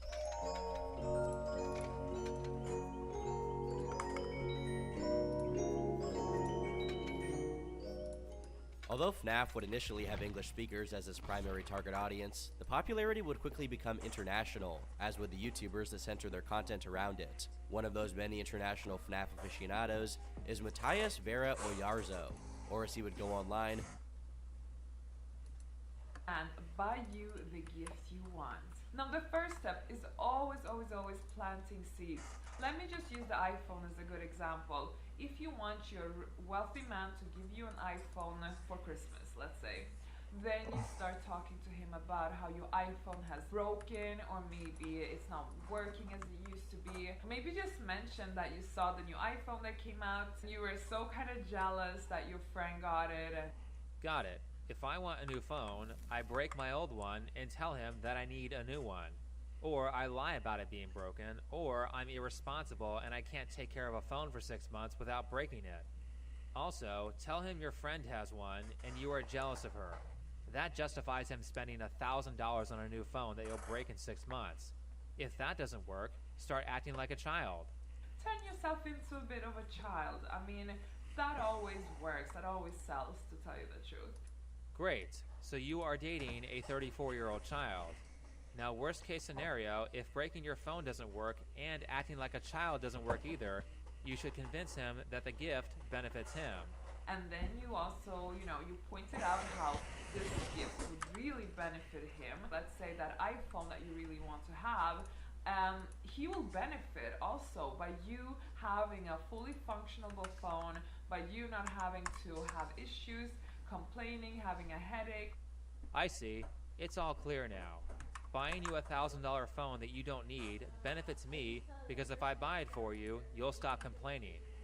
Except, how do I know that the second I buy you that phone, you won't just nag me about something else? You complained and I bought you a phone, therefore complaining is an effective strategy that you will use again. By appeasing you, I am encouraging the behavior. Let's say you are going to look amazing in that dress that he's going to buy for you. That means that it will feed his ego. When you're wearing that dress next to him and everybody's watching and admiring you. Does she have any self-awareness? The benefit to the guy is, I look good and everyone will admire me. How is everyone being in awe of how much money you got him to spend on you a benefit to him? If anything, to all of his guy friends, it makes him look like a simp. I think Anna thinks so little about the needs of others that she has zero idea of how to actually provide value to someone. Everything is about her, and you know what? Why shouldn't a man feel like I have given him something when he makes me look amazing? She doesn't get why that thinking is wrong. Keep in mind that tons of women agree with what she says in this video. If he doesn't work with soft strategies, and if he doesn't work with you being direct about it, this guy is not generous enough for you, and maybe you should start thinking about what you're doing with him, to be honest. Oh, he's not generous enough for you. That's certainly a very euphemistic way to put that. Well, let's see how generous you are. What gift should you give to your rich boyfriend? And actually, should you even give him a gift? Does he deserve one? The gift that a woman gives back to her man should never be a very expensive gift. I would personally not buy a watch. I think that's a bit too expensive. Unless it's like an Apple watch, you know, that's okay. Or you can get him a Fitbit if he's one of those chubby guys. Now I understand that at the start I said that none of her videos talk about reciprocating the favor, and this video technically does that, but she is so backhanded here that I don't think it counts as reciprocation. Does he even deserve a gift? If he is fat, I will passively aggressively tell him to lose weight by buying him a Fitbit. So she doesn't cook or clean because she works. Everything in her life is paid for, but she can't be bothered to spend a little bit of money on her partner or her boyfriend or whatever she calls him. All the gifts she recommends are extremely cheap by comparison to what she expects. Wine, cigars, video games, concert tickets, cufflinks. A gift to a guy who at minimum is giving you tens of thousands of dollars of free stuff every year, who you do nothing for, is not worth more than $200 twice per year? But that's just your preference, right? Speaking of backhandedness, listen to this. Now lastly, if you're a little sneaky girl, you can always buy something for yourself that he's going to enjoy. So that is usually some nice lingerie, I don't know, maybe even surprise him on a bed of roses, being dressed in a little ribbon, and tell him that you are the gift to him. So I want you guys to remember that when she says you should not buy him anything for his birthday or Christmas, but instead make sex the present, that Anna is in no way selling her body for money. Her explanation of this is sick. Gift giving is not so much about the gift, but instead it's a display that shows that you care about the other person. The idea that she would buy someone a gift that is actually for herself and then tell other people to do that publicly is so sociopathic that I don't see how any man would be dumb enough to date her. On top of that, the girl who totally is not selling her body for money said that her boyfriend must pay her an allowance. From the man's side, he has to truly offer her an allowance so that she contains her independence. She doesn't have to ask him for money every time she wants something, and so that she actually can have some form of savings in case she would need it for a rainy day. Yeah, real independent. You are so independent that you have a man pay you a salary for dating you. I would say men depend on women more than women depend on men. Well, you certainly proved that. But guys, allow me to bring to your attention that she doesn't actually care about the gifts that are given to her. All she is doing is tallying up how much each one of them is worth so she can sell it once the guy figures out that she's just a moocher. A woman should really try and get as much jewelry as possible from a man, because obviously jewelry always have a high resale value. Same goes for certain brands of watches. Okay, so you're a sugar baby. I did a video on them a few months ago, and that's exactly what sugar babies are told to do.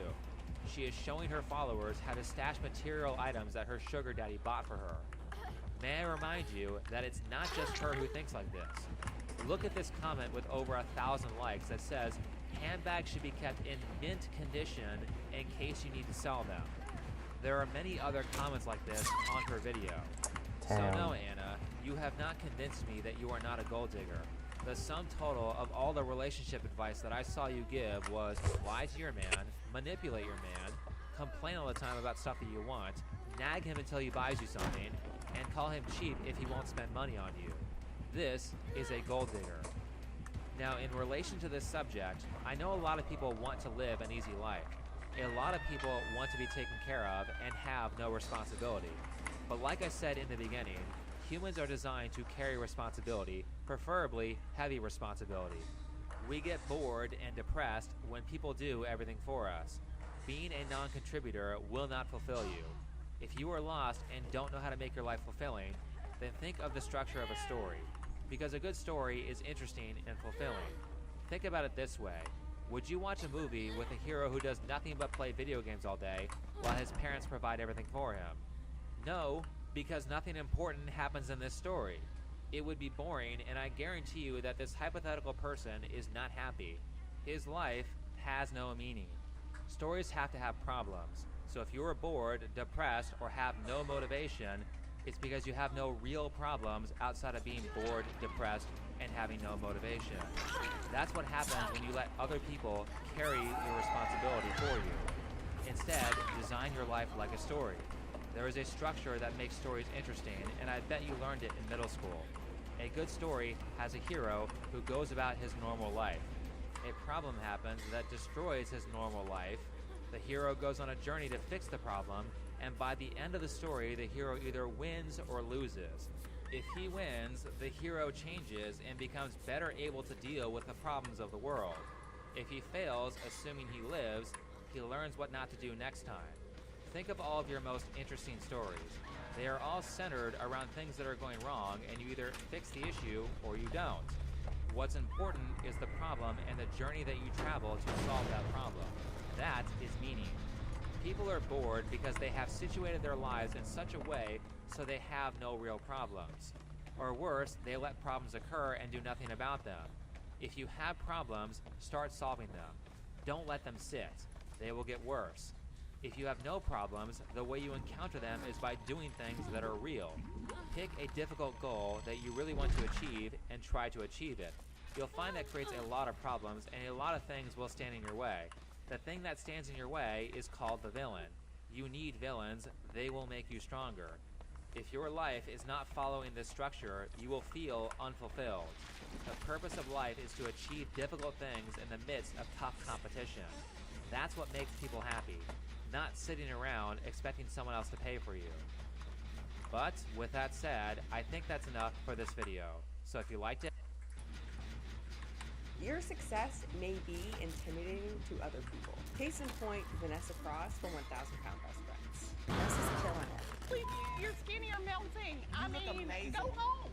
Who are you? I don't know. You're not my best friend. Whenever we see you, it's like you're smaller and smaller, girl. Good. Do you know how close you are? I'm getting there. When we last left Vanessa, her hard work had just gotten her approved for weight loss surgery. And when this season picked back up, we find her working extremely hard and crushing her goals. I've been pushing myself to every limit I can push. This girl is putting in so much work that the weight is just melting off her. Which, if you watch these shows, you know that this type of attitude and this hard work, it's a rarity. But what happens when one member of the group is doing extremely well while everyone else is sort of lagging behind? There's no eruption on this gen because he couldn't reapply it. Envy when it comes to behavior.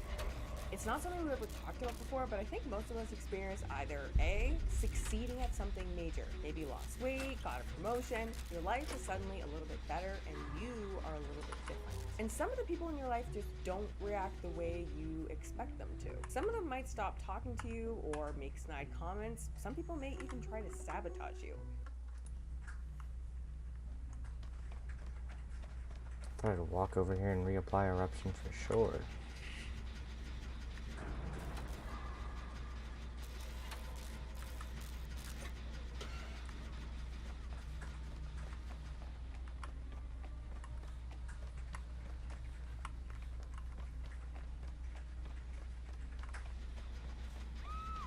I don't think there's very many pallets anywhere.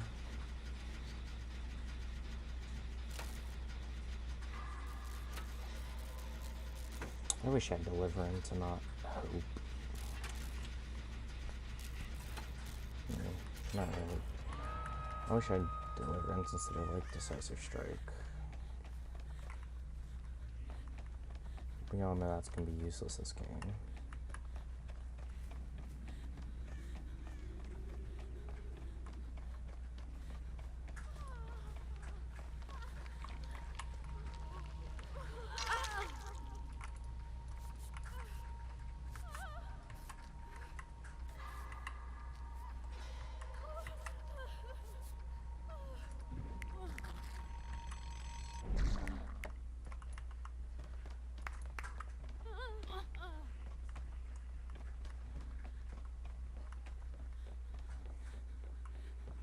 So the gen over there will be the most heavily guarded.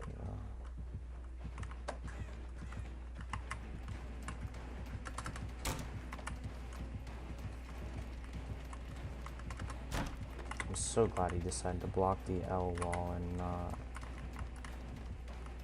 the T wall. Oh, this gen is at nothing? Really? Oh, that's not good. I should probably be the one to take the chase since I've got all these nice perks that stop tunneling. I haven't been hooked yet. Oh, eruptions are reapplied to this gen, I bet.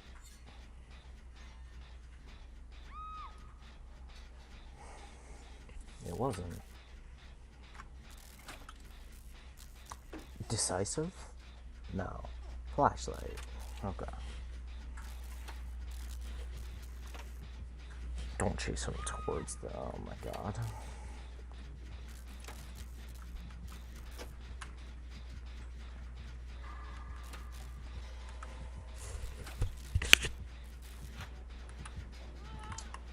Well, that's very unfortunate. Shack pallet isn't used.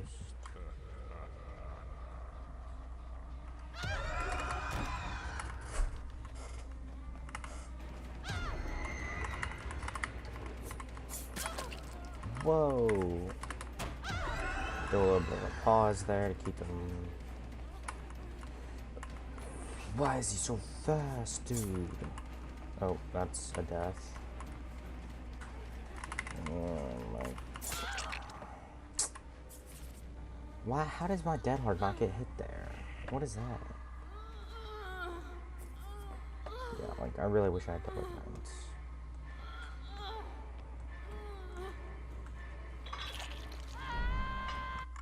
Really weird stuff can happen in your relationships when you start to succeed.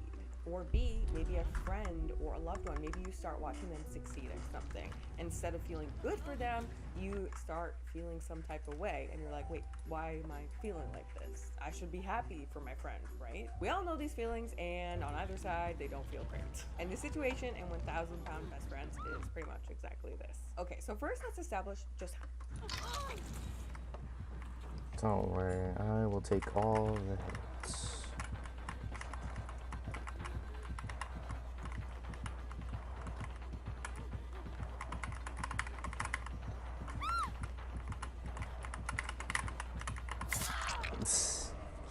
Sure did wait a long time for that one. I wanted to waste as much time, that's why I didn't vault the window. I knew he would instantly hit me because he thought he was blocking me on the stairs, but in reality I was just trying to get the Yui out, and the Yui still died.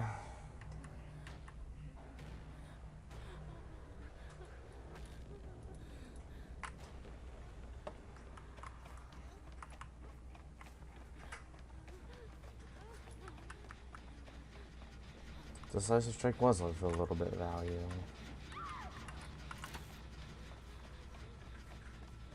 He just insta-picks her, really?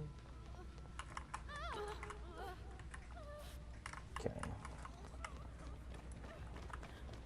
I'm gonna go discover Circle of Healing.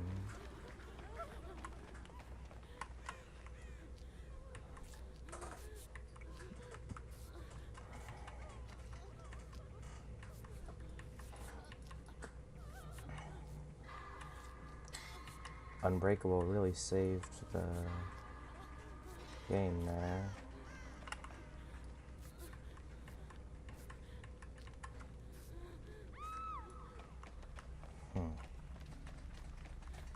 Does he pick? Yeah, he does.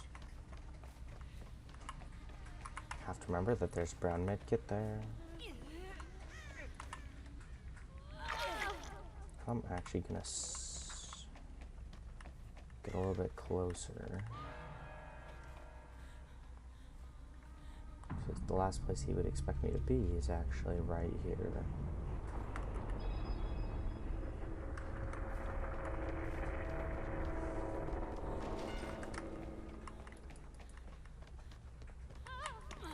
Well, Unbreakable and Decisive are actually useful.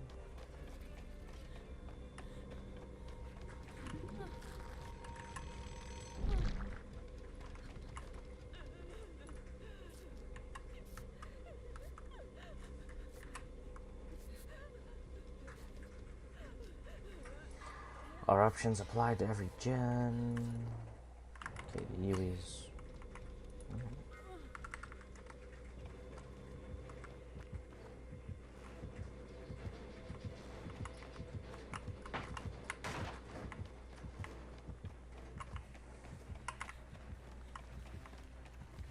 think Bamboozle's done an absolute ton for him this game.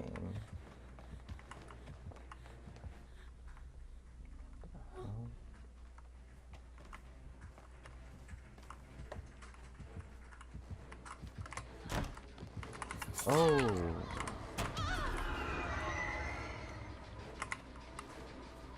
Where can I go though? There's literally nothing I can do. Oh, I tried to dead hard. I tried to get out of his view so he would think I dead harded and then dead hard. Oh. That was the only hope. How much Vanessa has actually... I'll just let her get hatch.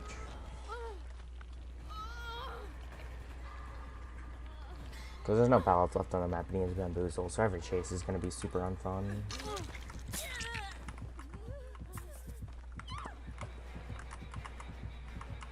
Oh, shoot.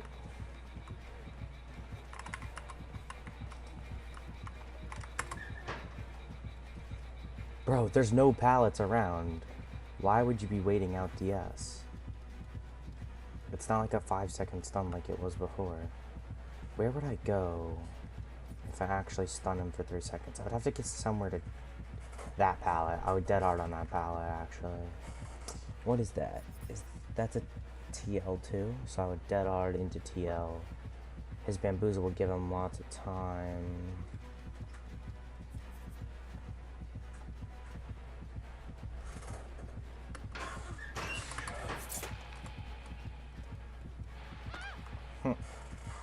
Tricked ya.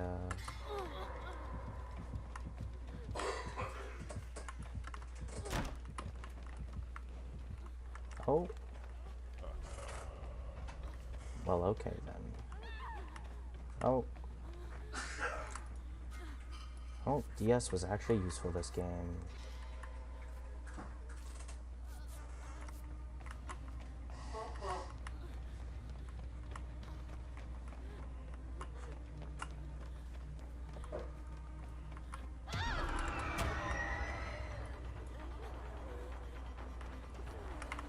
I had a feeling, you know.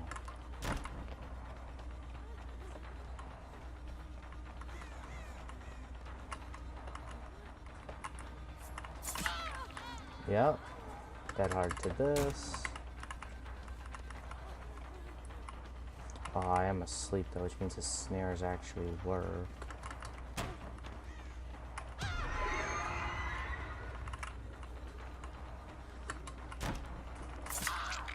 Good job. Played a very good game. Teammates, I don't know, kind of threw. I don't know whose fault that was actually.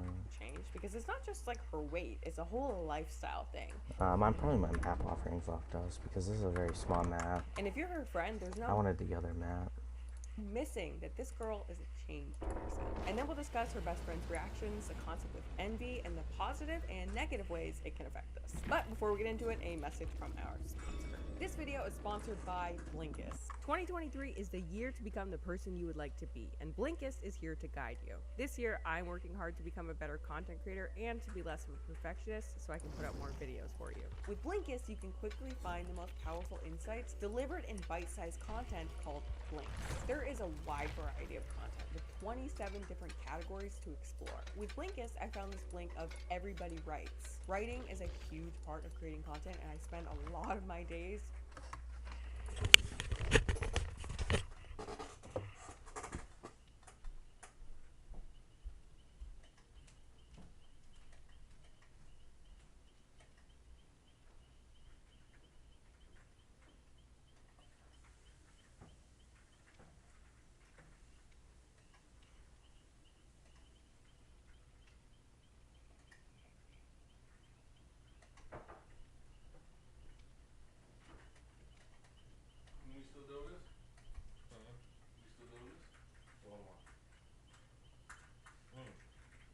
Coding? Yeah.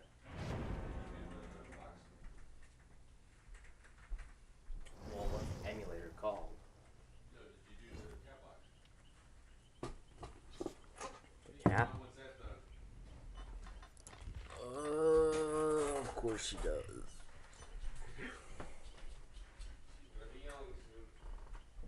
cat.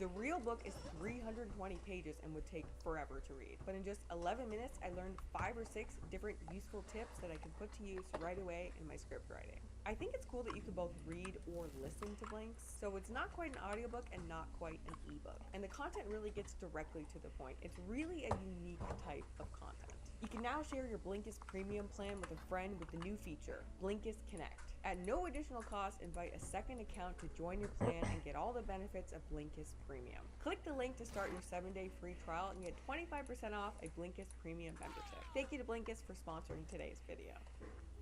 304 pounds. I cannot believe it. I really can't. You're down almost 100 pounds since surgery.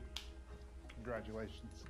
Vanessa lost over 200 pounds in total and is still rapidly losing weight. And yes, she's gotten weight loss surgery, but her results have really come down to her commitment and effort toward changing her life. This season, practically every clip we see of Vanessa, she has this huge smile on her face. She's clearly so proud of herself and what she's been able to accomplish. There's nothing in this world I've wanted more than to lose weight. 304 today, people. No matter how hard and how trying it's been, I haven't given up. Now I see why I didn't. You're so cute. I was always the fat, dumpy caterpillar just going around life. Now I get to be the beautiful butterfly, open up and spread my wings. Anyway, previously, Vanessa was not only the biggest girl in the group, but she had zero desire to change her habits in any way, shape, or form. In fact, within the group, she'd probably be the first one to order takeouts. Can you order taco salads without the shell? Of course. What kind of meat would you like? Grilled chicken. Why are you not eating? Let me get 2 of yours. Sounds like a Wesker.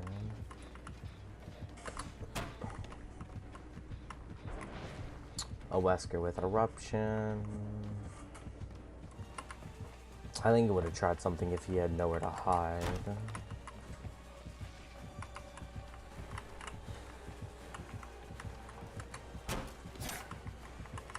I think he got auto aims.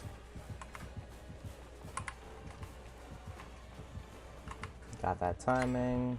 Jesus, they've approved myself or something.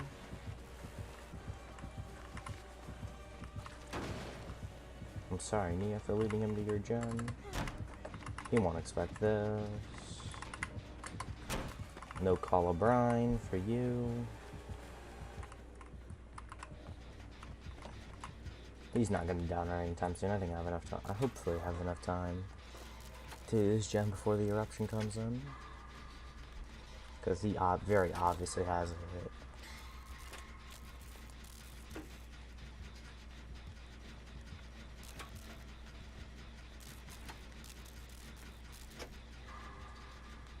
He's got no Instagram potential, so I can just chill on this gen.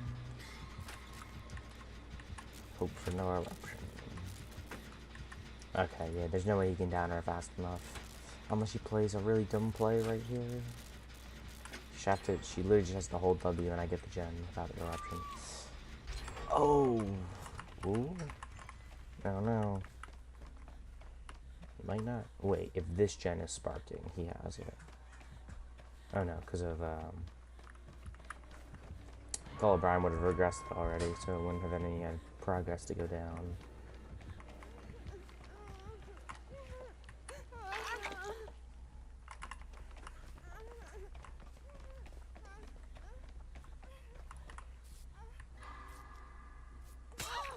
Oh.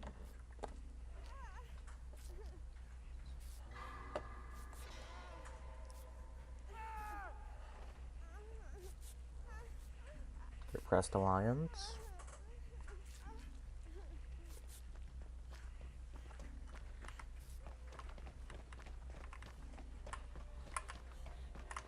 Yeah, Fang, let's sit this down. There's no eruption on this gen. I don't know if he was paying res though. I wasn't paying attention.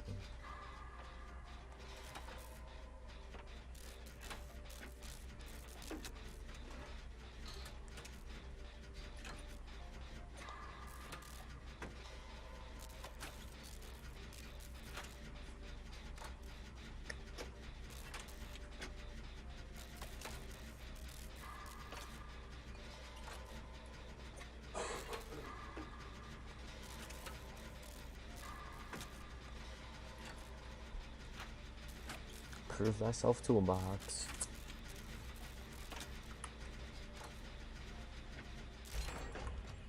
Very balanced indeed. I should probably go work on the gen that was repressed alliance. I knew that wouldn't hit me. Oh. I wanted him to chase me so the infected dog didn't have to get chased.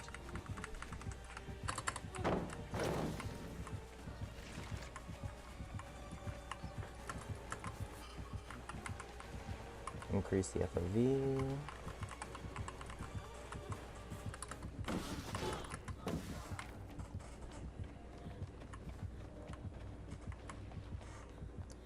Love the FOV increase from the serum.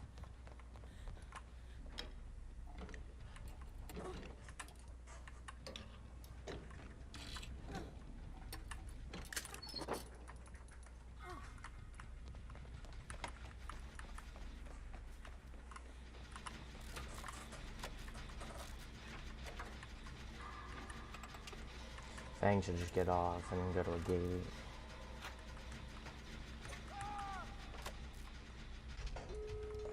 Got the hope speed, let's go. I love the 7%. It's just so nice. Oh. Oh, that's only one stack in OA out because he touched that before he could. Nope. Oh, dying light, really?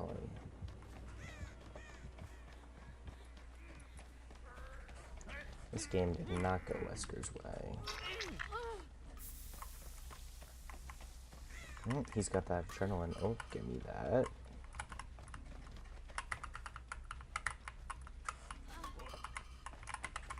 I know that's his. Yeah. Got the hope speed. I don't want to do that though. Nah, you do that.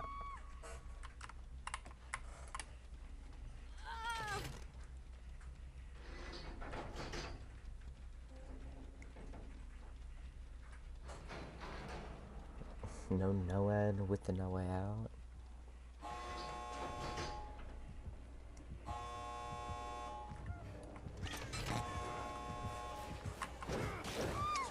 Oh, I'm so sorry, Neo. Oh. Get his sabotage.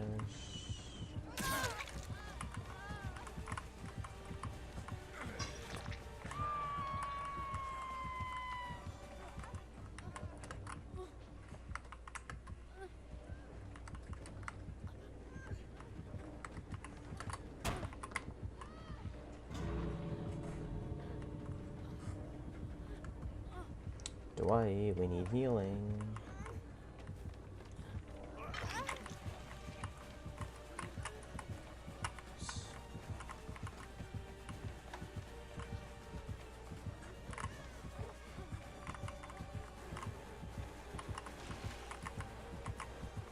Well, I've got hope, so that's clearly going to be the deciding factor of this.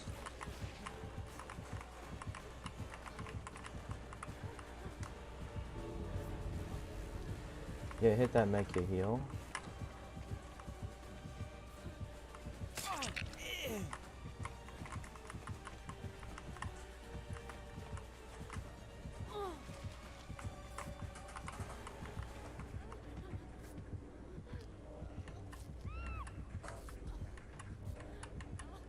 We can totally make a double rescue.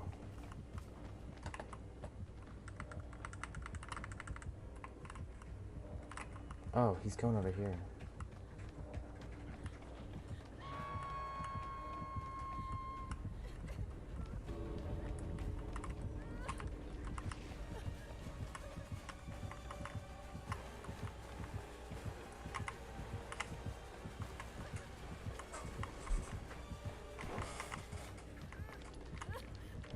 We're all out.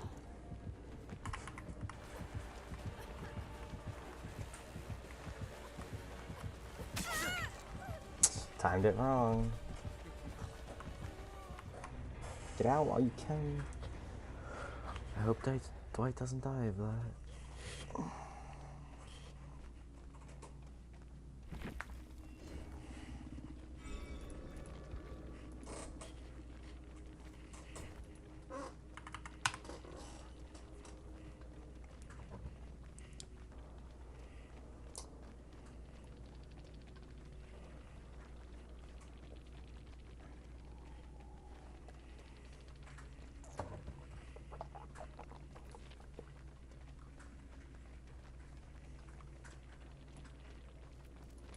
Spicy chicken sandwiches with the fries and drink. 2 of the regular not spicy combos, a large jalapeno popper, and a large mozzarella stick. 2 deluxe bacon cheeseburger meal. Bucket of tenders, side of mashed potatoes and coleslaw.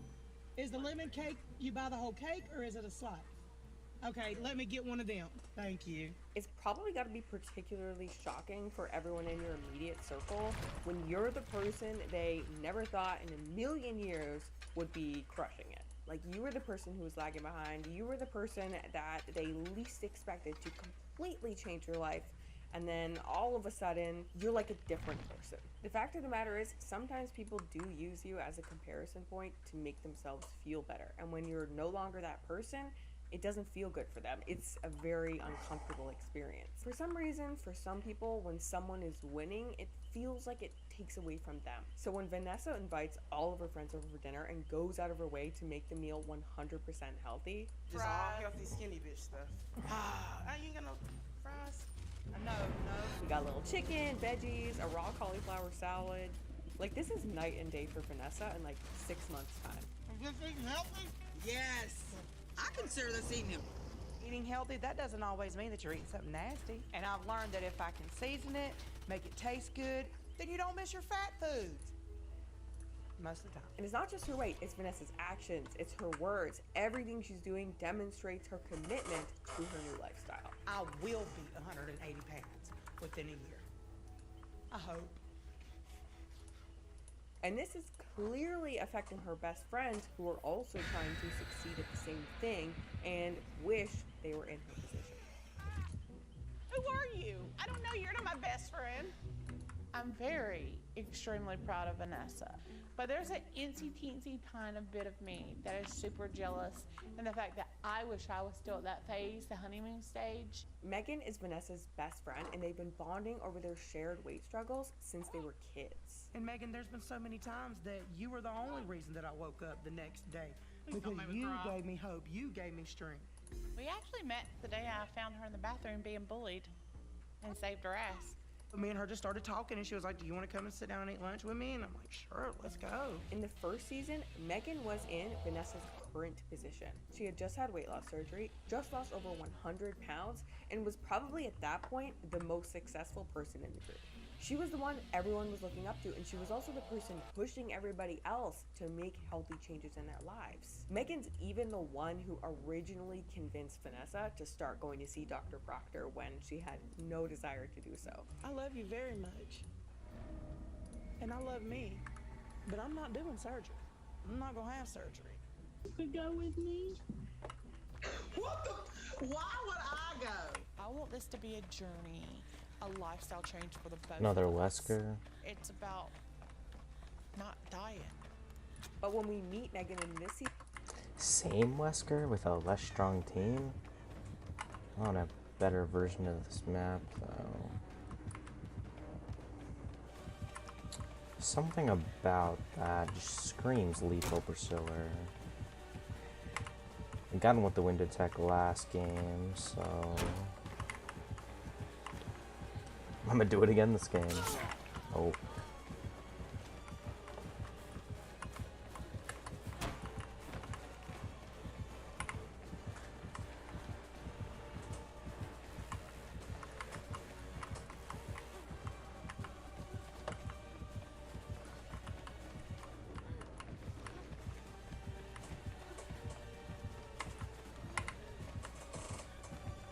Wait, this isn't a pallet?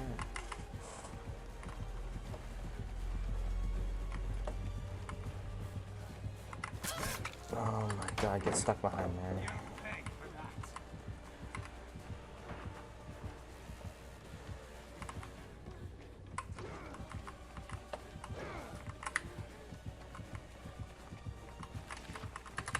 Oh, I knew he would do that. This guy's stupid charge thingy up again. Oh my god.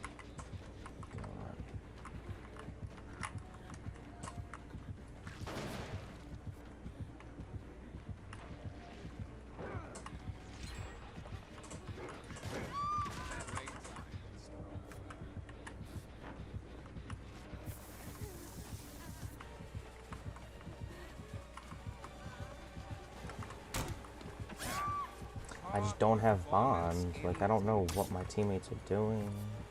I don't know which gens not to lead the killer to.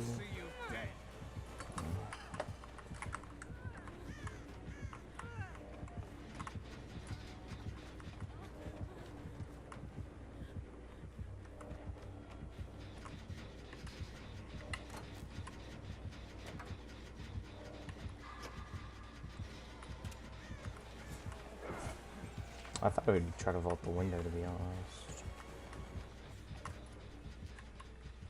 Dying Light, Enemy Obsession. Oh my god, it's the same Wesker, yeah. Did he have lethal last game? Oh, I don't know, I didn't see the perks. I know he had Dying Light though, so this is the exact same Wesker.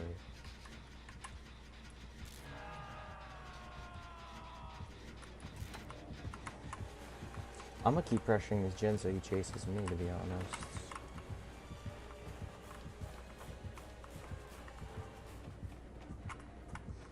They got the... Nia got that unhook pretty quickly.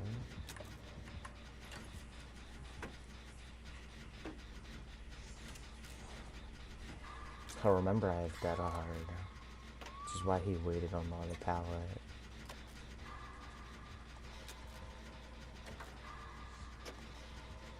Doesn't have pain res. Kicks gens an awful lot. I didn't see any eruption last game. I'm not seeing eruption again this game.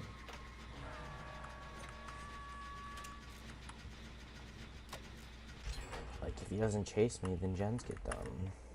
How's this gonna work?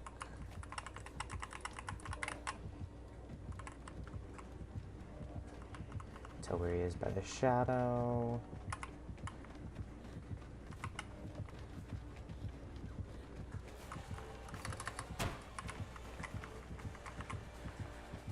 Nice. Go around. Oh, bye-bye. Oh, I see Nia running to get the rescue already, so... Now I'm in a bad position. Yeah, I realized I would be in a bad position.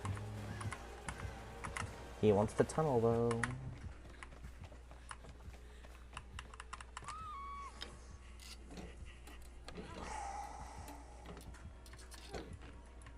I knew I saw Nia through shack window.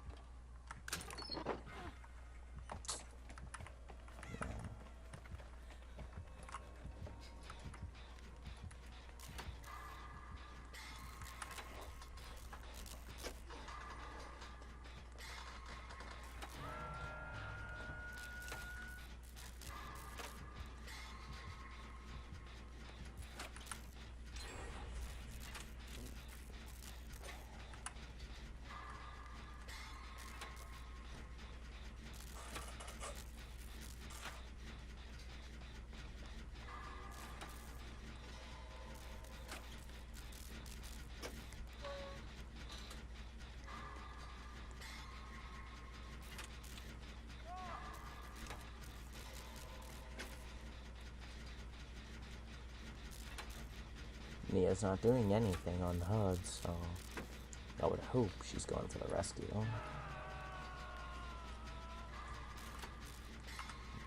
Yeah, she is.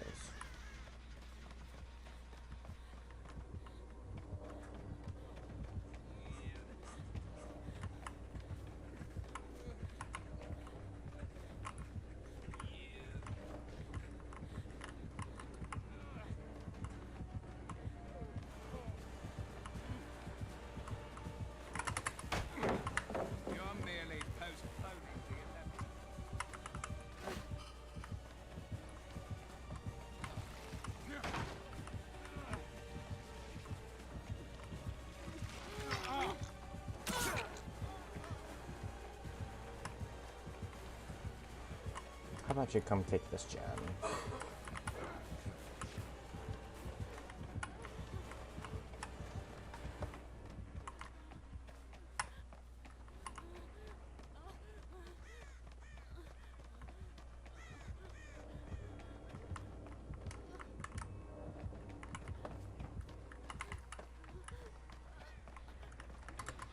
Take this gen, that makes me think he really has eruption, but I don't think he does. He's playing like he has eruption.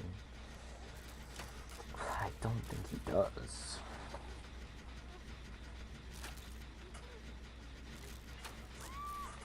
No, he doesn't. That's weird how he's playing.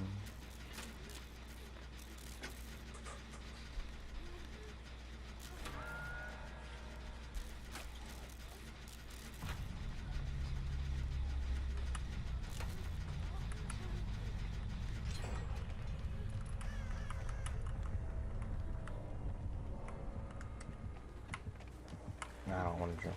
Like, I don't have Iron Will.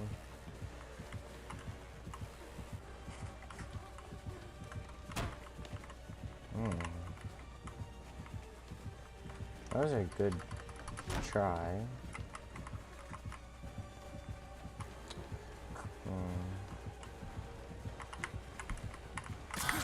Good job. You disappoint me. Is that the best you've got?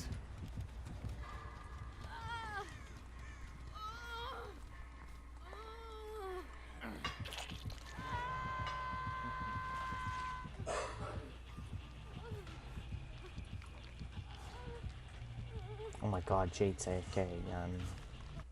Season, she's totally fallen off track. You can really tell from her words and her actions that she's just not mentally in the same place anymore. I feel like a major failure, but I'm willing to do anything to feel better.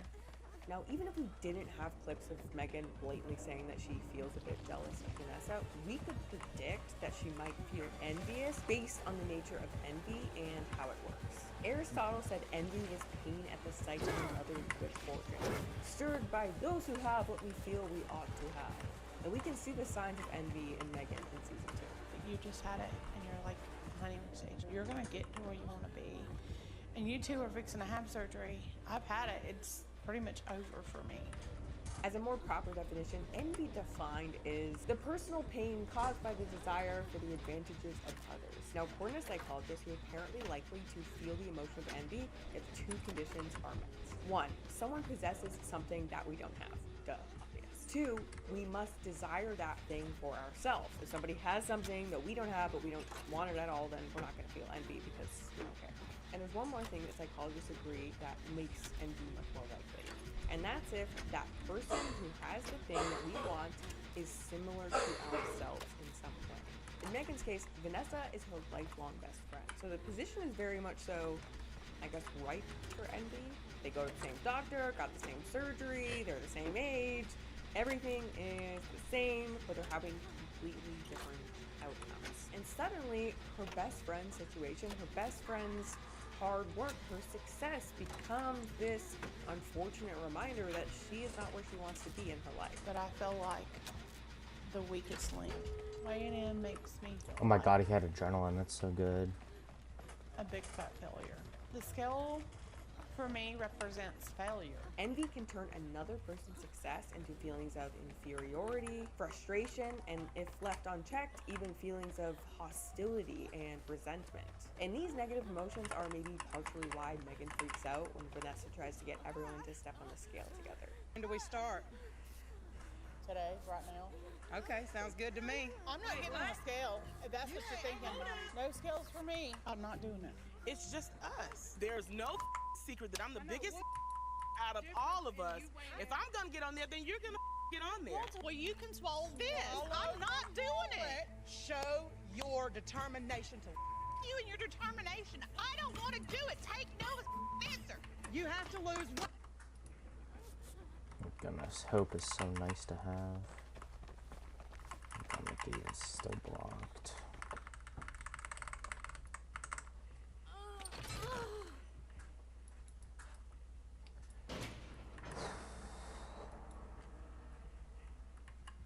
This Jake has been doing really good, even though there's barely any good connected loops on this map. Actually, no good connected loops.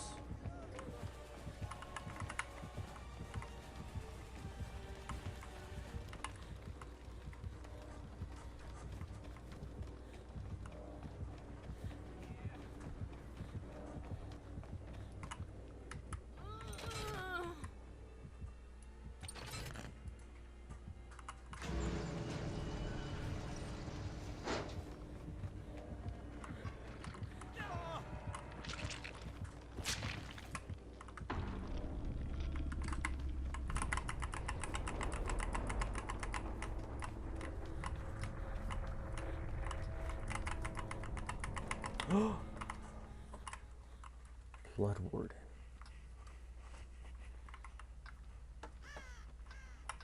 Evil.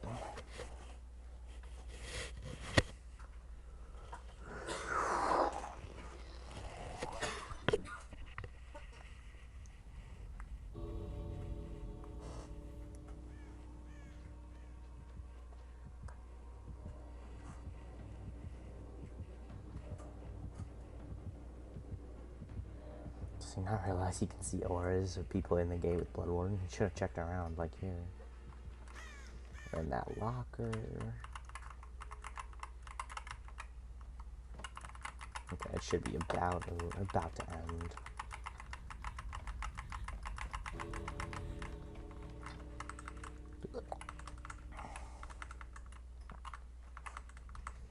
I know you can see my aura.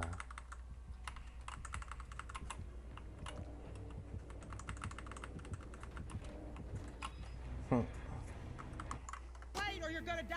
Bitch! Told me the same thing. I'm done. You told me the same thing. You said if I don't lose weight, I'm done. In the worst case scenario, according to psychologists, envy can become malicious and undermine our relationships. Malicious envy can turn into a strong desire to sabotage or bring down that friend's success in some way. If I take too long in this rift, I might get the same Wesker again.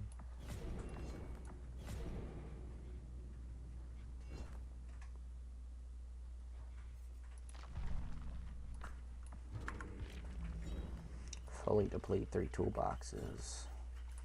We'll get right on that.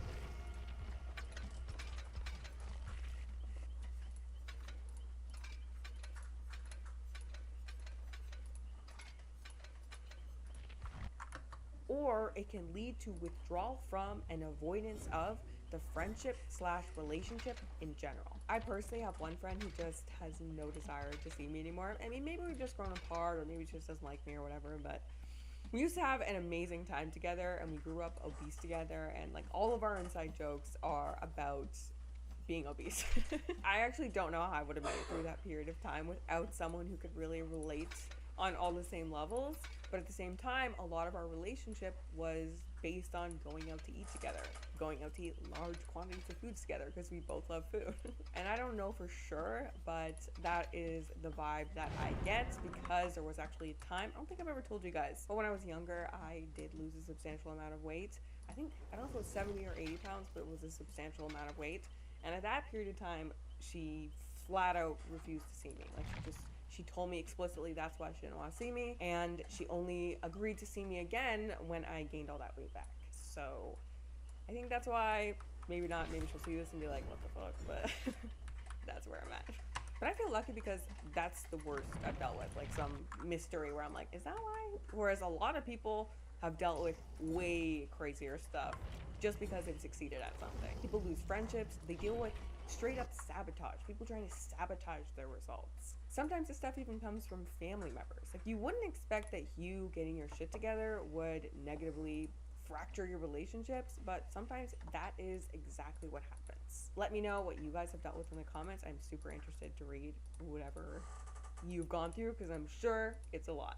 In Megan's case, so far she's not avoiding Vanessa. She's not being malicious. I don't know if it'd be fair to call it malicious envy in this scenario. Any sort of maliciousness seems to be more so directed to herself. That it's only going to take one small word, a text, somebody saying something bad about her clothes or saying a little something positive about me, that'll set her off and send her back to her old ways. Rather than directing any negative feelings toward Vanessa, it's possible.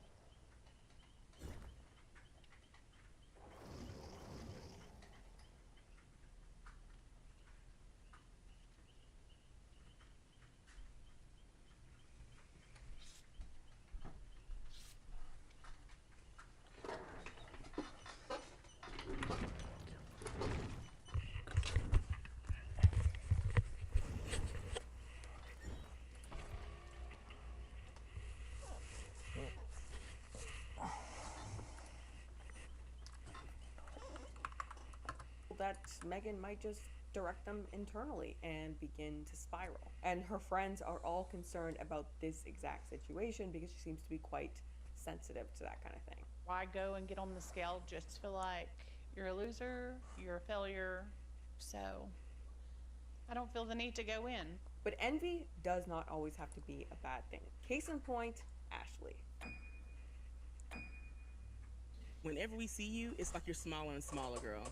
It's so crazy, but it's motivating. Megan and I, we're kind of in the same boat. Her weight loss has kind of started to slow. Same thing with me. She had weight loss surgery several years ago and never managed to get to Vanessa's level of success. I think she lost about 60 pounds.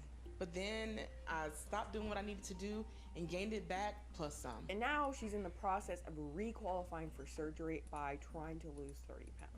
I'm willing to try anything that will get me over this kind of slump I've been in to get these last few pounds lost so that I can be approved for surgery. So again, we have a situation where very similar life circumstances. I think these guys went to the same high school together, although I don't think they were like best friends.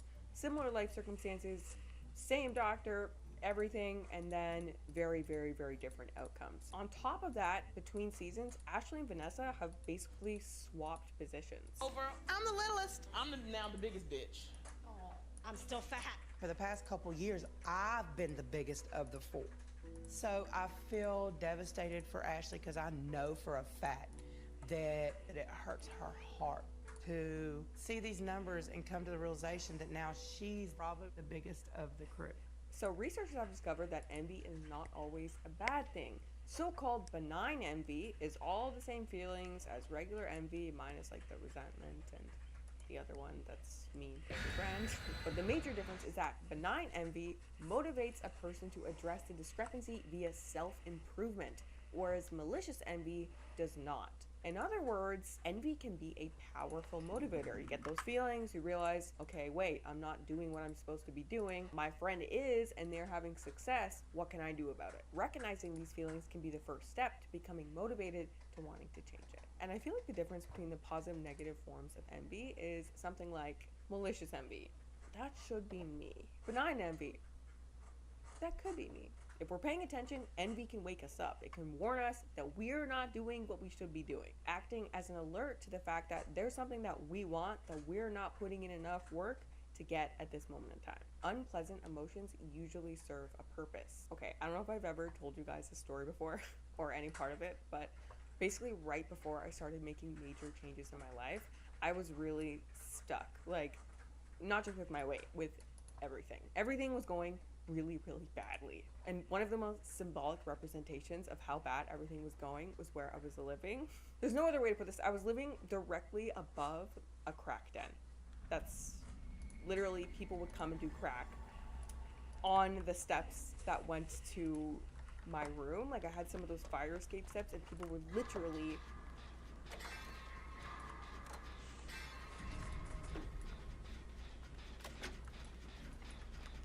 it was crack and it was heroin. Yeah.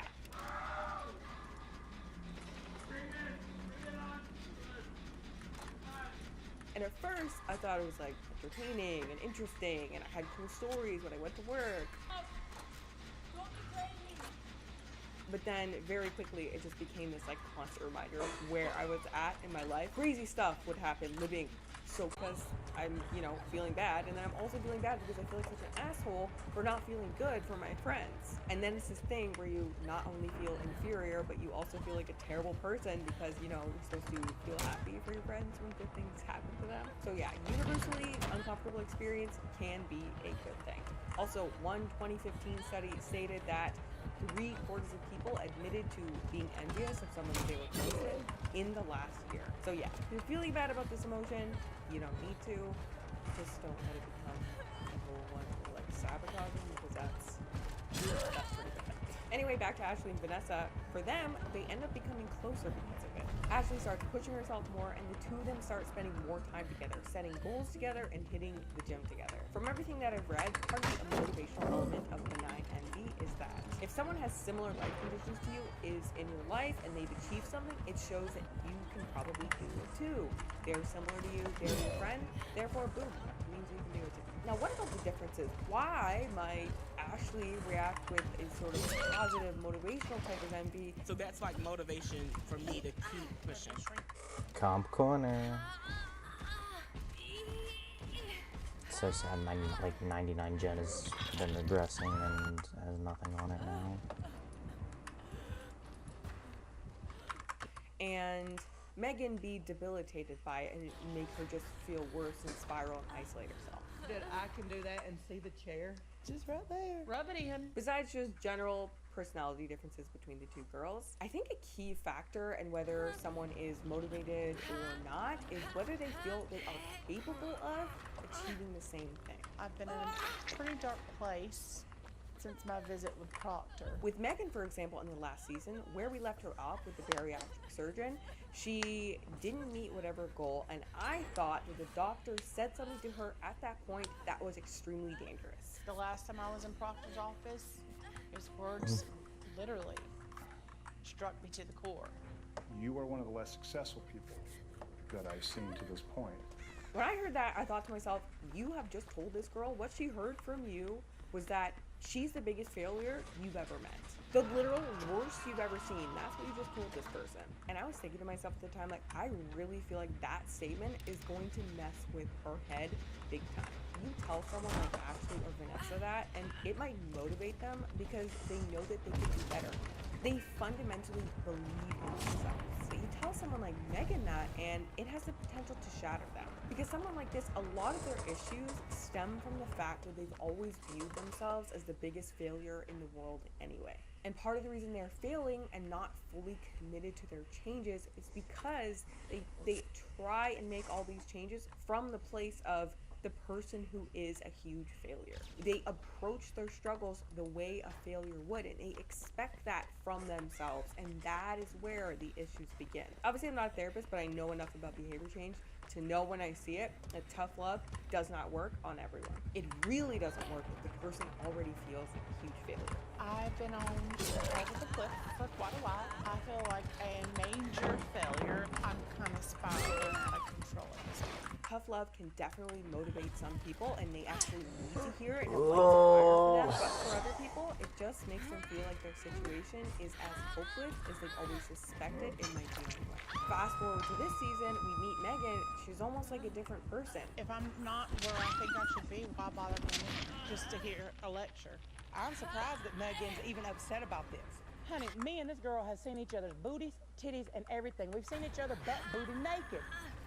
A normally sweet woman is defensive and sensitive, and she stopped going to therapy, she stopped weighing herself, she stopped trying. This was like my prediction, my thinking, and then we got to episode 3 of the season, and Dr. Proctor literally realized what went wrong and that he had used the wrong approach. Maybe my approach with her was not what was going to be most effective with her. I talked about this before, but the most basic theory of motivation equals value times expectancy. The value of the goal plus the degree to which you think this goal is achievable to you is how motivated you will be to attempt to try and change it. It's not the only aspect of motivation, but it is definitely a big piece. This is another one of these shows, like I only started watching it for the channel, but now I'm completely sucked into it. Compared to TLC shows, for me though, this one feels different. It is so motivational and sweet, and you root for these girls so much, and they are actually making such an effort. Like, you don't always watch one of these shows and get people who really, really, really want to change. But this show is literally for women trying to change their life, and that's kind of my thing, so I'm super into it. If you haven't watched it, I recommend it. It actually is really, really good, and it's a good time. Super stoked to see where Vanessa takes things. She is absolutely crushing it, and Ashley is well on her way as well, and I'm sure Megan can currently.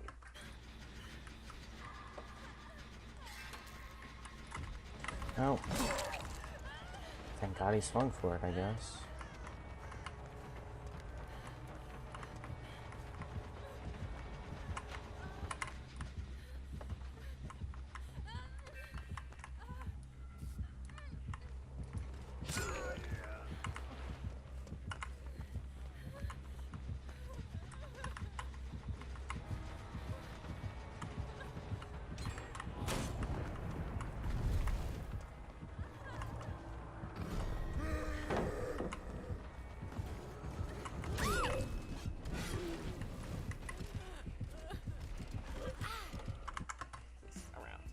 There you go. We That's did what that I for want. fun.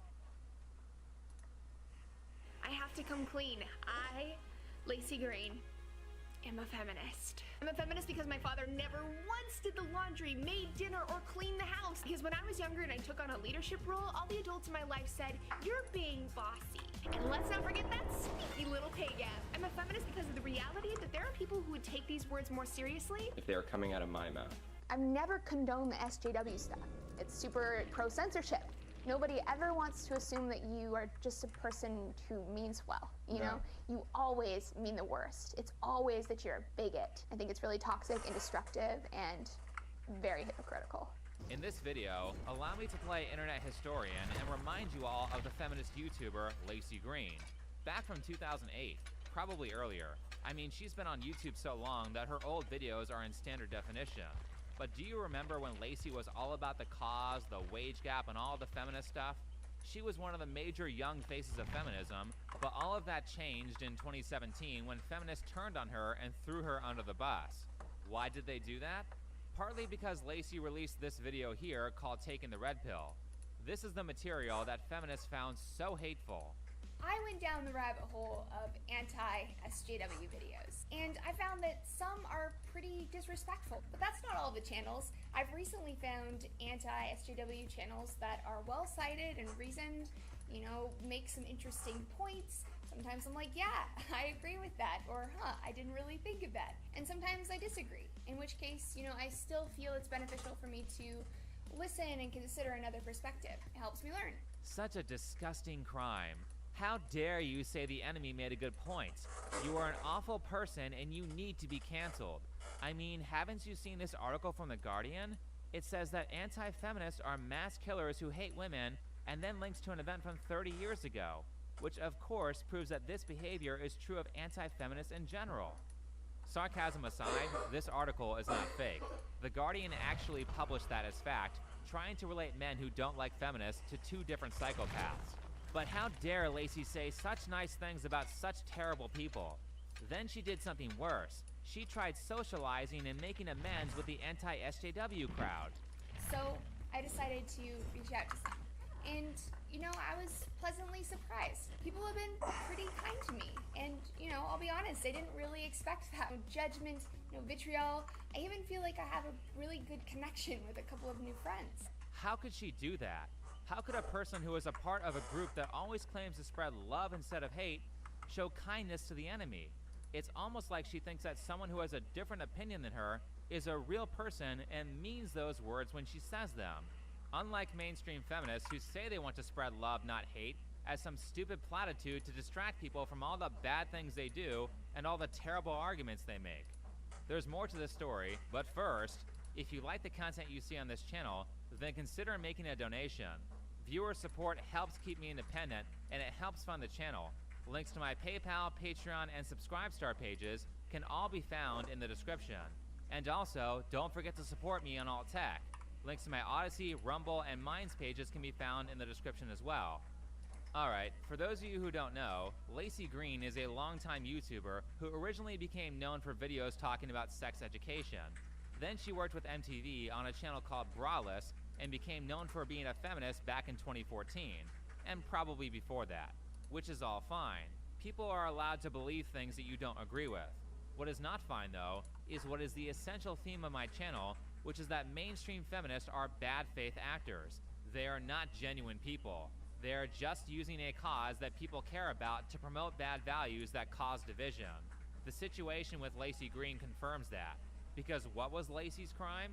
1, she criticized feminism's proclivity towards censorship. I want to talk to people because I think things have gotten a little out of control in the feminist sphere. It's super pro-censorship, like overtly pro. Like we are going to campaign to get you censored. This is actually a consistent principle from Lacey, and is something that she's always believed. The reason that she got into talking about sex education on YouTube is because she was tired of being censored on that subject by her community's Mormon values. So that's crime number 1. Lacey is anti-censorship. She dare give a platform to people who feminists call bigots. People have this idea, kind of like what We do love a man who's protective and you know, not a wimp. Viper's next YouTube video. Help raise money for Click so he can go live next to Somerset. Exactly. So good, I'm eating right now, Yeah. too. Here, can you go full cam? No. Why? Come on, go full cam. That's weird as. What? Me and the chat Why trying do to. you need to see me like eating my food? Like Me and the chat want to. I speak for the chat. We want to see you eat. I'm done. You make me feel awkward eating. It's like I'm back in middle school and can't eat in front of a guy again. You want to eat in front of a guy in Awkward. middle school? Yeah, I'm scared to eat in front of people. Why? Oh, you're definitely like a sloppy ass eater then. If you're both eating and you're alone, do you consider this a date? Yeah, this is low-key like an e-date. An e-date. Yeah, Because we're eating food. together. So I basically That's just what took you you. wanna call I basically just took you out to an e-date. No, you didn't. You didn't even ask. Joking, hold up. Oh yeah, guys, I'm about it when it gets to there. Yeah, you're like the.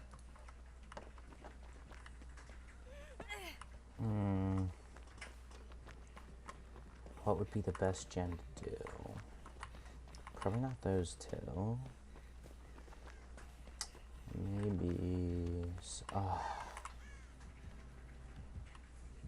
It's a night again, bro. Nah, just kidding.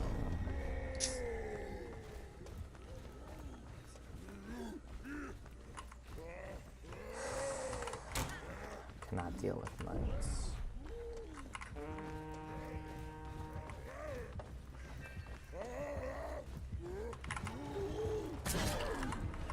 Oh. Great job. Yeah. Can I just get my toolbox challenge and be over with this stupid game? I don't want to play against the knight ever.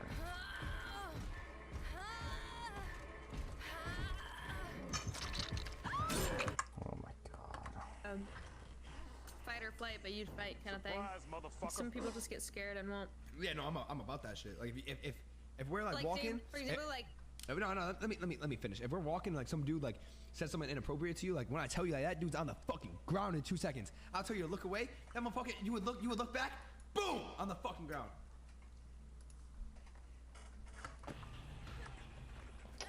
No, I just need to deplete the toolbox and then I'm gonna go suicide. I did not need to be playing against this fucking knight. Absolutely not. Never in a million years. Not playing against the knight.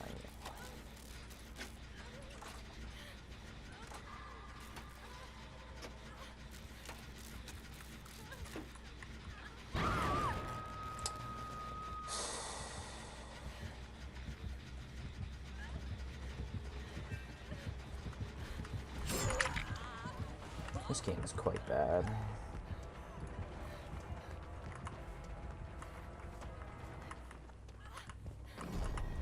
Like, why can't you see the trail anymore?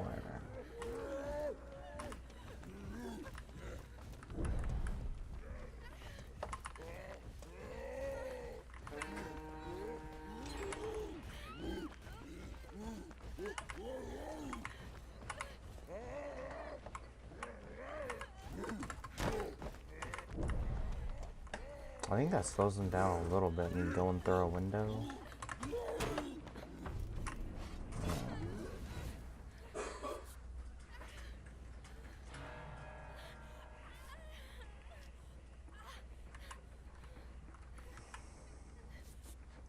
Just need to deplete this toolbox and then I can just do whatever I want.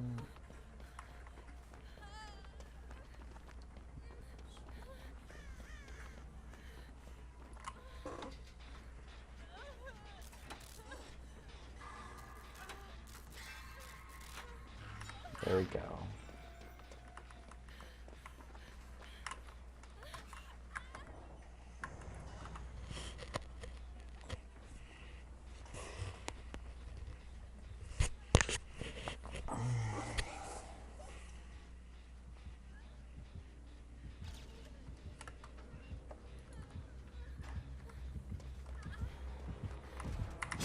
My. It's every time.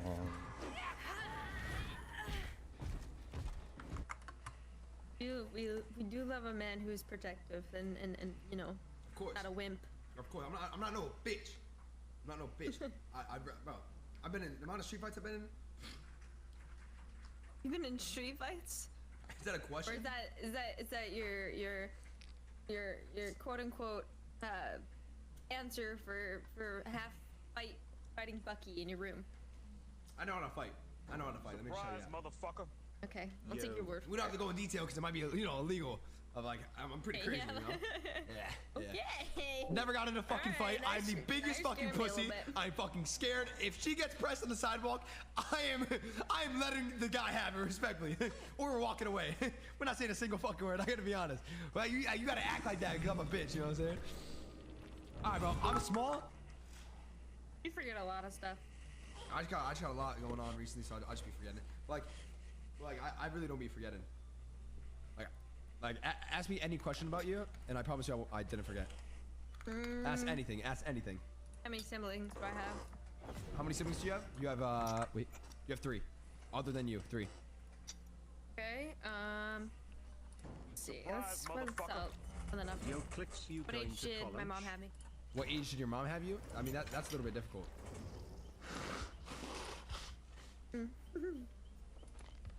17. 17. Holy shit. Ask someone about you. Ask someone like about yourself. Favorite colors? Your favorite colors? Pink, purple. Okay. Nice.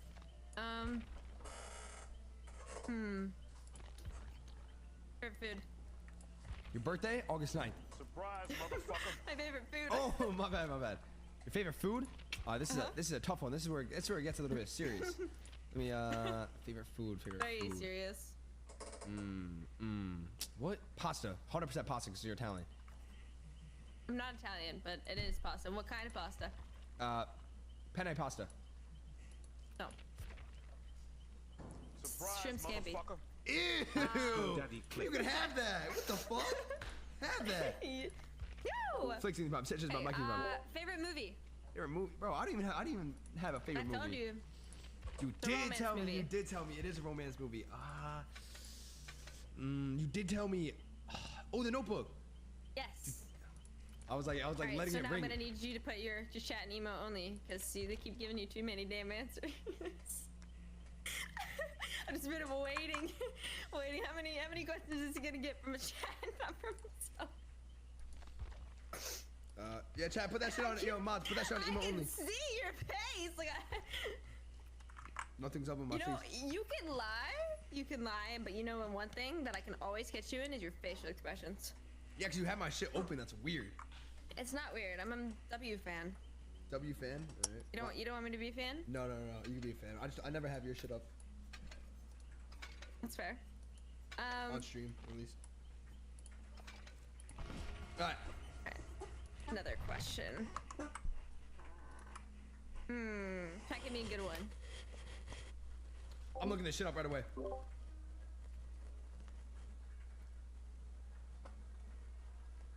Ooh, what sports did I play? We've been over this one. And I'll give you. There was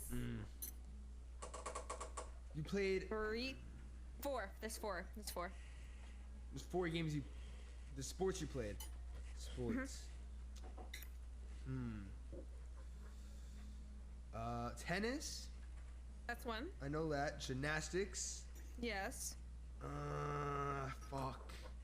Cross country. I know you did that for running and shit. Yeah. There's one more. Fuck. This is hard. I don't know the last one. I don't know the last one. Soccer. I knew that. My bad. Okay. Are you gonna tell me why you're my viewers list now? Not on your view list. I literally have nothing open. Peep. You're full screen. Peep. I have nothing open. Let me see your history. Nah, I can't show that. Like, I don't even know my own history. You know what I'm saying? Okay, yeah, that'd be safe not to do that. Alright, 2 more, then we're playing. Okay.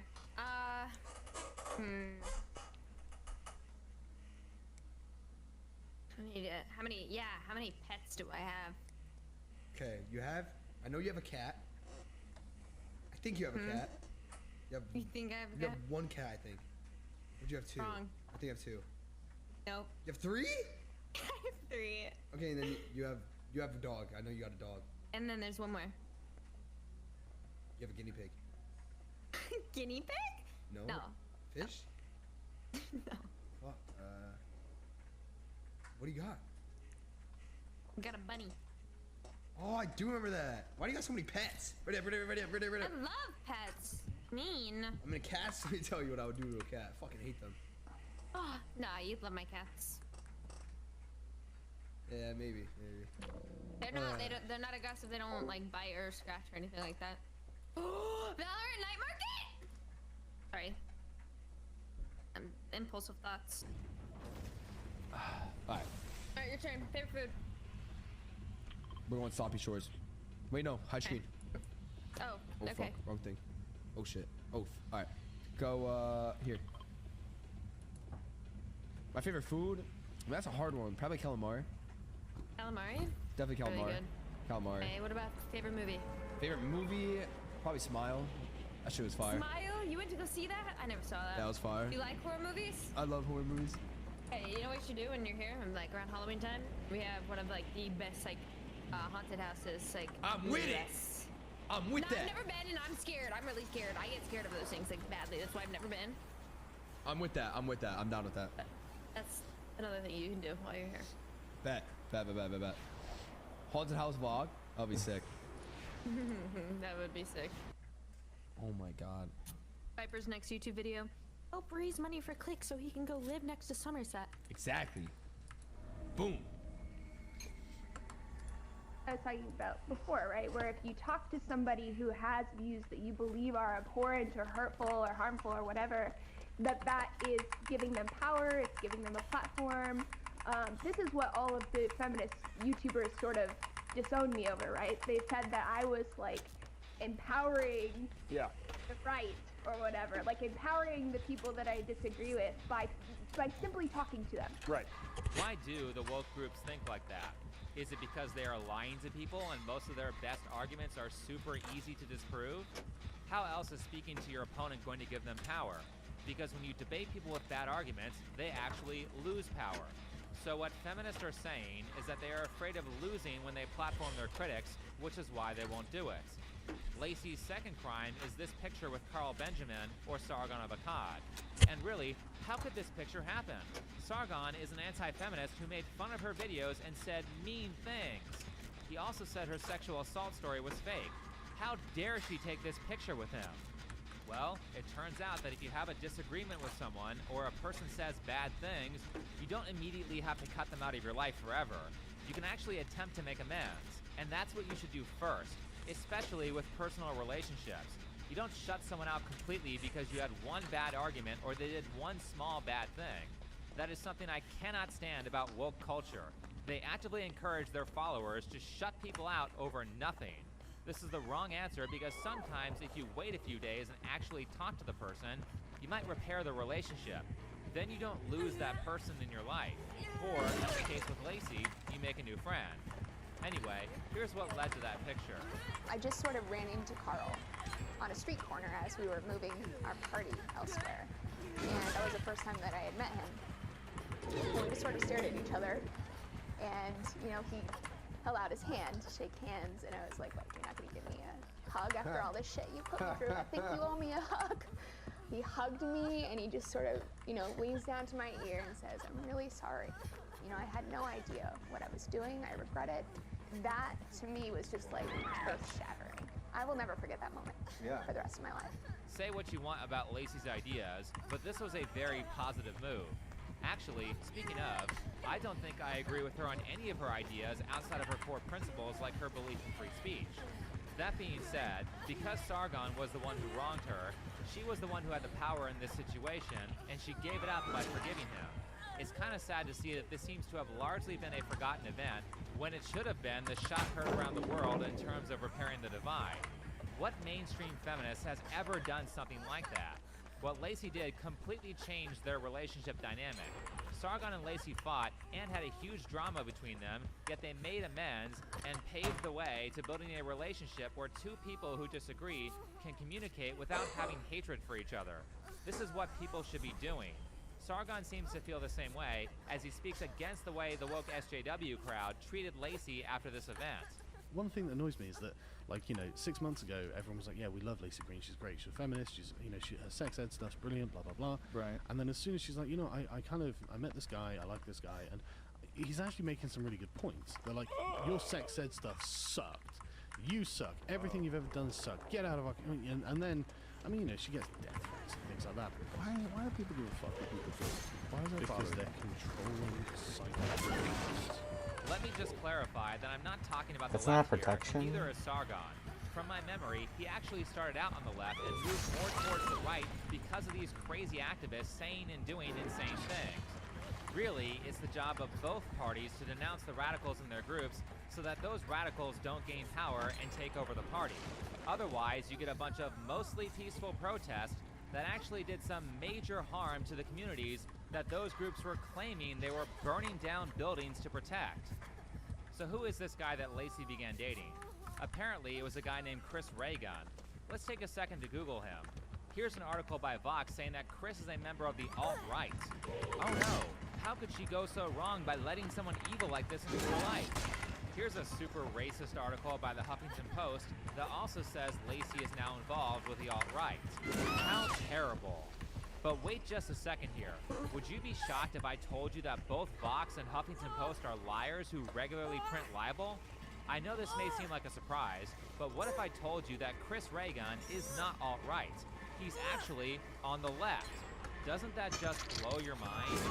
Anybody who knows me, anybody who's followed me for a long time knows that I am a staunch liberal. I am probably the most liberal person you will ever meet in your entire fucking life. And that is why I talk about social justice warriors. That is why I talk about the regressive left. That's why I talk about this perverted form of liberalism that's been taking over media and social media for the last couple of years. Because I don't see it as an asset, I see it as a danger. Because what it does is it essentially, the whole idea behind the regressive left is using a liberal stance to justify regressing back in time. They justify things like segregation. He's absolutely correct here. And don't think that you're immune to this if you're on the right. I remember back when Harry Potter came out, a bunch of crazy religious activists tried to get it canceled because it was promoting witchcraft. Tons of nonsense things were censored when I was a kid because of the right. Now that the left is the establishment party favorite, they are still trying to cancel J.K. Rowling by calling her a TERF. This kind of behavior needs to be denounced on both sides over and over again, because if you don't, radical groups will infect your party and their ideas will take over. That becomes a big problem for everyone. Now, I was not familiar with Chris's content before making this video. Maybe I watched a video of his back in the day, but probably not more than one or two of them. After watching a bunch of his content for the video, I mostly agree with the statement about where he aligns politically. Chris appears to be center-left with consistent principles on fair play. Principles that are so consistent that even though he called her a bigot in that last clip, he defended Anita Sarkeesian when for some reason she got censored. It's also really irritating, by the way, that I know as I'm making this video, I know then people are going to be like, of course he's defending Alex Jones because he's an alt-right edgelord. I just know it. I just know those people are going to come swarming in. I know it's going to happen even though I've defended people like Anita Sarkeesian who've had their channels terminated in the past for bullshit reasons. He was referencing when Alex got banned from every social media platform, essentially within like 3 days. More on Anita later. First, let's go over some of the treatment that Lacey got, purely because she said she was against censorship, and because she wanted to debate people who had views that are different from hers. One, she got a ton of internet hate for it from the SJW crowd. There were a lot of negative comments on her tweets with Sargon, who alleges that many of those comments that she received were threats on her life. We have a lot of dislikes on her Red Pill video. That's not the worst dislike ratio in the world, but in my opinion, anything over 10% dislikes is bad. Moving on to things that are more severe. She had 2 major corporations, Vox and Huffington Post, print libel, which is the written form of slander, saying that she changed her views and now associates with a radical group called the alt-right. This is crazy because not only is that stuff about the alt-right not true, but Lacey didn't change her beliefs either. You can watch this video on Steven Crowder with them talking, and she takes the left position on politics every time. She also said this while talking to Tim Pool during that time period. Like, I'm just like in the middle, like talking about what's happening. We're all kind of in that Yeah, you position a little bit. make it. Well, no, you're a traitor. I'm not a traitor. I'm as libtarded as they come. You know, like I'm not like changed sides. All I said was right. I'll talk to you. You can agree with free speech and be on the left. Right. But Let's not give that to the right. The only thing I've seen her flip on was the wage gap, which is easy to do because the science behind that is nonsense. Have you changed your stance on the wage gap given the overwhelming evidence pointing towards perfectly reasonable and non-sexist, systemic or otherwise factors? Yes. Yeah, I've done more digging into it. I still think the research still shows a wage gap, but it.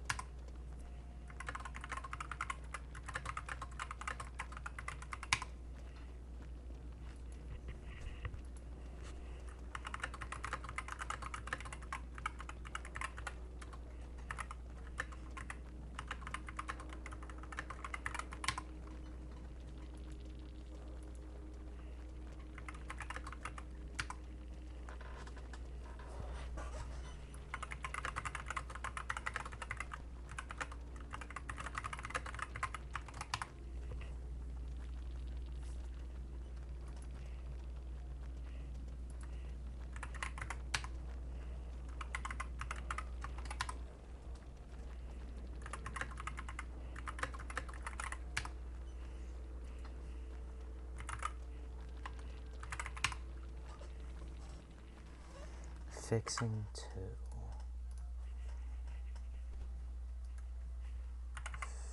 Fixing to.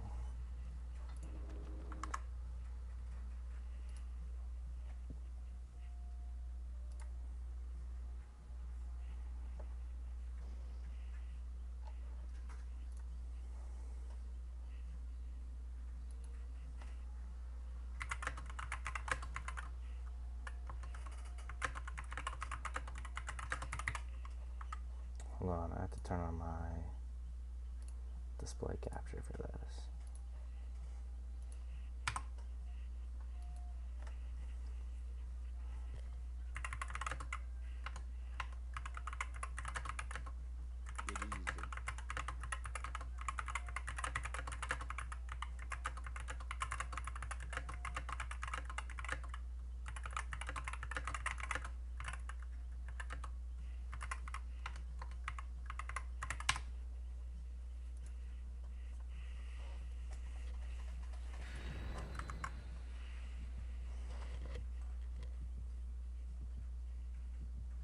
Yeah, you only need 2 protection heads.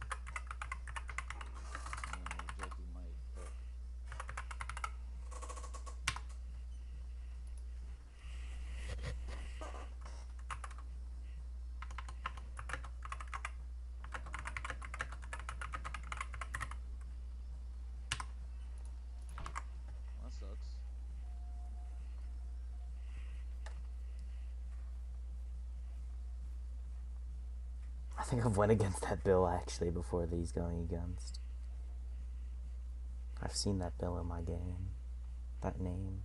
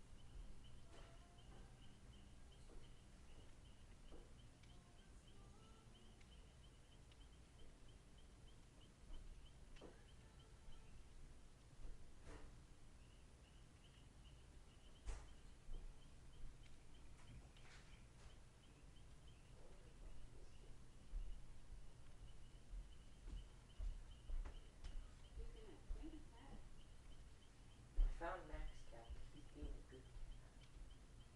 Candy Cat and also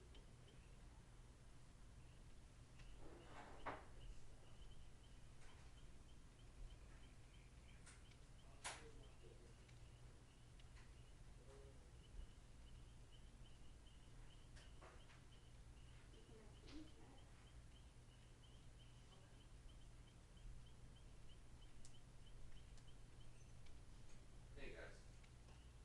I forgot which channel. Yeah, which channel is on. So Anelia, I'm confused. Why do we? So there's an existing user ID being passed in the payment process. Why do we want to change that to operator ID?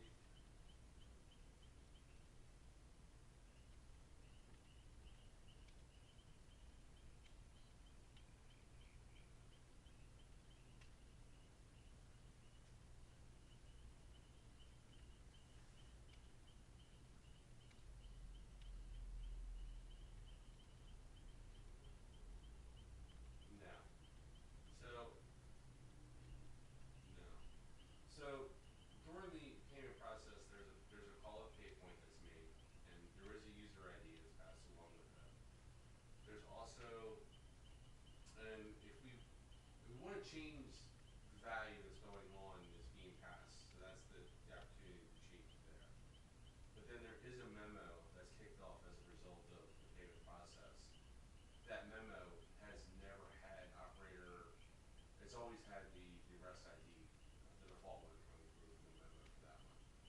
So unless you're making a change to this process, my view is that we leave that alone, unless you have a different view of it. I think that vein is fine. I don't think you need to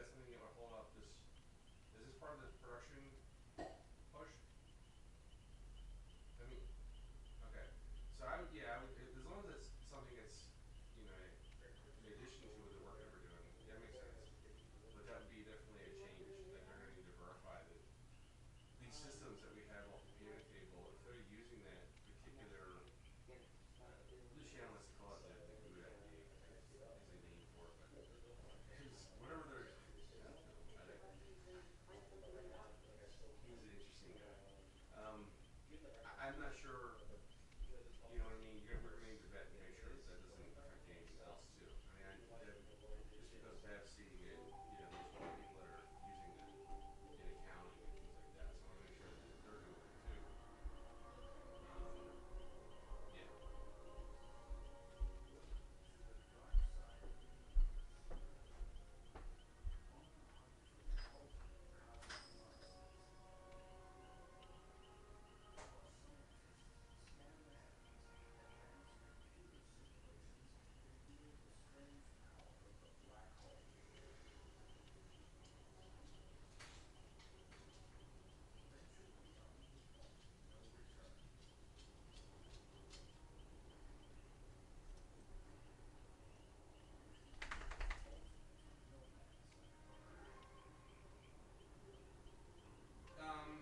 Again, you can do it. It's just I don't know what the consequences are.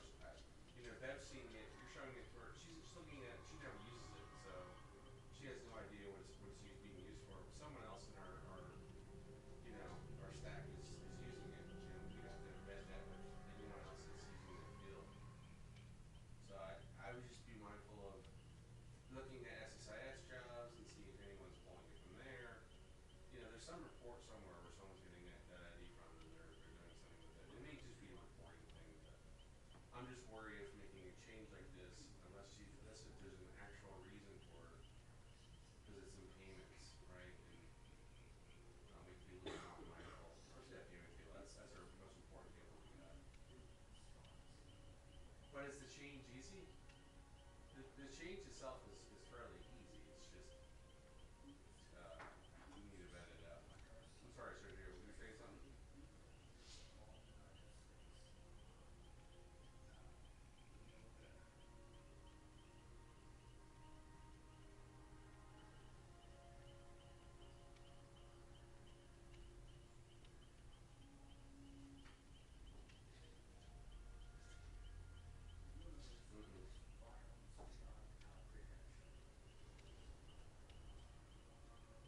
Well, I think there's three.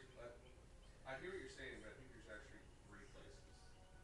One is potentially as you said, it's in the table, and that's where it gets carried to the bus. And as you say, it does it asynchronously to the bus. The call that falls afterward actually does the FISAR call to make it specific about what it is. But I think there's a third one that happens off the pay point, on the pay point side, that kicks back to FISA. So I just want to make sure that if we do that, all three of those will jump, which I don't think is a challenge. I'm worried about ID's been there for a very long time, and changing it. What does that mean for any of the processes that are currently picking it up? We just need to vet that. So I would say, Amelia, that would be a question of like, geez, we at least have to put an email out there to a few key people. Dave Tomasevich would be a good start. Just vet around a little bit and see who's using this, and if they want uniformity, because you can clearly see. I mean, I ran a query. The only one that's actually obviously using that field is call. There's actually, I take that back. Can I show you something real quick on my screen?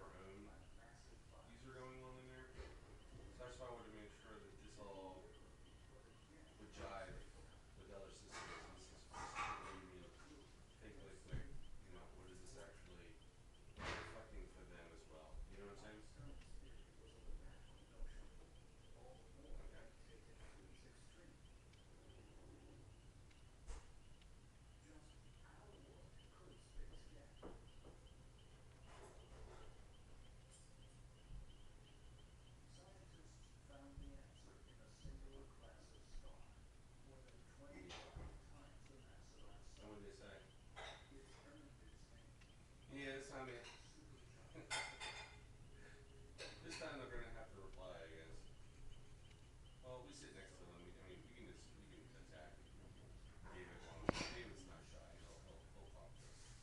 But yeah, just tracing through it. Go ahead.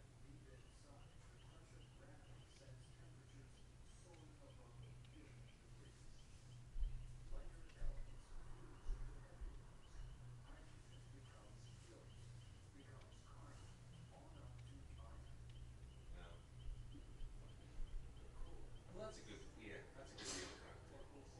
Yeah.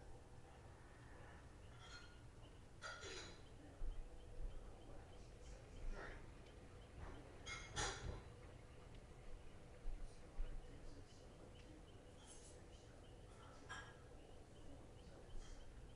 Yeah, again, I don't see the problem doing it. I don't see the problem carrying it forward to the memo. It's just a matter of, David goes, well, if we're changing it, then it's okay with everyone else. Mom definitely. I guess it really is David. It's really David's got to sign off on it. Eventually. Yeah, that works. David signs off on it tomorrow, but then I would ask, Do I come to your house on Monday before I go to dinner? oh my God. No, there won't be. The lady sits right next to David. No, the other one. Keep going to the left. The other. For how long? Yes. Yeah, I'll have Kathy Yeah. and David's last time. Okay. Okay. All right.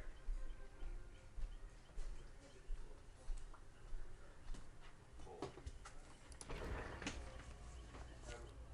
Have a great weekend.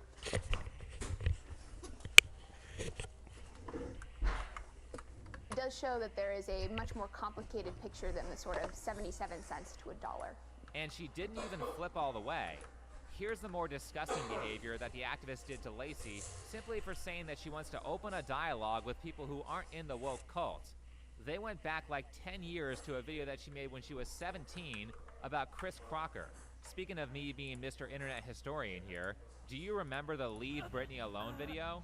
Well, Lacey had said in one of her videos that Chris Crocker is her favorite T word. It's ironic that the woke people would have a problem with that because Chris, now Kara, used to say that word to refer to herself. Here's the thing with going back in history and retroactively punishing people for new rules that you recently made up. Back in 2006, or whenever this was, everyone was saying these words. Everyone was saying the new F word that we now can't say, and the T word. I bet you could find any celebrity who is old enough and What? Yeah? Yeah? Yeah. What about it being 4? What is that thing? Oh.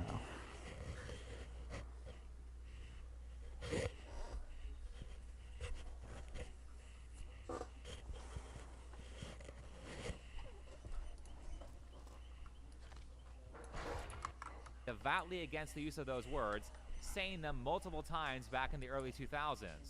Do you see why I don't like the censorship of words? Especially now that everything is being recorded.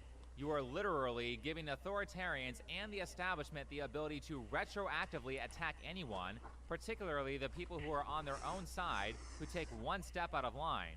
I mean, what about this? If I'm working on a car, am I allowed to abbreviate the word transmission? Or Look at me, content machine. What if I'm like 5 minutes away from you? That'd be crazy. You want to be creeped out? What if I made like weird ass jokes all the time then? Like Yeah, imagine then, like, I made like weird ass jokes saying I watch you sleeping shit through your window. That'd be weird. Stop, that's not even funny. That's Don't not even funny. I bother. know exactly. That's weird. That's why I would never say that. So weird. Yeah, You really just weird. tell me you're not smiling right now. 'Cause if you're smiling right now, I'm gonna be very upset. I'm not, bro. That's weird. What?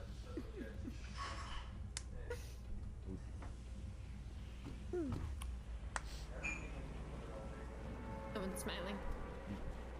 No, we're just not smiling. No. Just focus on the job. Told you facial expressions says it all. I'm not even smiling. Hello? You did. I didn't. Yeah, you did. All right, come on. Come on. Are you then over here? Okay. Yeah. I gotta fucking DMR. I've just fully thrown. No, you're good. No, I'm good. I just don't have fun. Okay, I'm good now. Alright, on you. Alright. Hi. Alright, we're chilling then. Okay. There's a scar right here. I'll just come down the stairs if you need. Coming. I got a shotgun. Well, not yet, but. Well, we are kind of excited. I mean, we love you guys and Elaine and all, but yeah. Where'd my fucking item go, dude? Where'd my medkit go? I need that for this Metal Man build. Okay, Metal Man is gonna be useless and against the Huntress, probably just gonna be detrimental against the Huntress. Object of Obsession is just gonna be a detriment. Unless she has like a ton of order perks. Since she's a default Huntress and playing like that, I don't think she's not very patient, so.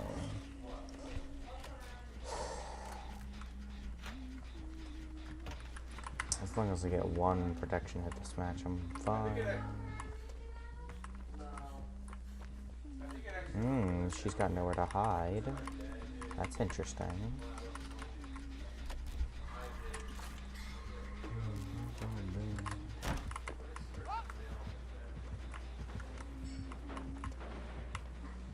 There's the nowhere to hide.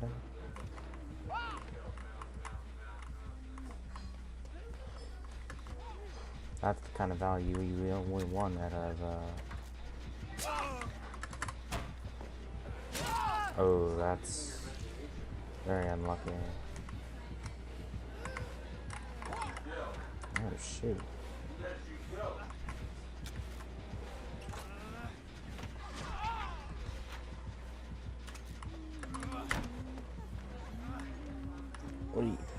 I need one protection hit. Come on, Meg. Go.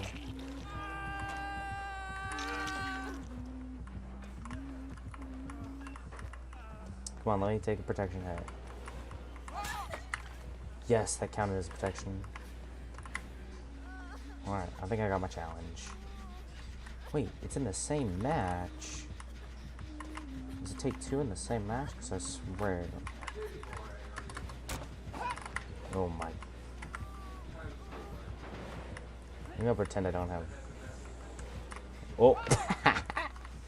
Sucks to suck. Ooh. Sucks to suck even more. Oh, sucks to suck even more.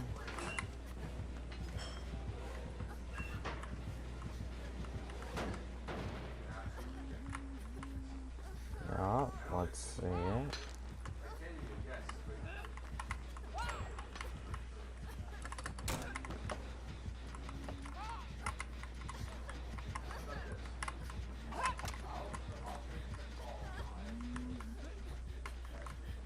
About to see her aura. I know she was gonna do that. I'm gonna go right here so she can't hit me through that window. How much are we gonna do this, Huntress?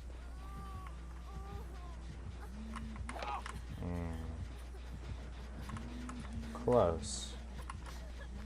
But not quite there.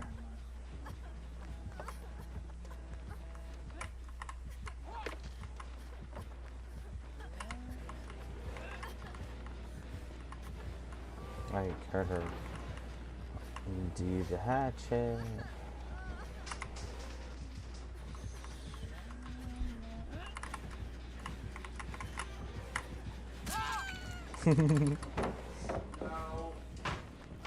I win that dead hard every time.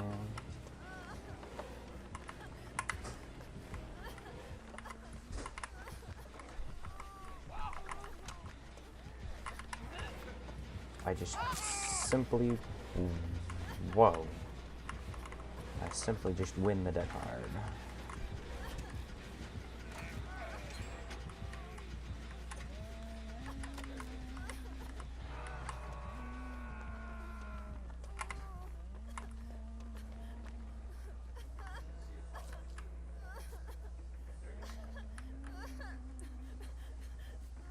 What was revealing my aura just then?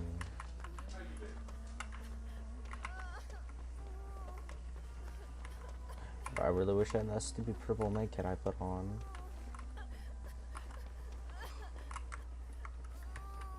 Gotta take another protection hit in this game, really.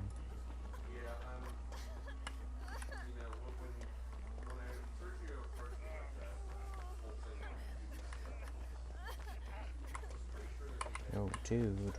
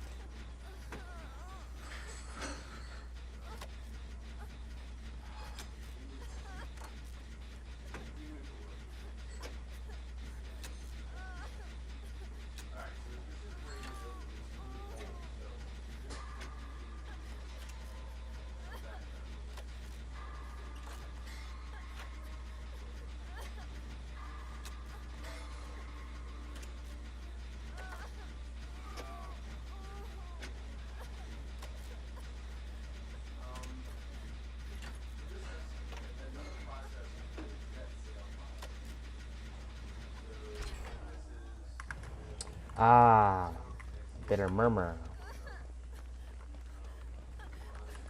Bitter Murmur, nowhere to hide. Is barbecue gonna proc? Who knows? Wiggled off. That's very good. So we know Bitter Murmur. Nowhere to hide. God, having object against a Huntress with aura perks is very good. Having object against a Huntress without aura perks, it's not good. Prove thyself. Yes, sir. I don't know how I'm going to get another protection hit in this game without sacrificing, but I'll sacrifice to get the challenge.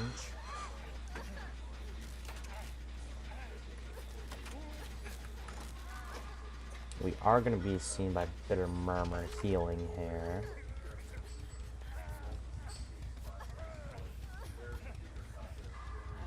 She can't snipe us from here, though. Oh, that's not good. Yep, she tried. I knew there's too many things in the way, though. God, Object of Obsession just makes going against Huntress so fun.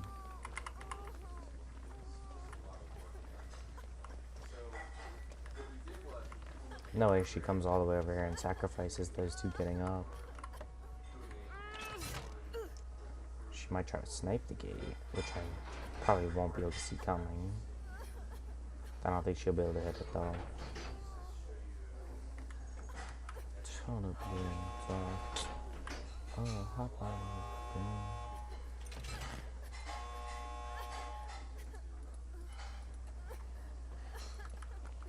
Is basement in check?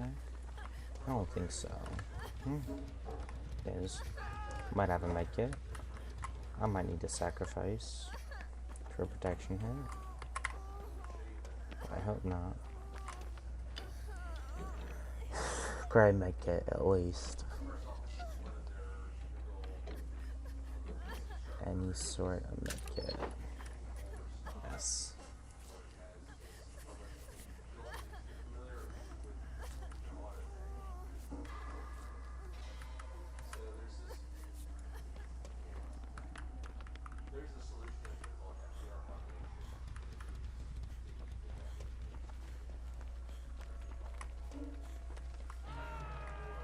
It's not barbecue.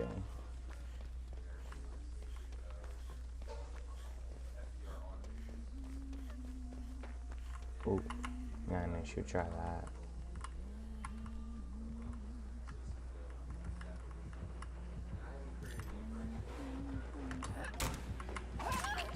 Really?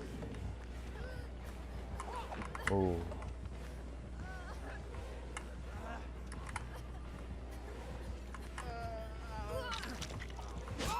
That's a protection hit. Yeah, I knew I needed to do that because I needed another protection hit. Please, she's like out of hatchets. This would be the prime time. be the prime time to make a rescue. Oh my god.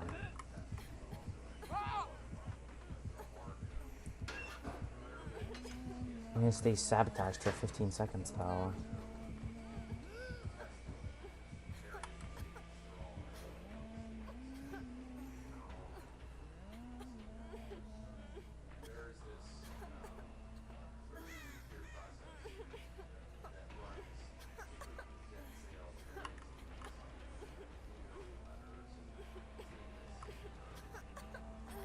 I need to go away from all the hooks.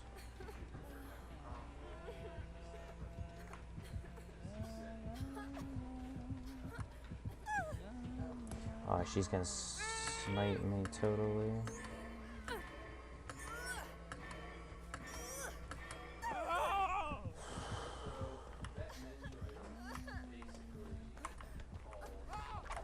Oh my god.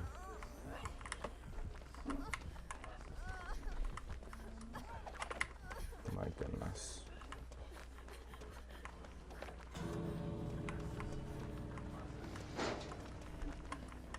I got the protection hit and the escape. Wow.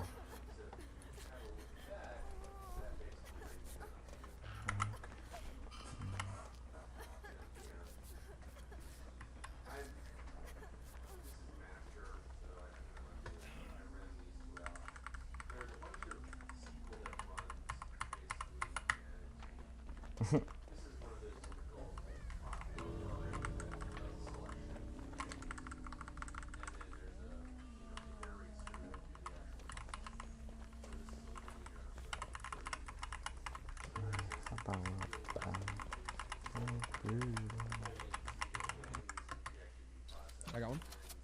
Nice. See this guy.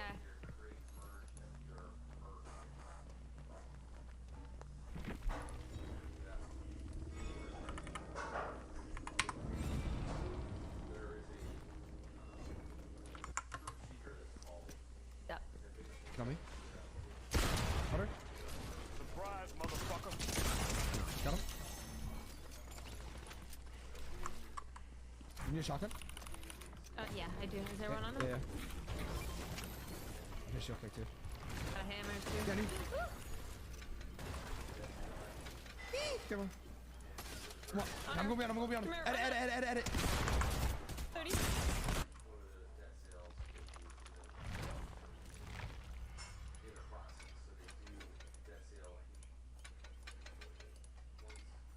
I can see him.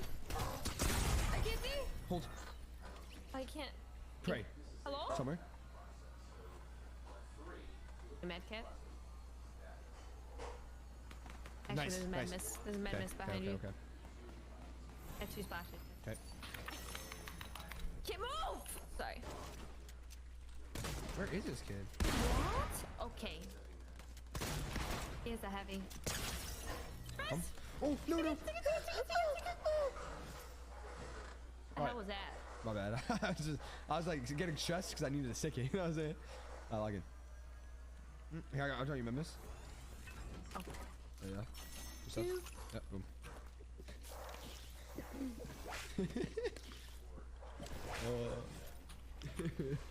Yeah, bro, I'm actually excited to move. I keep on saying the same shit, but like, I'm actually kind of excited. Just different. Exactly. The It's a new switch up chapter. from what you're used to. Yeah. Nah, yo, beat this kid up. Bro, what the I got him. What's up? Nah, bro, bro. It's not even funny, bro. Okay, I got one pumped. I have no shield. Get him. Nice. Yo, bro, like, why y'all be, bro? You turn into my life. I'm not a fart, bro. Like, I don't know what you guys are on. I don't even know why you just told me that.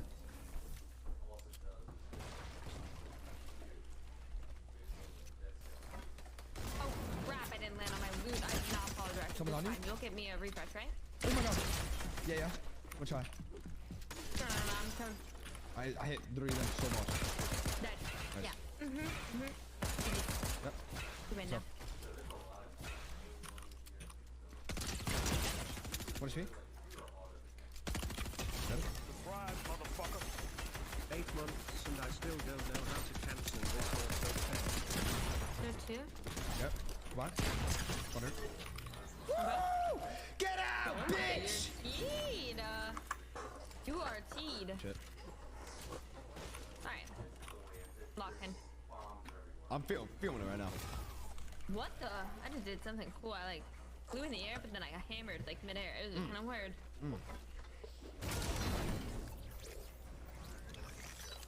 Okay, do it again. Hold up. Make it suck? Nah, just shit out these motherfuckers. It did not work. I'm trying to find one. I don't know where people are. I see people right here. Like on the other side of the ledge, though. Like the gas station. He's over here too. I might go for them. Surprise, motherfucker. Wait, I'm looking at you. I'm looking at you. DMR. Whoa. Ew. You good? Yeah, man. Trying to chop me. I think that's gonna work. 30 teammates. And then Surprise, motherfucker. Oh. Nice.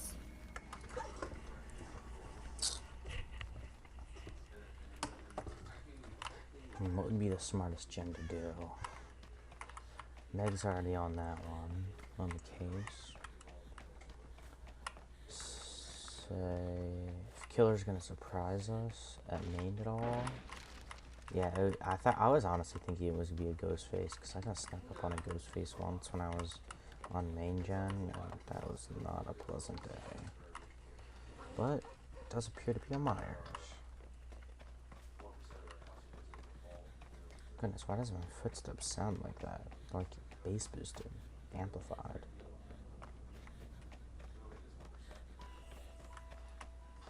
It's not stalking me.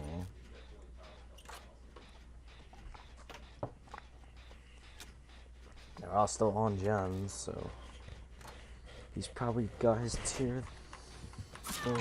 Oh.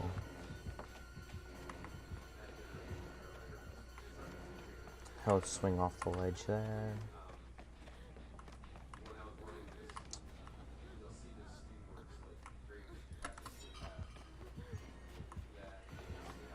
Well, that does count as depleting a med kit. Not bad, little bad, huh? I'm gonna try to get hit again, actually. I'm gonna pretend like I was trying to drop the pallet and then get hit again. Because I don't want him to pop his tier 3 and me not have his a dead hard. So I'm just gonna use that as an extra hit and to, you know, preserve that pallet. Yeah. Now I get over here.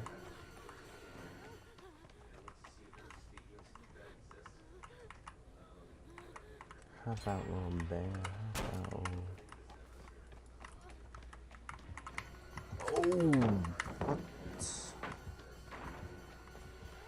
Oh, I probably have to stay here, actually. There's no connecting tile. Bro, why is he such a short terror radius, bro? Oh. I forgot I had no resilience. I was playing like I had resilience.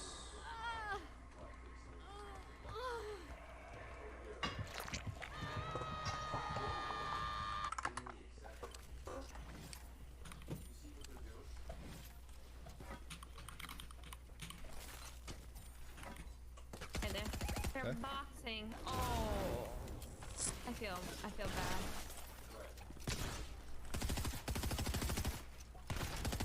What are you in?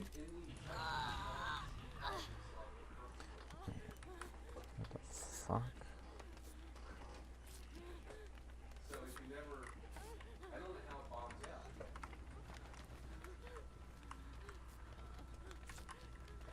Can't tell.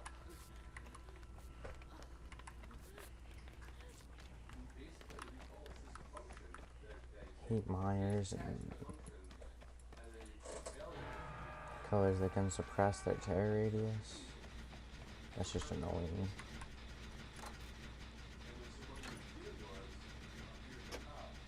Because it is just like free hits, no matter how good the survivor is.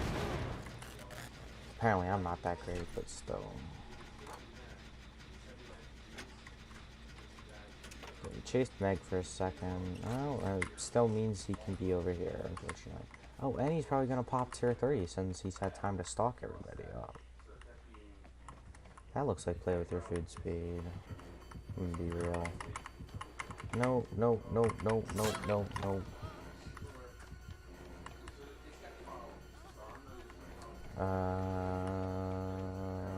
Oh, no pallet here, I'm dead.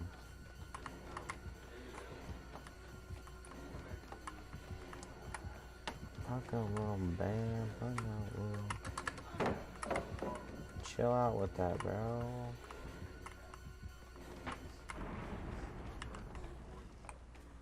A floor wall. Whoa! How does that still hit?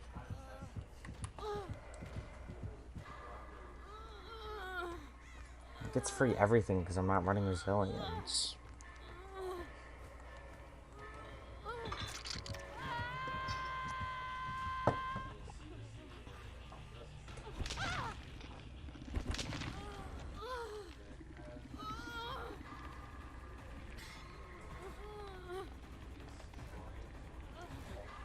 Better unhook me.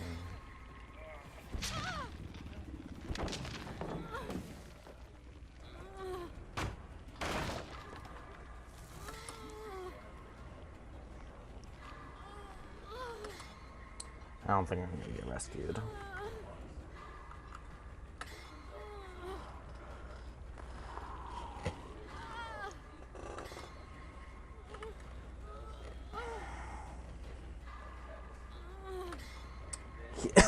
Camping is giving him an awful lot of pressure.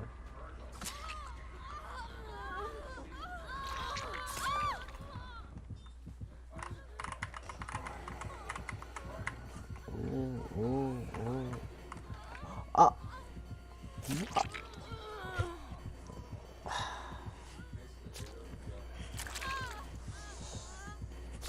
What, bro?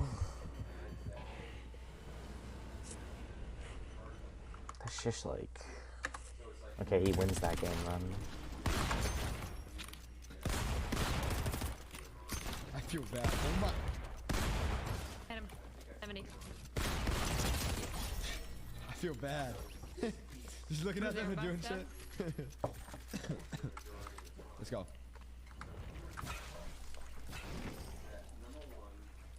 Let me think. Where would noobs be? Oh, in a bush. Kid's saying 1v1 over here. Oh boy. Try trust it. Winkle, yeah. Winkle, don't phone him. I swear I'll ban you. Yeah. He won't phone you. He won't. 1v1, bro. 1v1, come on. Make it fair. He's You cone us. hyping.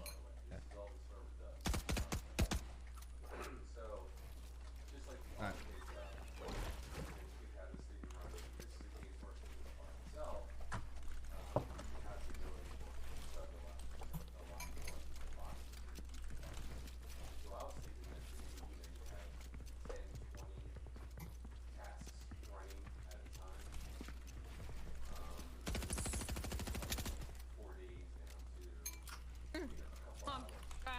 I'll get him off you. Oh, they're both on me. We help. You guys want to 1v1 you too. No, get the pump away from me, bro. You already want to go on him? I want to go on him. I'm scared. Alright, make it fair. Should we do like both 1v1s at the same time? I'm down. Wait, yeah. I'm gonna go over here for this guy. No, come back.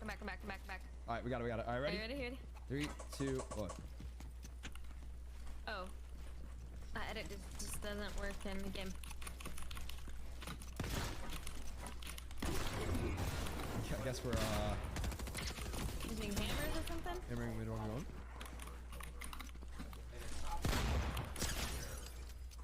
I got him. Oh, I just hit my... Oh! You can't mantle with this thing. You got this. 190? Boom! It is. We got 29 kills. Mods, 29? make that shit yes. Sheesh. We're having good ass games right now, bro.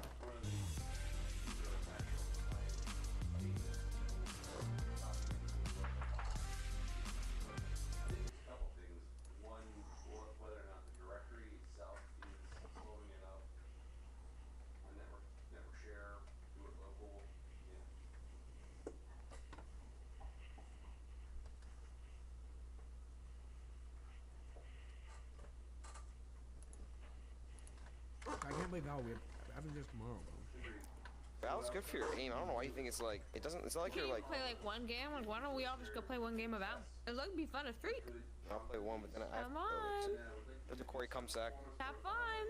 Oh, you're so loose a little bit. Just play something. Come on, Cody. You know you wanna. See what you're doing right now. Yeah, that way. Might have to. Do it. Do what you want. I don't know why you look. You know how many people mention you in my ranked games? If they figure out who I am. What did they say? No, they'll be like, "Oh, you're that girl and with the clicks guy that's everywhere on YouTube." I swear, every Val player knows who we are. It's ridiculous, bro. Like, how is that even possible? Yo, these like little middle schoolers came up to my car and were asking if I'm with you. That's it. I'm not even joking. There's like 6 of them.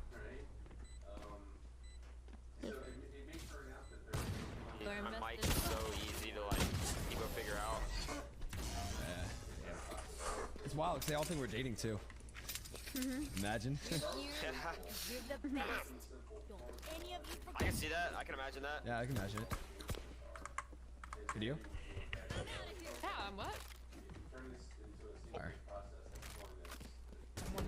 Summers, have you ever seen his asshole? Oh yeah. It's so lovely. Excuse me? It's lovely. You would like it. Reloading. In case you're interested in pegging. I got you, quick. Alright, Summer, can we lock in? I'm locked in. Okay. Well, I feel like you're a little bit quiet. Is everything good? I mean, your friend just accused me of wanting to peg you. What? So I didn't accuse. We don't use those words. He never did that. I said if. Hypothetically.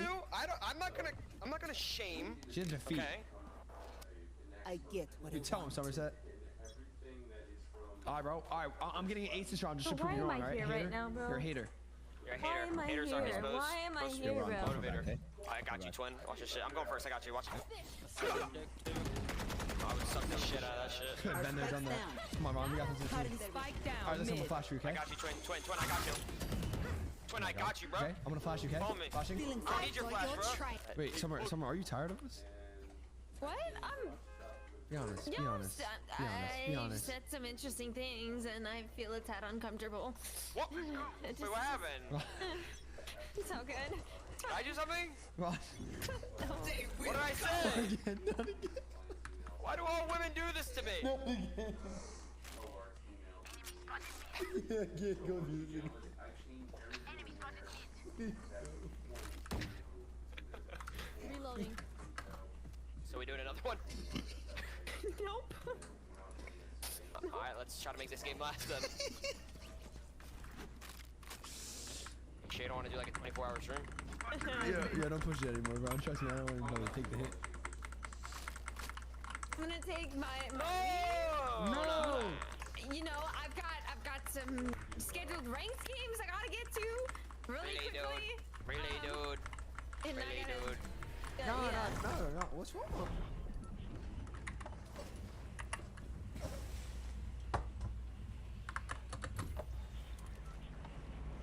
If someone contests my favorite house, I swear to God. I don't like that they put it right over the drop, but I hope everybody lands at the major POIs. Because if somebody lands at my favorite house, bro, I'm gonna be so mad. Yeah, you fuck off to the bay. These fuckers go there. No. Okay, good. They're leaving. Okay, perfect. Please be a chest. Oh fuck, the chest didn't spawn again, bro.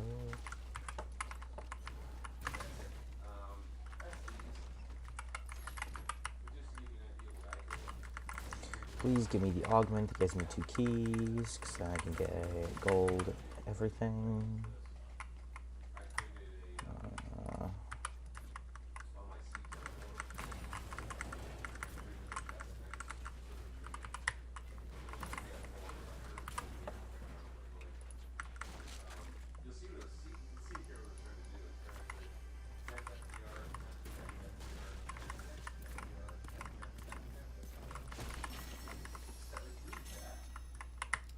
Oh, bro, I'm forgetting what my binds are.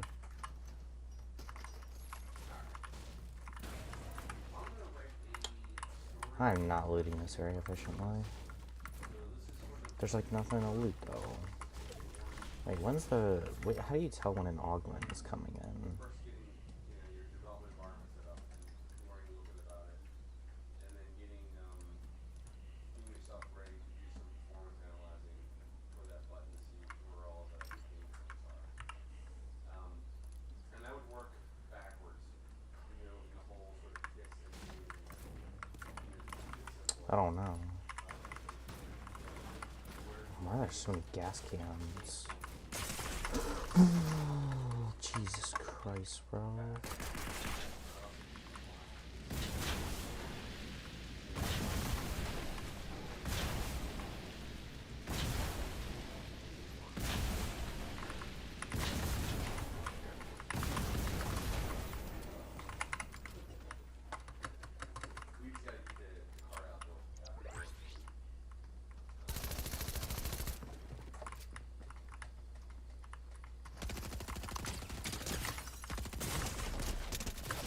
No, he's... Oh my god, 19 HP, because I don't have a shotgun, bro. This is so annoying. It's so bad. Oh, what's wrong? Oh no, my game crashed. Everything okay? Really, dude? No, it's great. Fantastic. Really, dude? You're not gonna play another one, really, dude? I mean, like, I'm just gonna let you guys have your time together. I mean, I feel like I'm intruding a little bit. We want to include you. No, no, we don't. Not like that. I'll take it back. It's all good. It's, you know, it... Do we need to take a hint? Okay, Be I gotta honest. go, man. No, I be gotta honest. go. I Be gotta honest. go, Just say bro. it one I'm more leaving. time. Nah, Please, Summer. I'm gone. Say take a hint. Please. I'm gonna leave now. Thanks for the games, guys. Nice seeing you again, Braun. Long time no see, and enjoy whatever y'all plan on, doing. Yeah, please don't make it descriptive and don't tell him. I'm gonna go now. Hey, bye you guys. Why, Ron? Let's have sex. Why? My brain feels so like Every uncleansed, time. bro. Like She gets uncomfortable whenever I play with her, I bro. need to go watch like a baby video or something, bro. Come Did on. I say something wrong? You said so much shit wrong. You can't win them all, bro. You blew it. Damn, bro. And she got up, bro. Why is every girl uncomfortable with me, bro? What am I saying that's wrong? We just asked if she likes to eat my ass. That wasn't even that weird. I didn't even ask that. My bad. I said, how do you feel about his big bottle?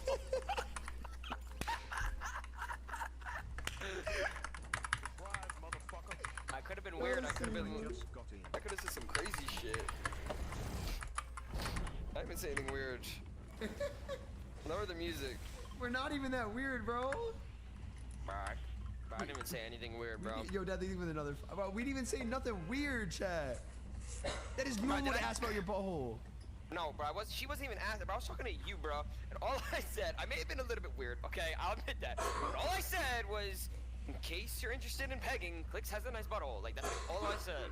There's nothing wrong with that, bro. It's not like I said, like, some weird shit that, like... I mean, it's not even that weird. I mean, you made her uncomfortable, bro. Unless she's kink-shaming me. She's kink-shaming you, bro. I'm gonna just tell you straight up. She's into feet, bro, not assholes. Stop talking. Alright. She said never again, bro.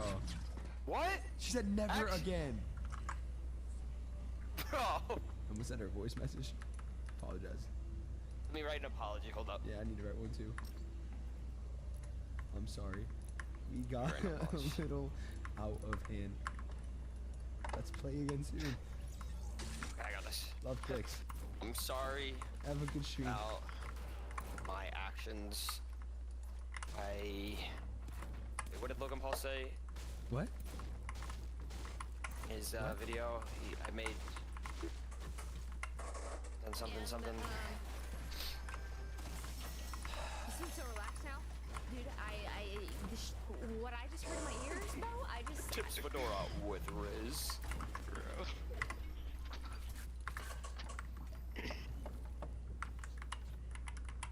It's all good though, you know. Alright, bro. By the end of the day, she's trolling. She doesn't fuck. touching her shot. Look at this knife. So she sees it. W resells somewhere else. Let her enjoy her night. Cody. It's a boys type of night, bro. Don't even worry. I Fuck it. hope you're not crying. Let's get I naked. did not mean to make you cry. It's, you know, it's all good. It's just like, yeah. Very. You smoke cat and stuff. Look at you once bro, again. that's nice. Wait, did I even say anything crazy? Always causing them to avoid. Ooh.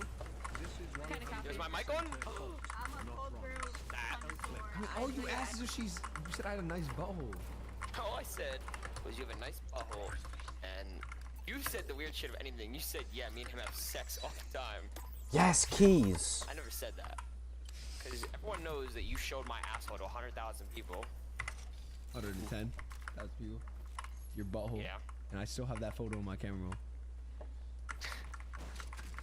Thank you, bro. You're a hater. Haters are his most. Why am I here, bro? Motivator. I got you, twin. Watch this shit. I'm going first. I got you. So why am I here right now, bro? You're a hater. You're a Why hater. am I Haters are his here? most. Why am I here, bro? Motivator. I got you, twin. Watch this shit. I'm going first. I got you. Damn, bro. I do need to chill a little bit.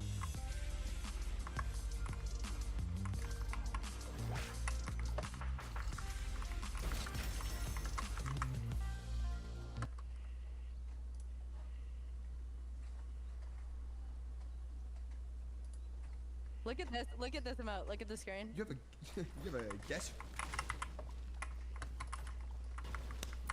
Wow, that emo is. You're literally bouncing on balls. Literally. Respectfully, you got me nervous. I'm gonna be honest. Okay, let's lock in. If we win this, this will be my first one. Okay, if we win this game. Bro, why did one of the chests down there not have like a shotgun in it? Like, where are my keys? Here?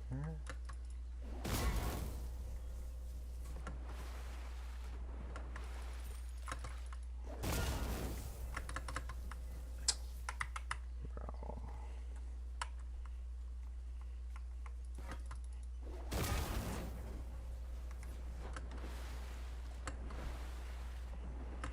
I need anything but a heavy shotgun, I'm gonna be honest, bro.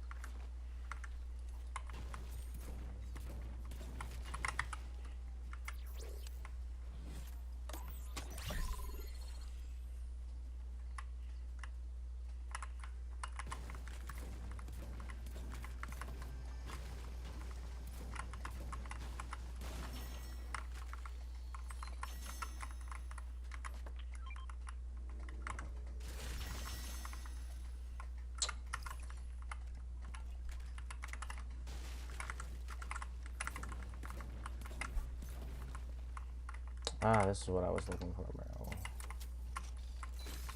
Okay, give me the purple or gold thunder shotgun, bro.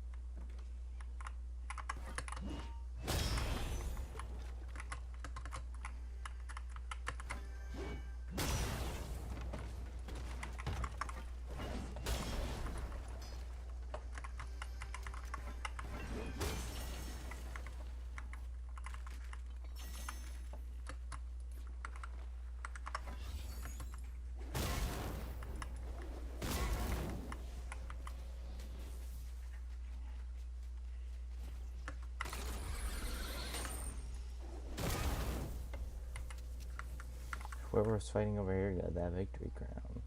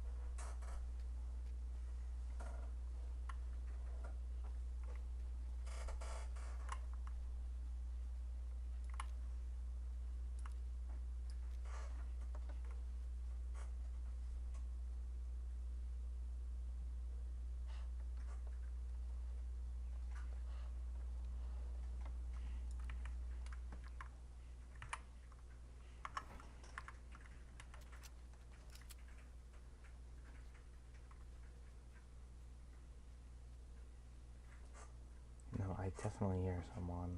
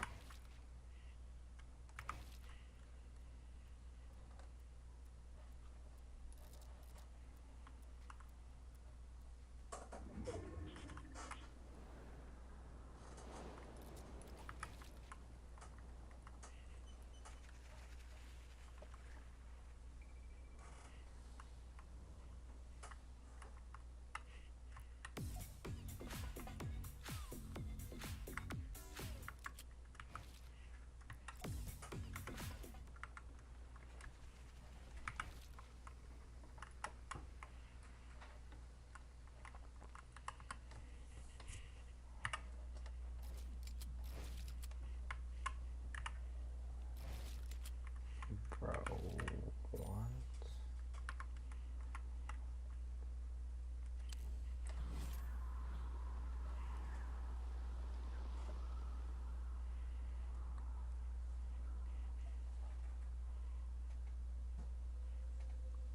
I actually got like no metal. That's not good because I have burned through mats a lot because I don't know how to build on keyboard very well.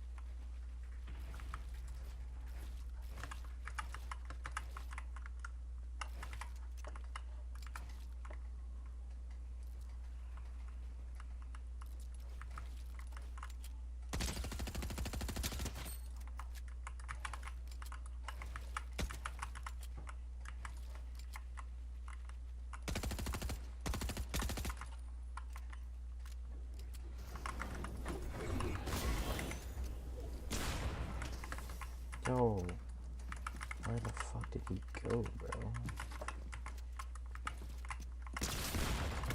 Nah, I got you, bro. I got you. I got you.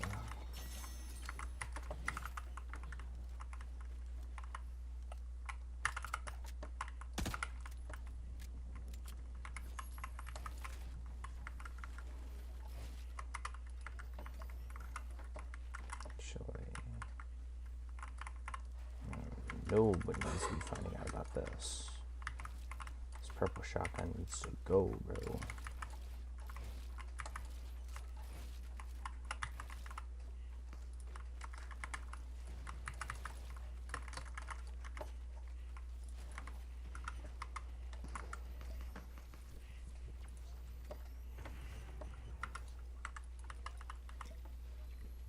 I expect him to hammer away, not near me, bro.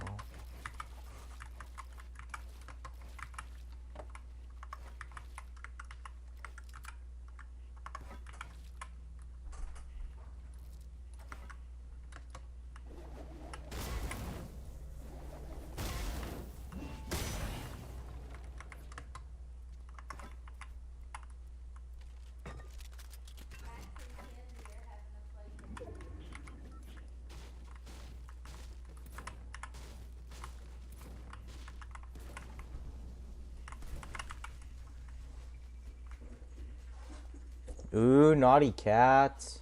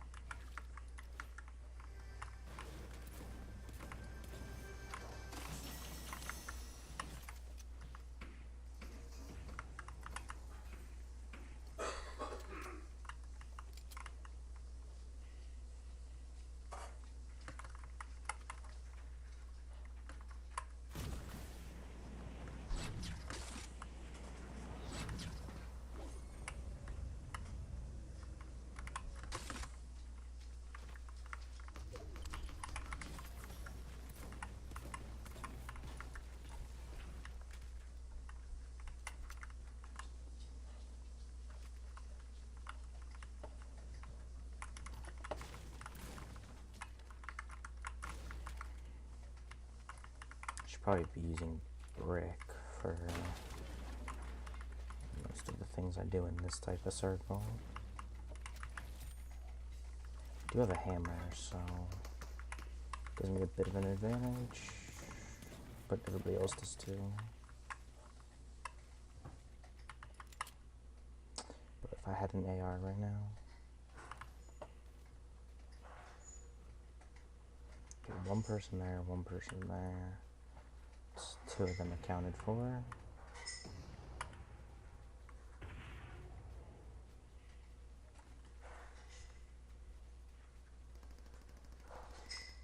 Yeah, he won't expect me to be coming from right here.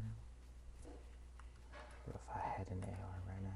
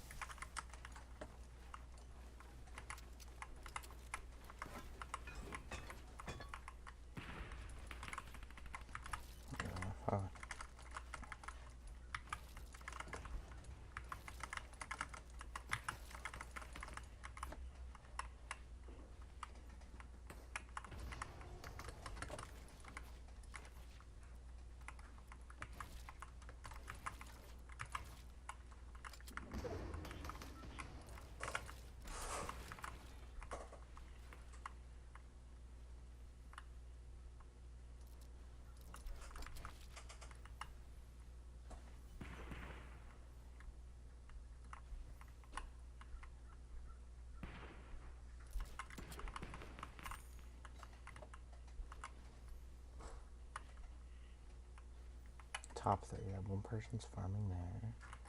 One person's down there.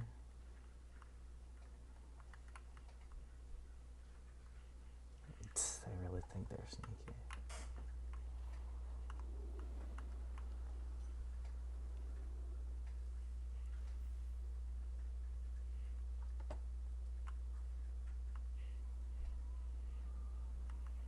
If I had an AR, I'd beam the fucking shit out of them, bro.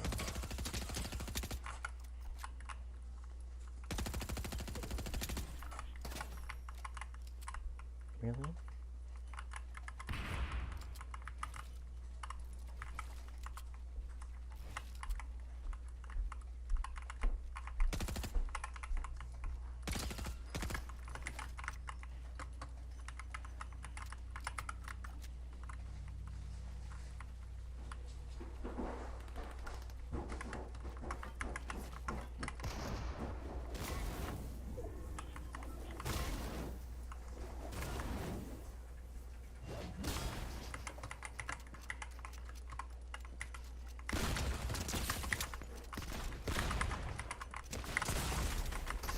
No! What? He was 9 HP! Oh my god. He was 9 HP. Why did my hammer not go the way I wanted? If my hammer went the way I wanted it to. You have to be my Valentine for Valentine's Day. How about that? What? You say no? Oh, okay. You sure? Okay. Alright. Fuck, alright. Now, alright. Are you locked? Okay, you're saying if I don't win this, I'm fucked. I can't say that. Well, if I don't win this, it means that you're not coming. Yeah. Oh my. Oh, what do you want me to say? Okay. No, I got it. I understand. Alright, mods, run the prediction. Do we win this game, yes or no? No, I'm taking this shit serious, though. I'm gonna be honest. Fighting over here. Okay. I'm gonna crouch. If you fucking die, I swear to God, I'm never talking to you again. No, I'm just kidding. That's really mean. Wow. No, I'm joking. I'm just chill. Sorry. Okay. I feel like. Hey, I'm coming. Just killed someone. Just killed someone. Nice. Keep up the positivity. Oh Lord. Just finished the guy. Yeah, finish him. I did. Jesus. Okay. Yo, your fucking Fortnite character's a fat ass. I'm gonna be honest. I can't even hold it in anymore. I've been staring at your Fortnite character's ass the whole entire fucking time. Yes. No weird shit. I'm not even trolling. You have a fat fucking Fortnite character ass. You stand up. Let me see yours. Yeah. Are you looking at my ass? Yeah. Stare at that shit. Yours isn't as big as mine. I know. No, yours is huge as fuck. I know it's so big. That's why I wear it. I know. Definitely matches your like real life character. You know. No, I'm just playing. All right, folks up. Okay, I'm ready. What's your loadout looking like? I'm stats here. Pop these real quick. Okay. Fortnite Riz. Hell yeah. Alright. Yo, you left been delivered for 15 hours today, bro. 15 fucking hours. I haven't been on Snap at all today. Oh my god. What? Texas Money just dropped 25 fucking gifted. No way. Oh my god. Alright, you gotta give him like, a very enthusiastic. Texas Money, thank you so much for the 25 gifted. Oh my god, Texas Money, thank you. That was fire. Okay. That's what I'm talking about. Yo, Texas, how was that? Was that good? Okay. I just typed it. This is good. Fire. Good shit. That's what I'm saying. Texas Money, if anybody had to get yourself from the homie, add him right now and say thank you. I appreciate that, Texas Money. Shout out to you, bro. Thank you. Go tell him thank you. Tell him he's awesome. Yeah, almost set. Yeah, I'm gonna pop this medkit real quick. Here, let's do it together. Come here. Okay. No, come in here. They're hiding in the cone. Ready? Come in the cone. Come on. No. Come right next to me. Are you kidding me? Come on. Right. Are you?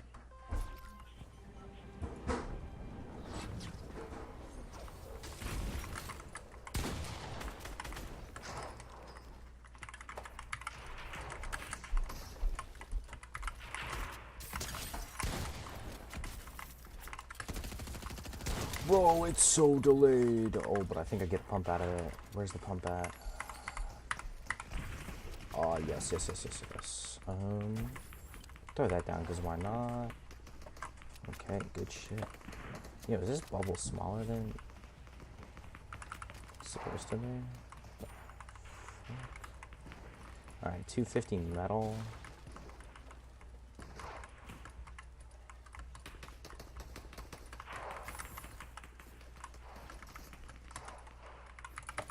And maybe I went a little bit over 250. It's fine.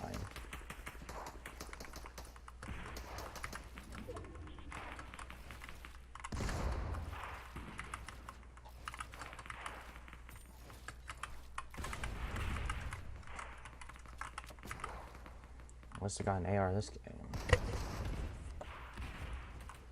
Looks like a more stacked version of last game.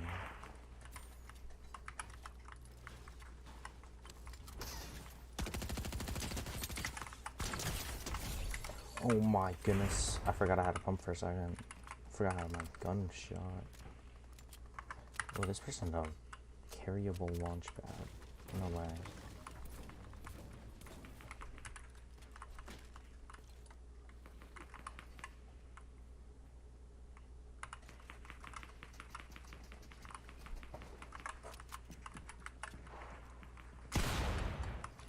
Oh my goodness.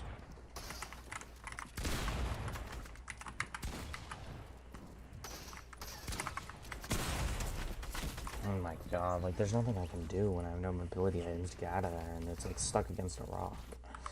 Are you kidding me? Did you not realize what I was doing? What are you doing? Whatever.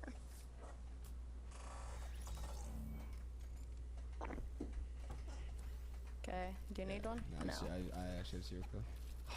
Fuck! I threw it.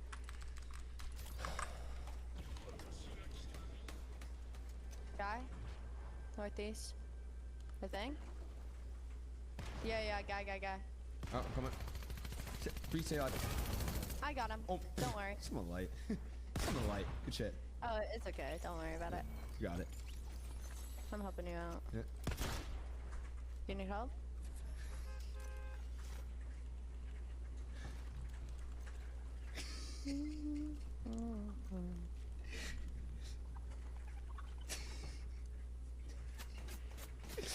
Come here. No.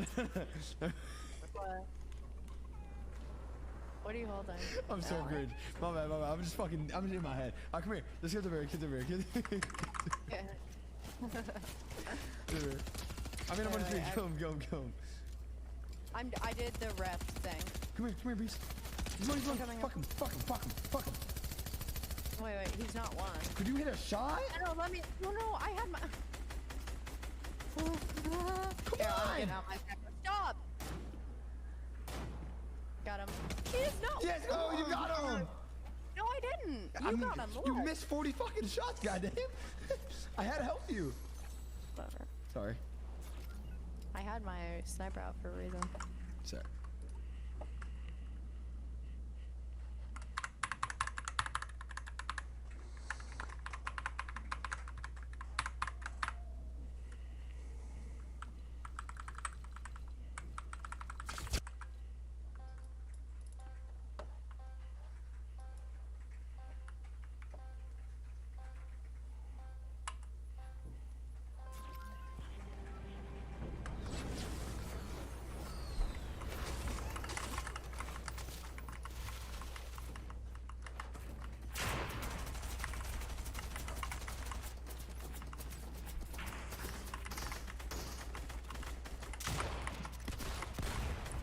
I forgot what shotgun I had for a second.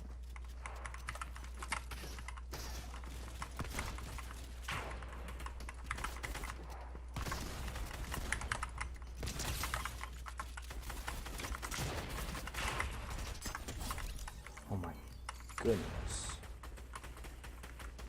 Oh, actually.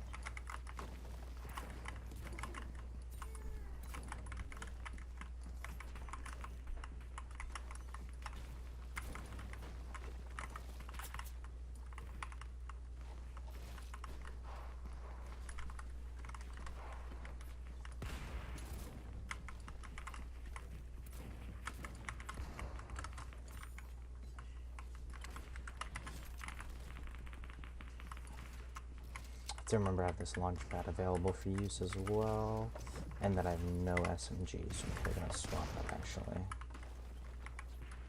Ooh.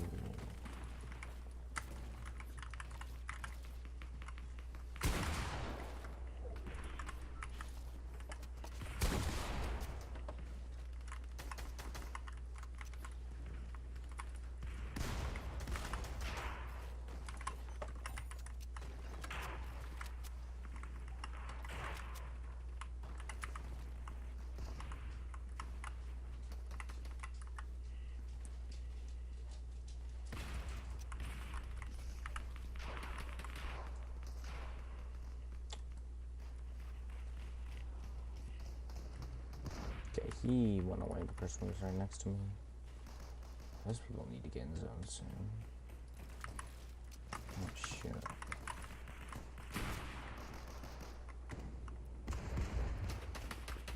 I might try to go for a few tags. Wait, I know what I'm gonna do.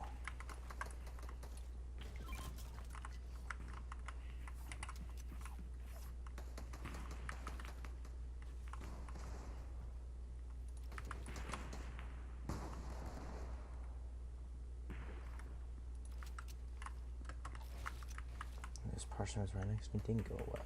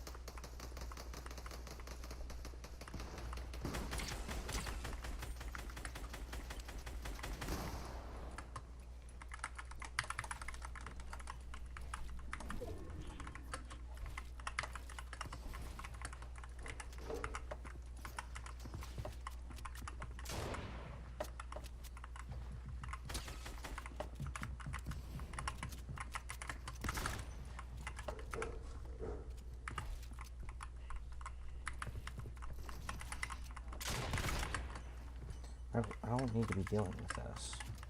Just let me get height.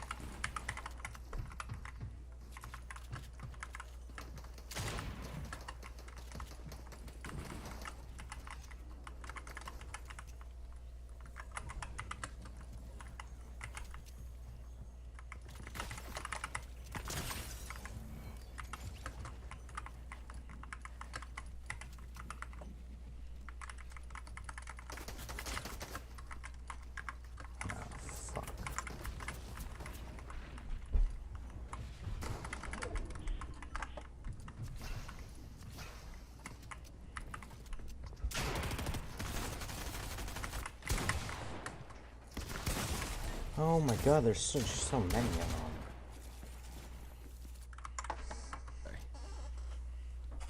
them. Okay, let's see. 26. I have 2 kills. How many do you have? I have 3. Here, let's go to zones over here. Okay. Let me hammer you in the butt to go zone. Thank you. Yeah, of course.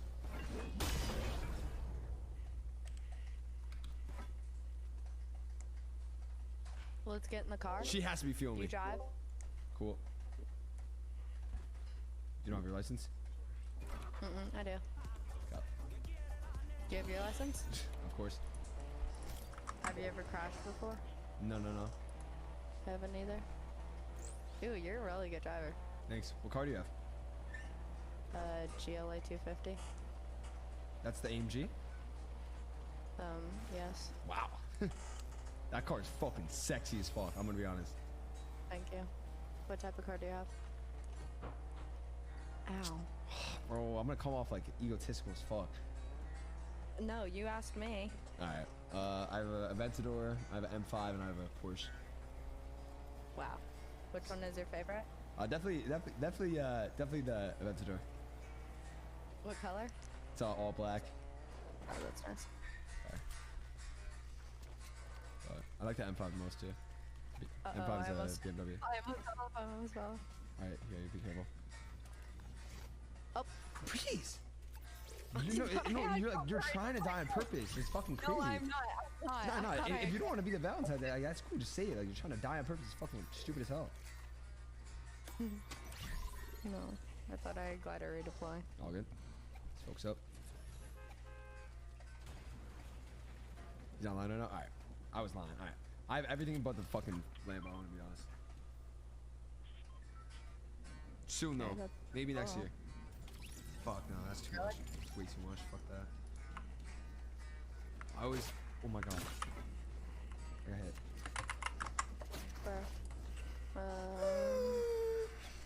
Yeah, wait, what's your dream car? Aventador.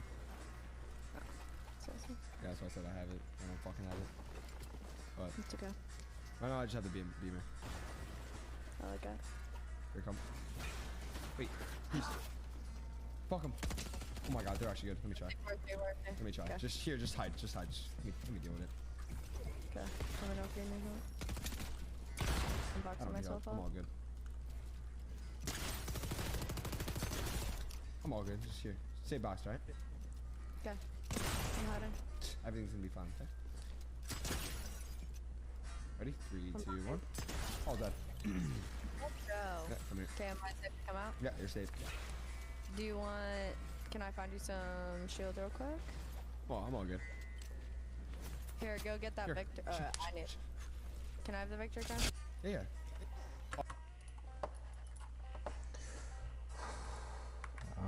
Who the hell is around me? This fucking kid. I'm landing on whoever this is, bro.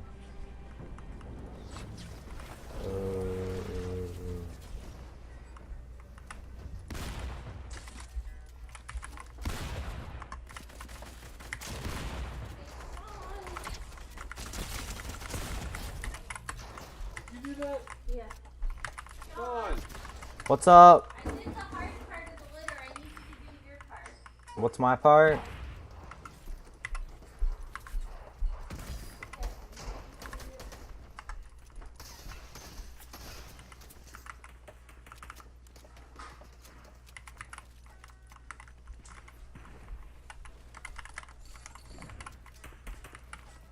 How many minutes? Probably only like 2. Maybe 5.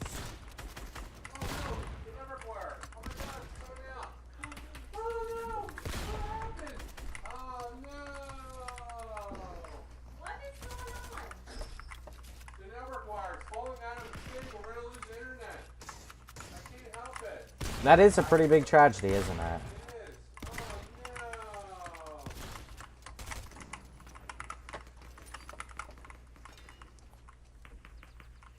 Quite a tragedy. Come on, you promised all day to help her. Yeah, and I'm gonna help. What do you need, man? I'll help. No, I can help. It's just gonna take 1 minute. Literally.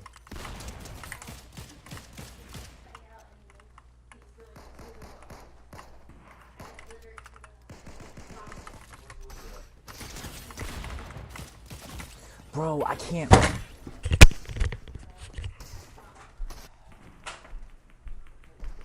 what do you need? Take the trash bag out. In the trash can.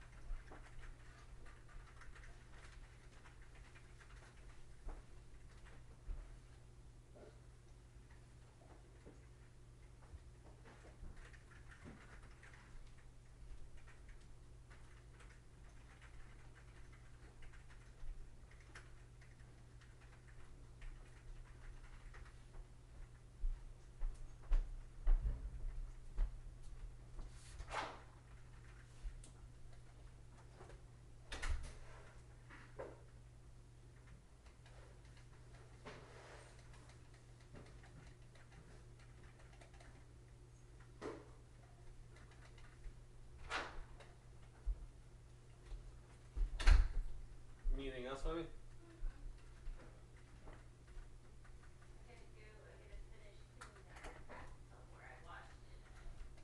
I was thinking of, you know the shoe tree? Moving it here. And actually put our shoes on it. You never really see it. Mine are all over the place. What do you think? No, I mean, what do you think about the idea?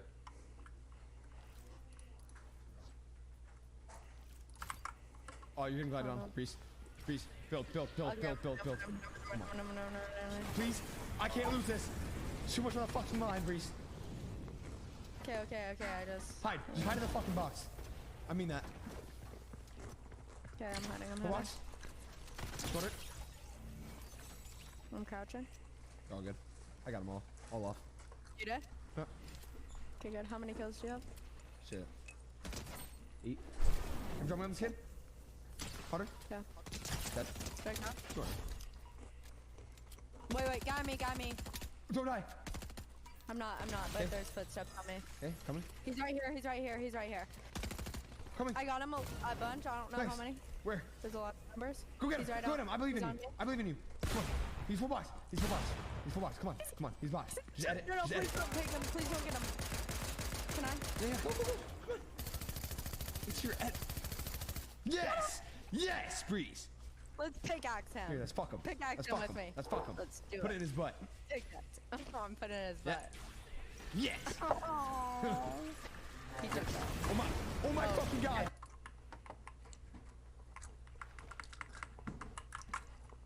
Or will I be canceled for that?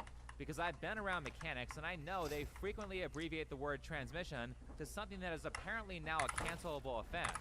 But of course, we know that people who toe the party line won't get punished for their use of the new F word or their use of things like blackface as long as they say what the establishment wants, which is exactly why this is so hypocritical. It's just a tool to keep everyone in line. That's why this censorship has nothing to do with protecting people.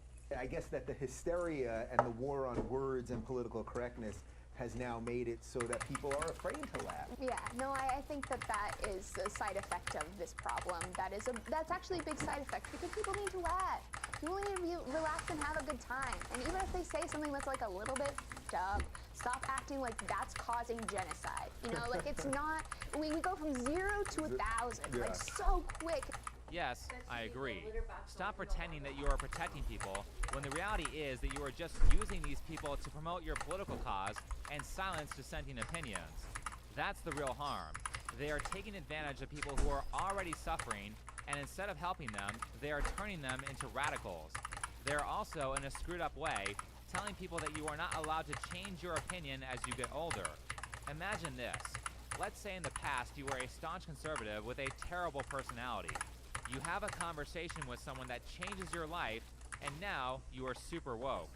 At any point in time, woke people on your side could pull up a tweet that is 12 years old and say, "We found this awful thing that you said on Twitter more than a decade ago when you were in high school, so now you are forever a terrible person." Do you really think that punishing people for who they were instead of praising them for changing their ways is a method of showing kindness and a method of showing that you care about other people? Because to me, that looks manipulative and evil. My personal philosophy is there needs to be like an opinions expiration date. Like more than a year ago, you cannot reasonably assume that I think the same exact thing or would say or, discuss it the same exact way. Doesn't that make you a flip-flop? No, it makes you an evolving, open-minded, learning, growing human being, and that's something we should encourage. Not like, look at you, you changed. Yeah. You grew and learned things, you terrible person. It's just like... I completely agree because I'm constantly learning new things and my opinion changes all the time. There are things I said even just last year that I've changed my beliefs on because of new information. That's called growth. It's also why you don't see me pulling up 10-year-old tweets from people and saying they still believe something they said 10 years ago. What I try to do if I find material that is dated that I want to use is I look at content that is recent from that person to see if they still have the same beliefs. If they don't, I So throw that delayed. information away. Or if they have renounced the belief, I will actually take time to point that out to show that the person has grown. That's called making a good faith argument.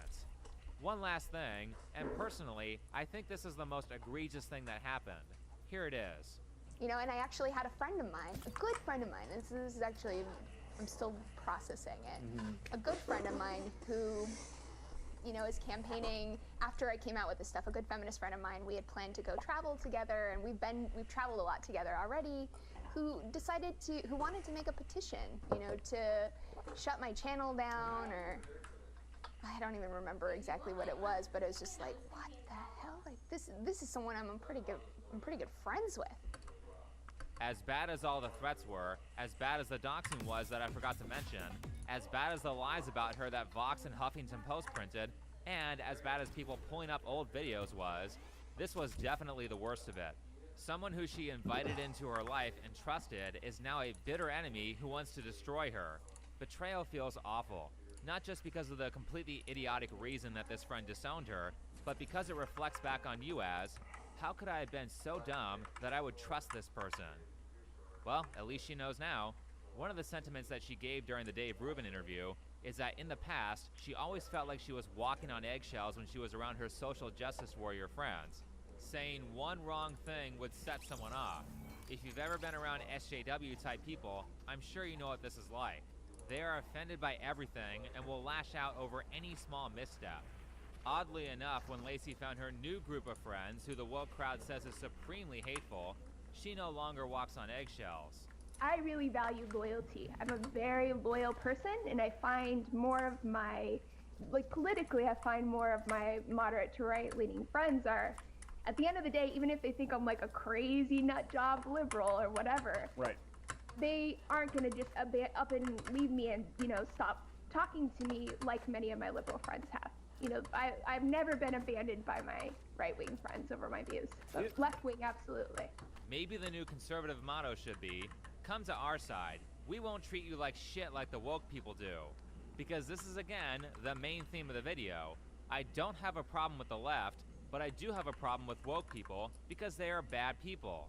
Anita Sarkeesian being a prime example of the type of person who leads this community.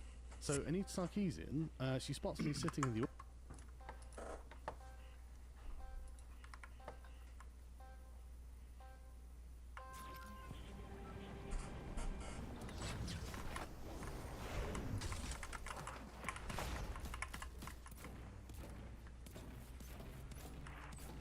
I can already feel the intense delay.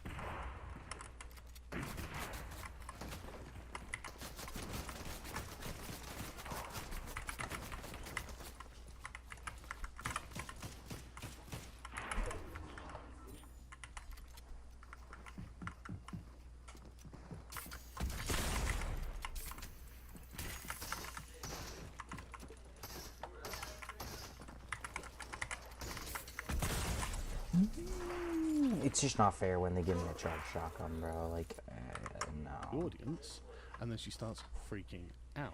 Freaking out. Yeah, she starts saying things like, "There's a constant harasser of mine, calling me, you know, she called me a shithead, and she called me a garbage human." A garbage human. I did nothing to her.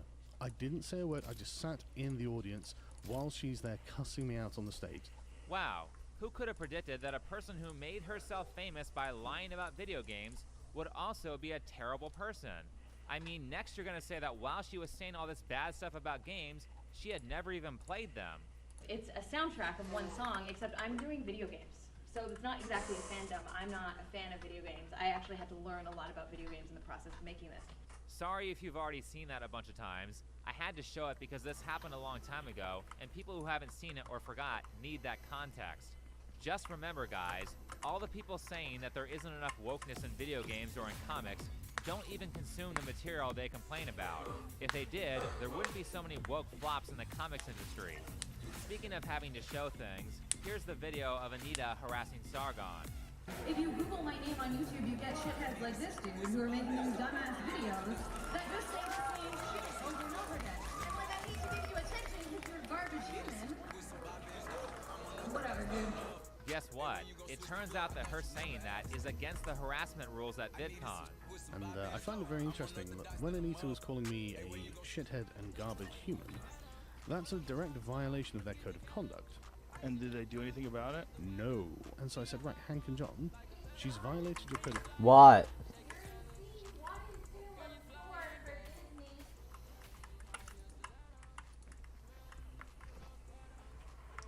I'm in scene what for Disney? Okay, how many scenes are there? Well, you're in 1, 2 in the finale, so there's 4 scenes in the finale. Okay. So I'm not going to practice Oz on Monday. It's going for the Disney. You're going to Oz on Monday. Okay, then what am I doing on Sunday?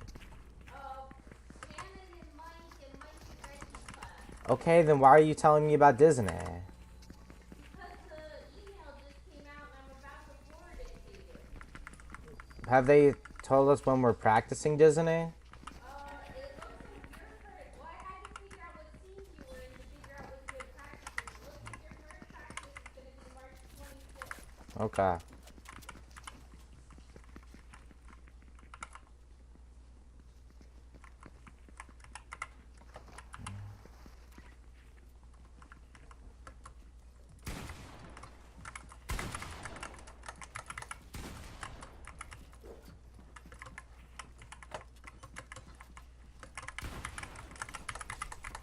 Bruh, this feels so delayed. This is-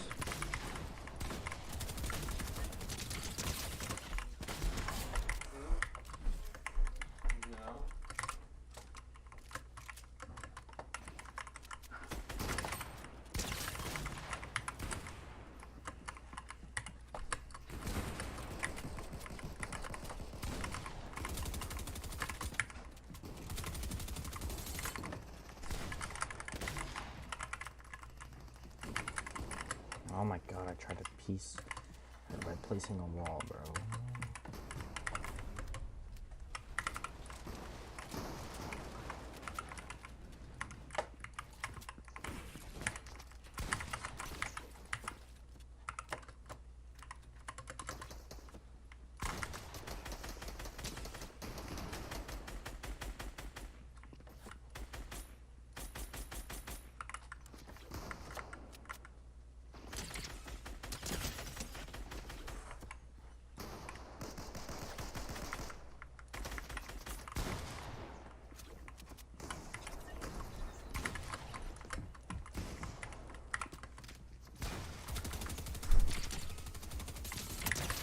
What is this delay?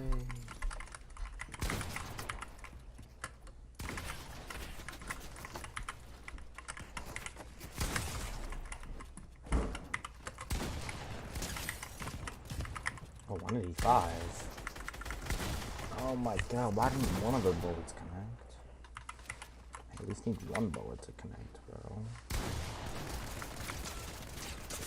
Oh my god!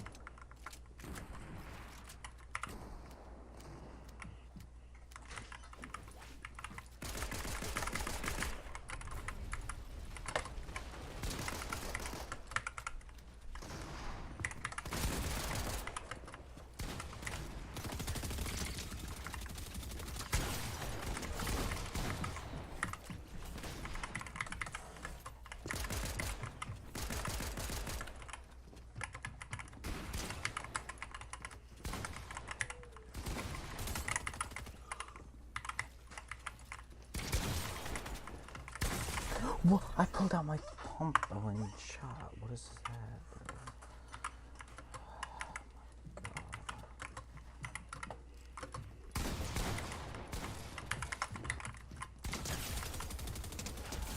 Come here.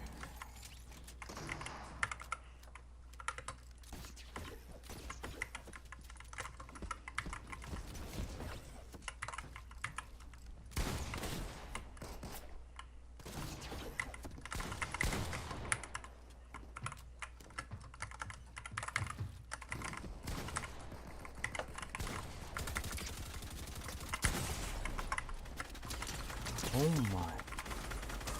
What was even going on? They were like phasing through.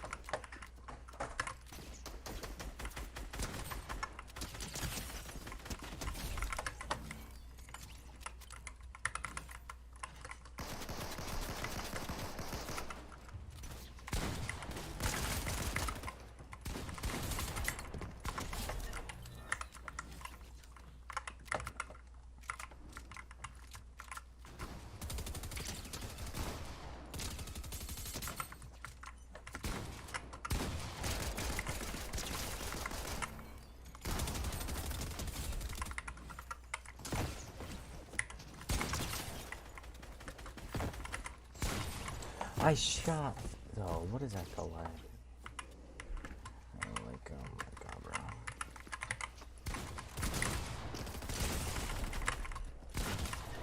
I keep shooting and it just never shoots.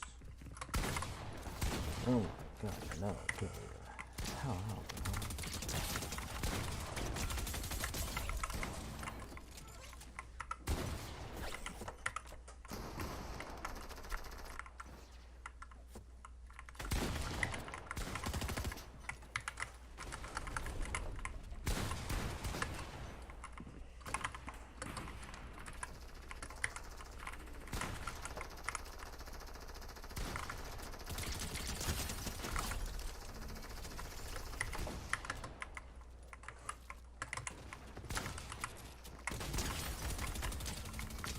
Bro really stole my 185 pump, bro.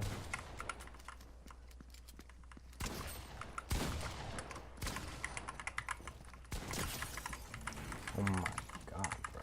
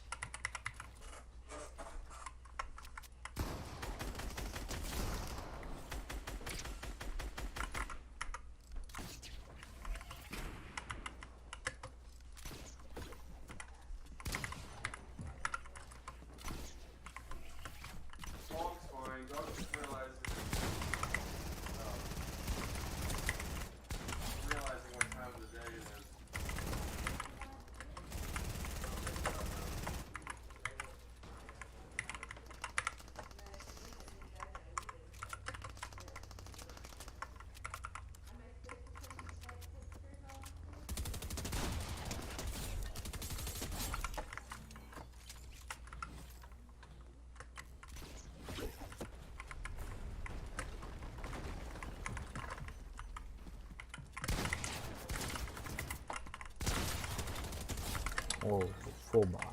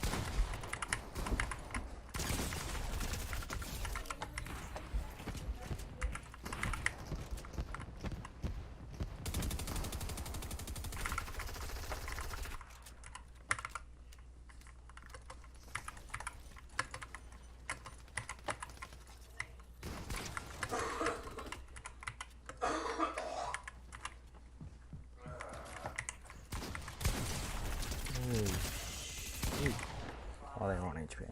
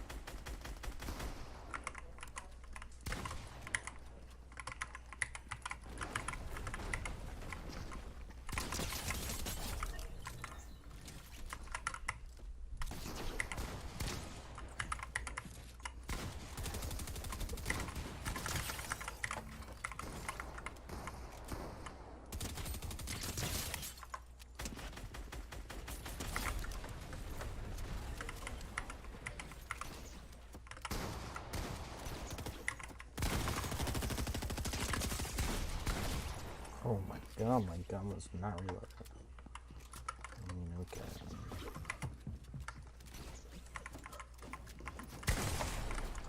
There are multiple of these idiots? Like what?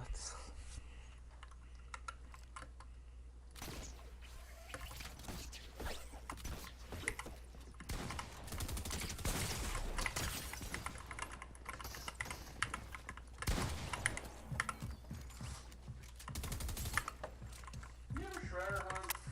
No, I don't. I think we actually need one.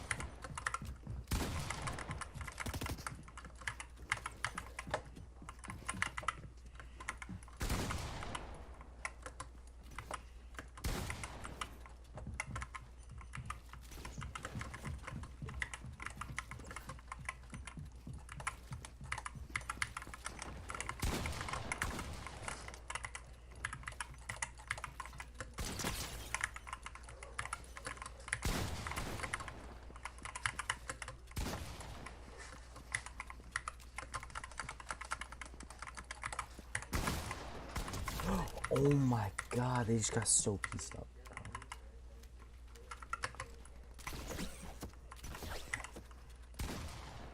Now for the next one of these skins.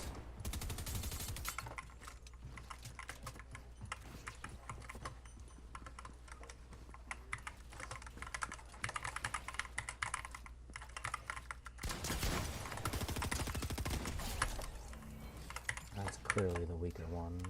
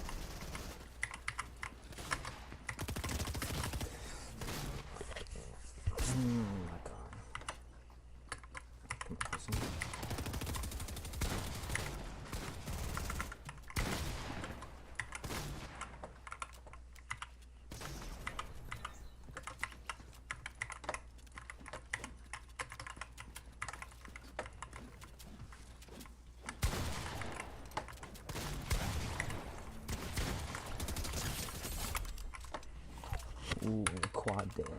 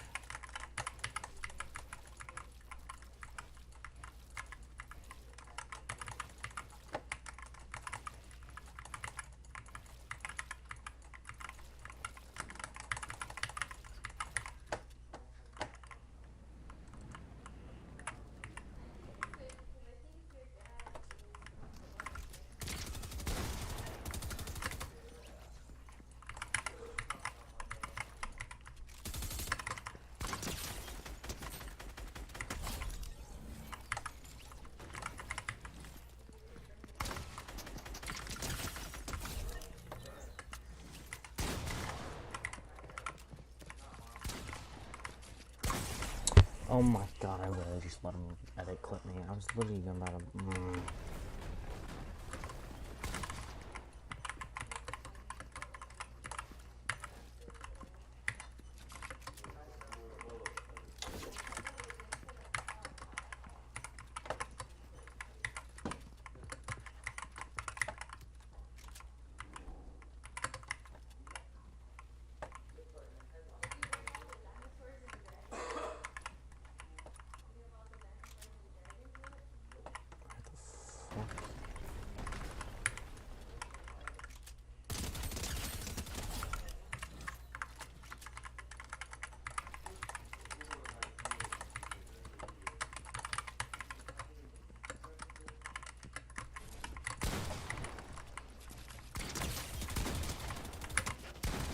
Yeah, like that's what I was gonna do last time.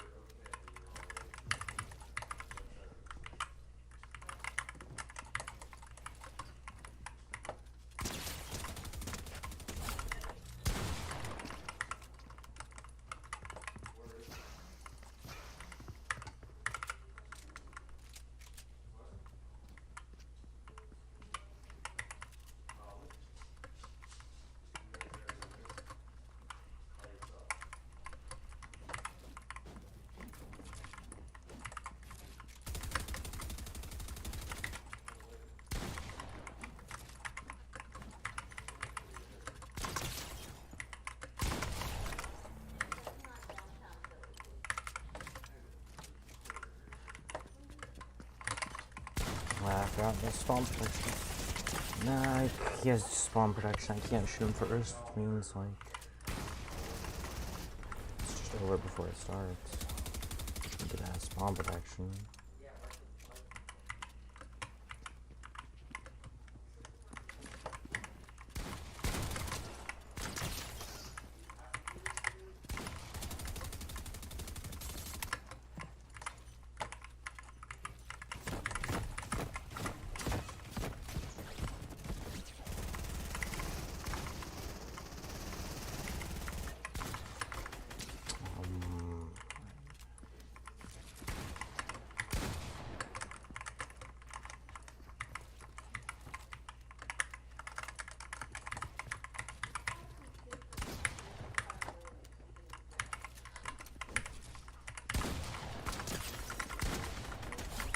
Yeah.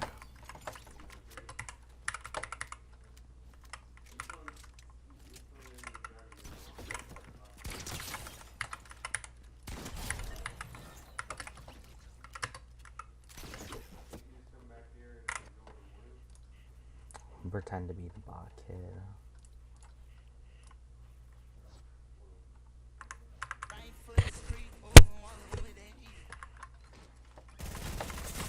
Oh my god.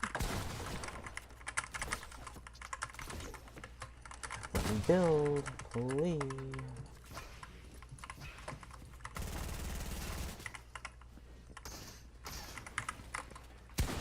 Oh, I can't see anything with this skin.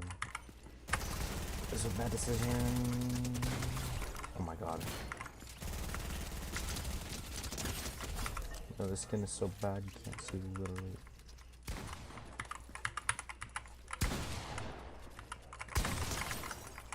$185? Oh my. Oh, I can't see shit with this right now.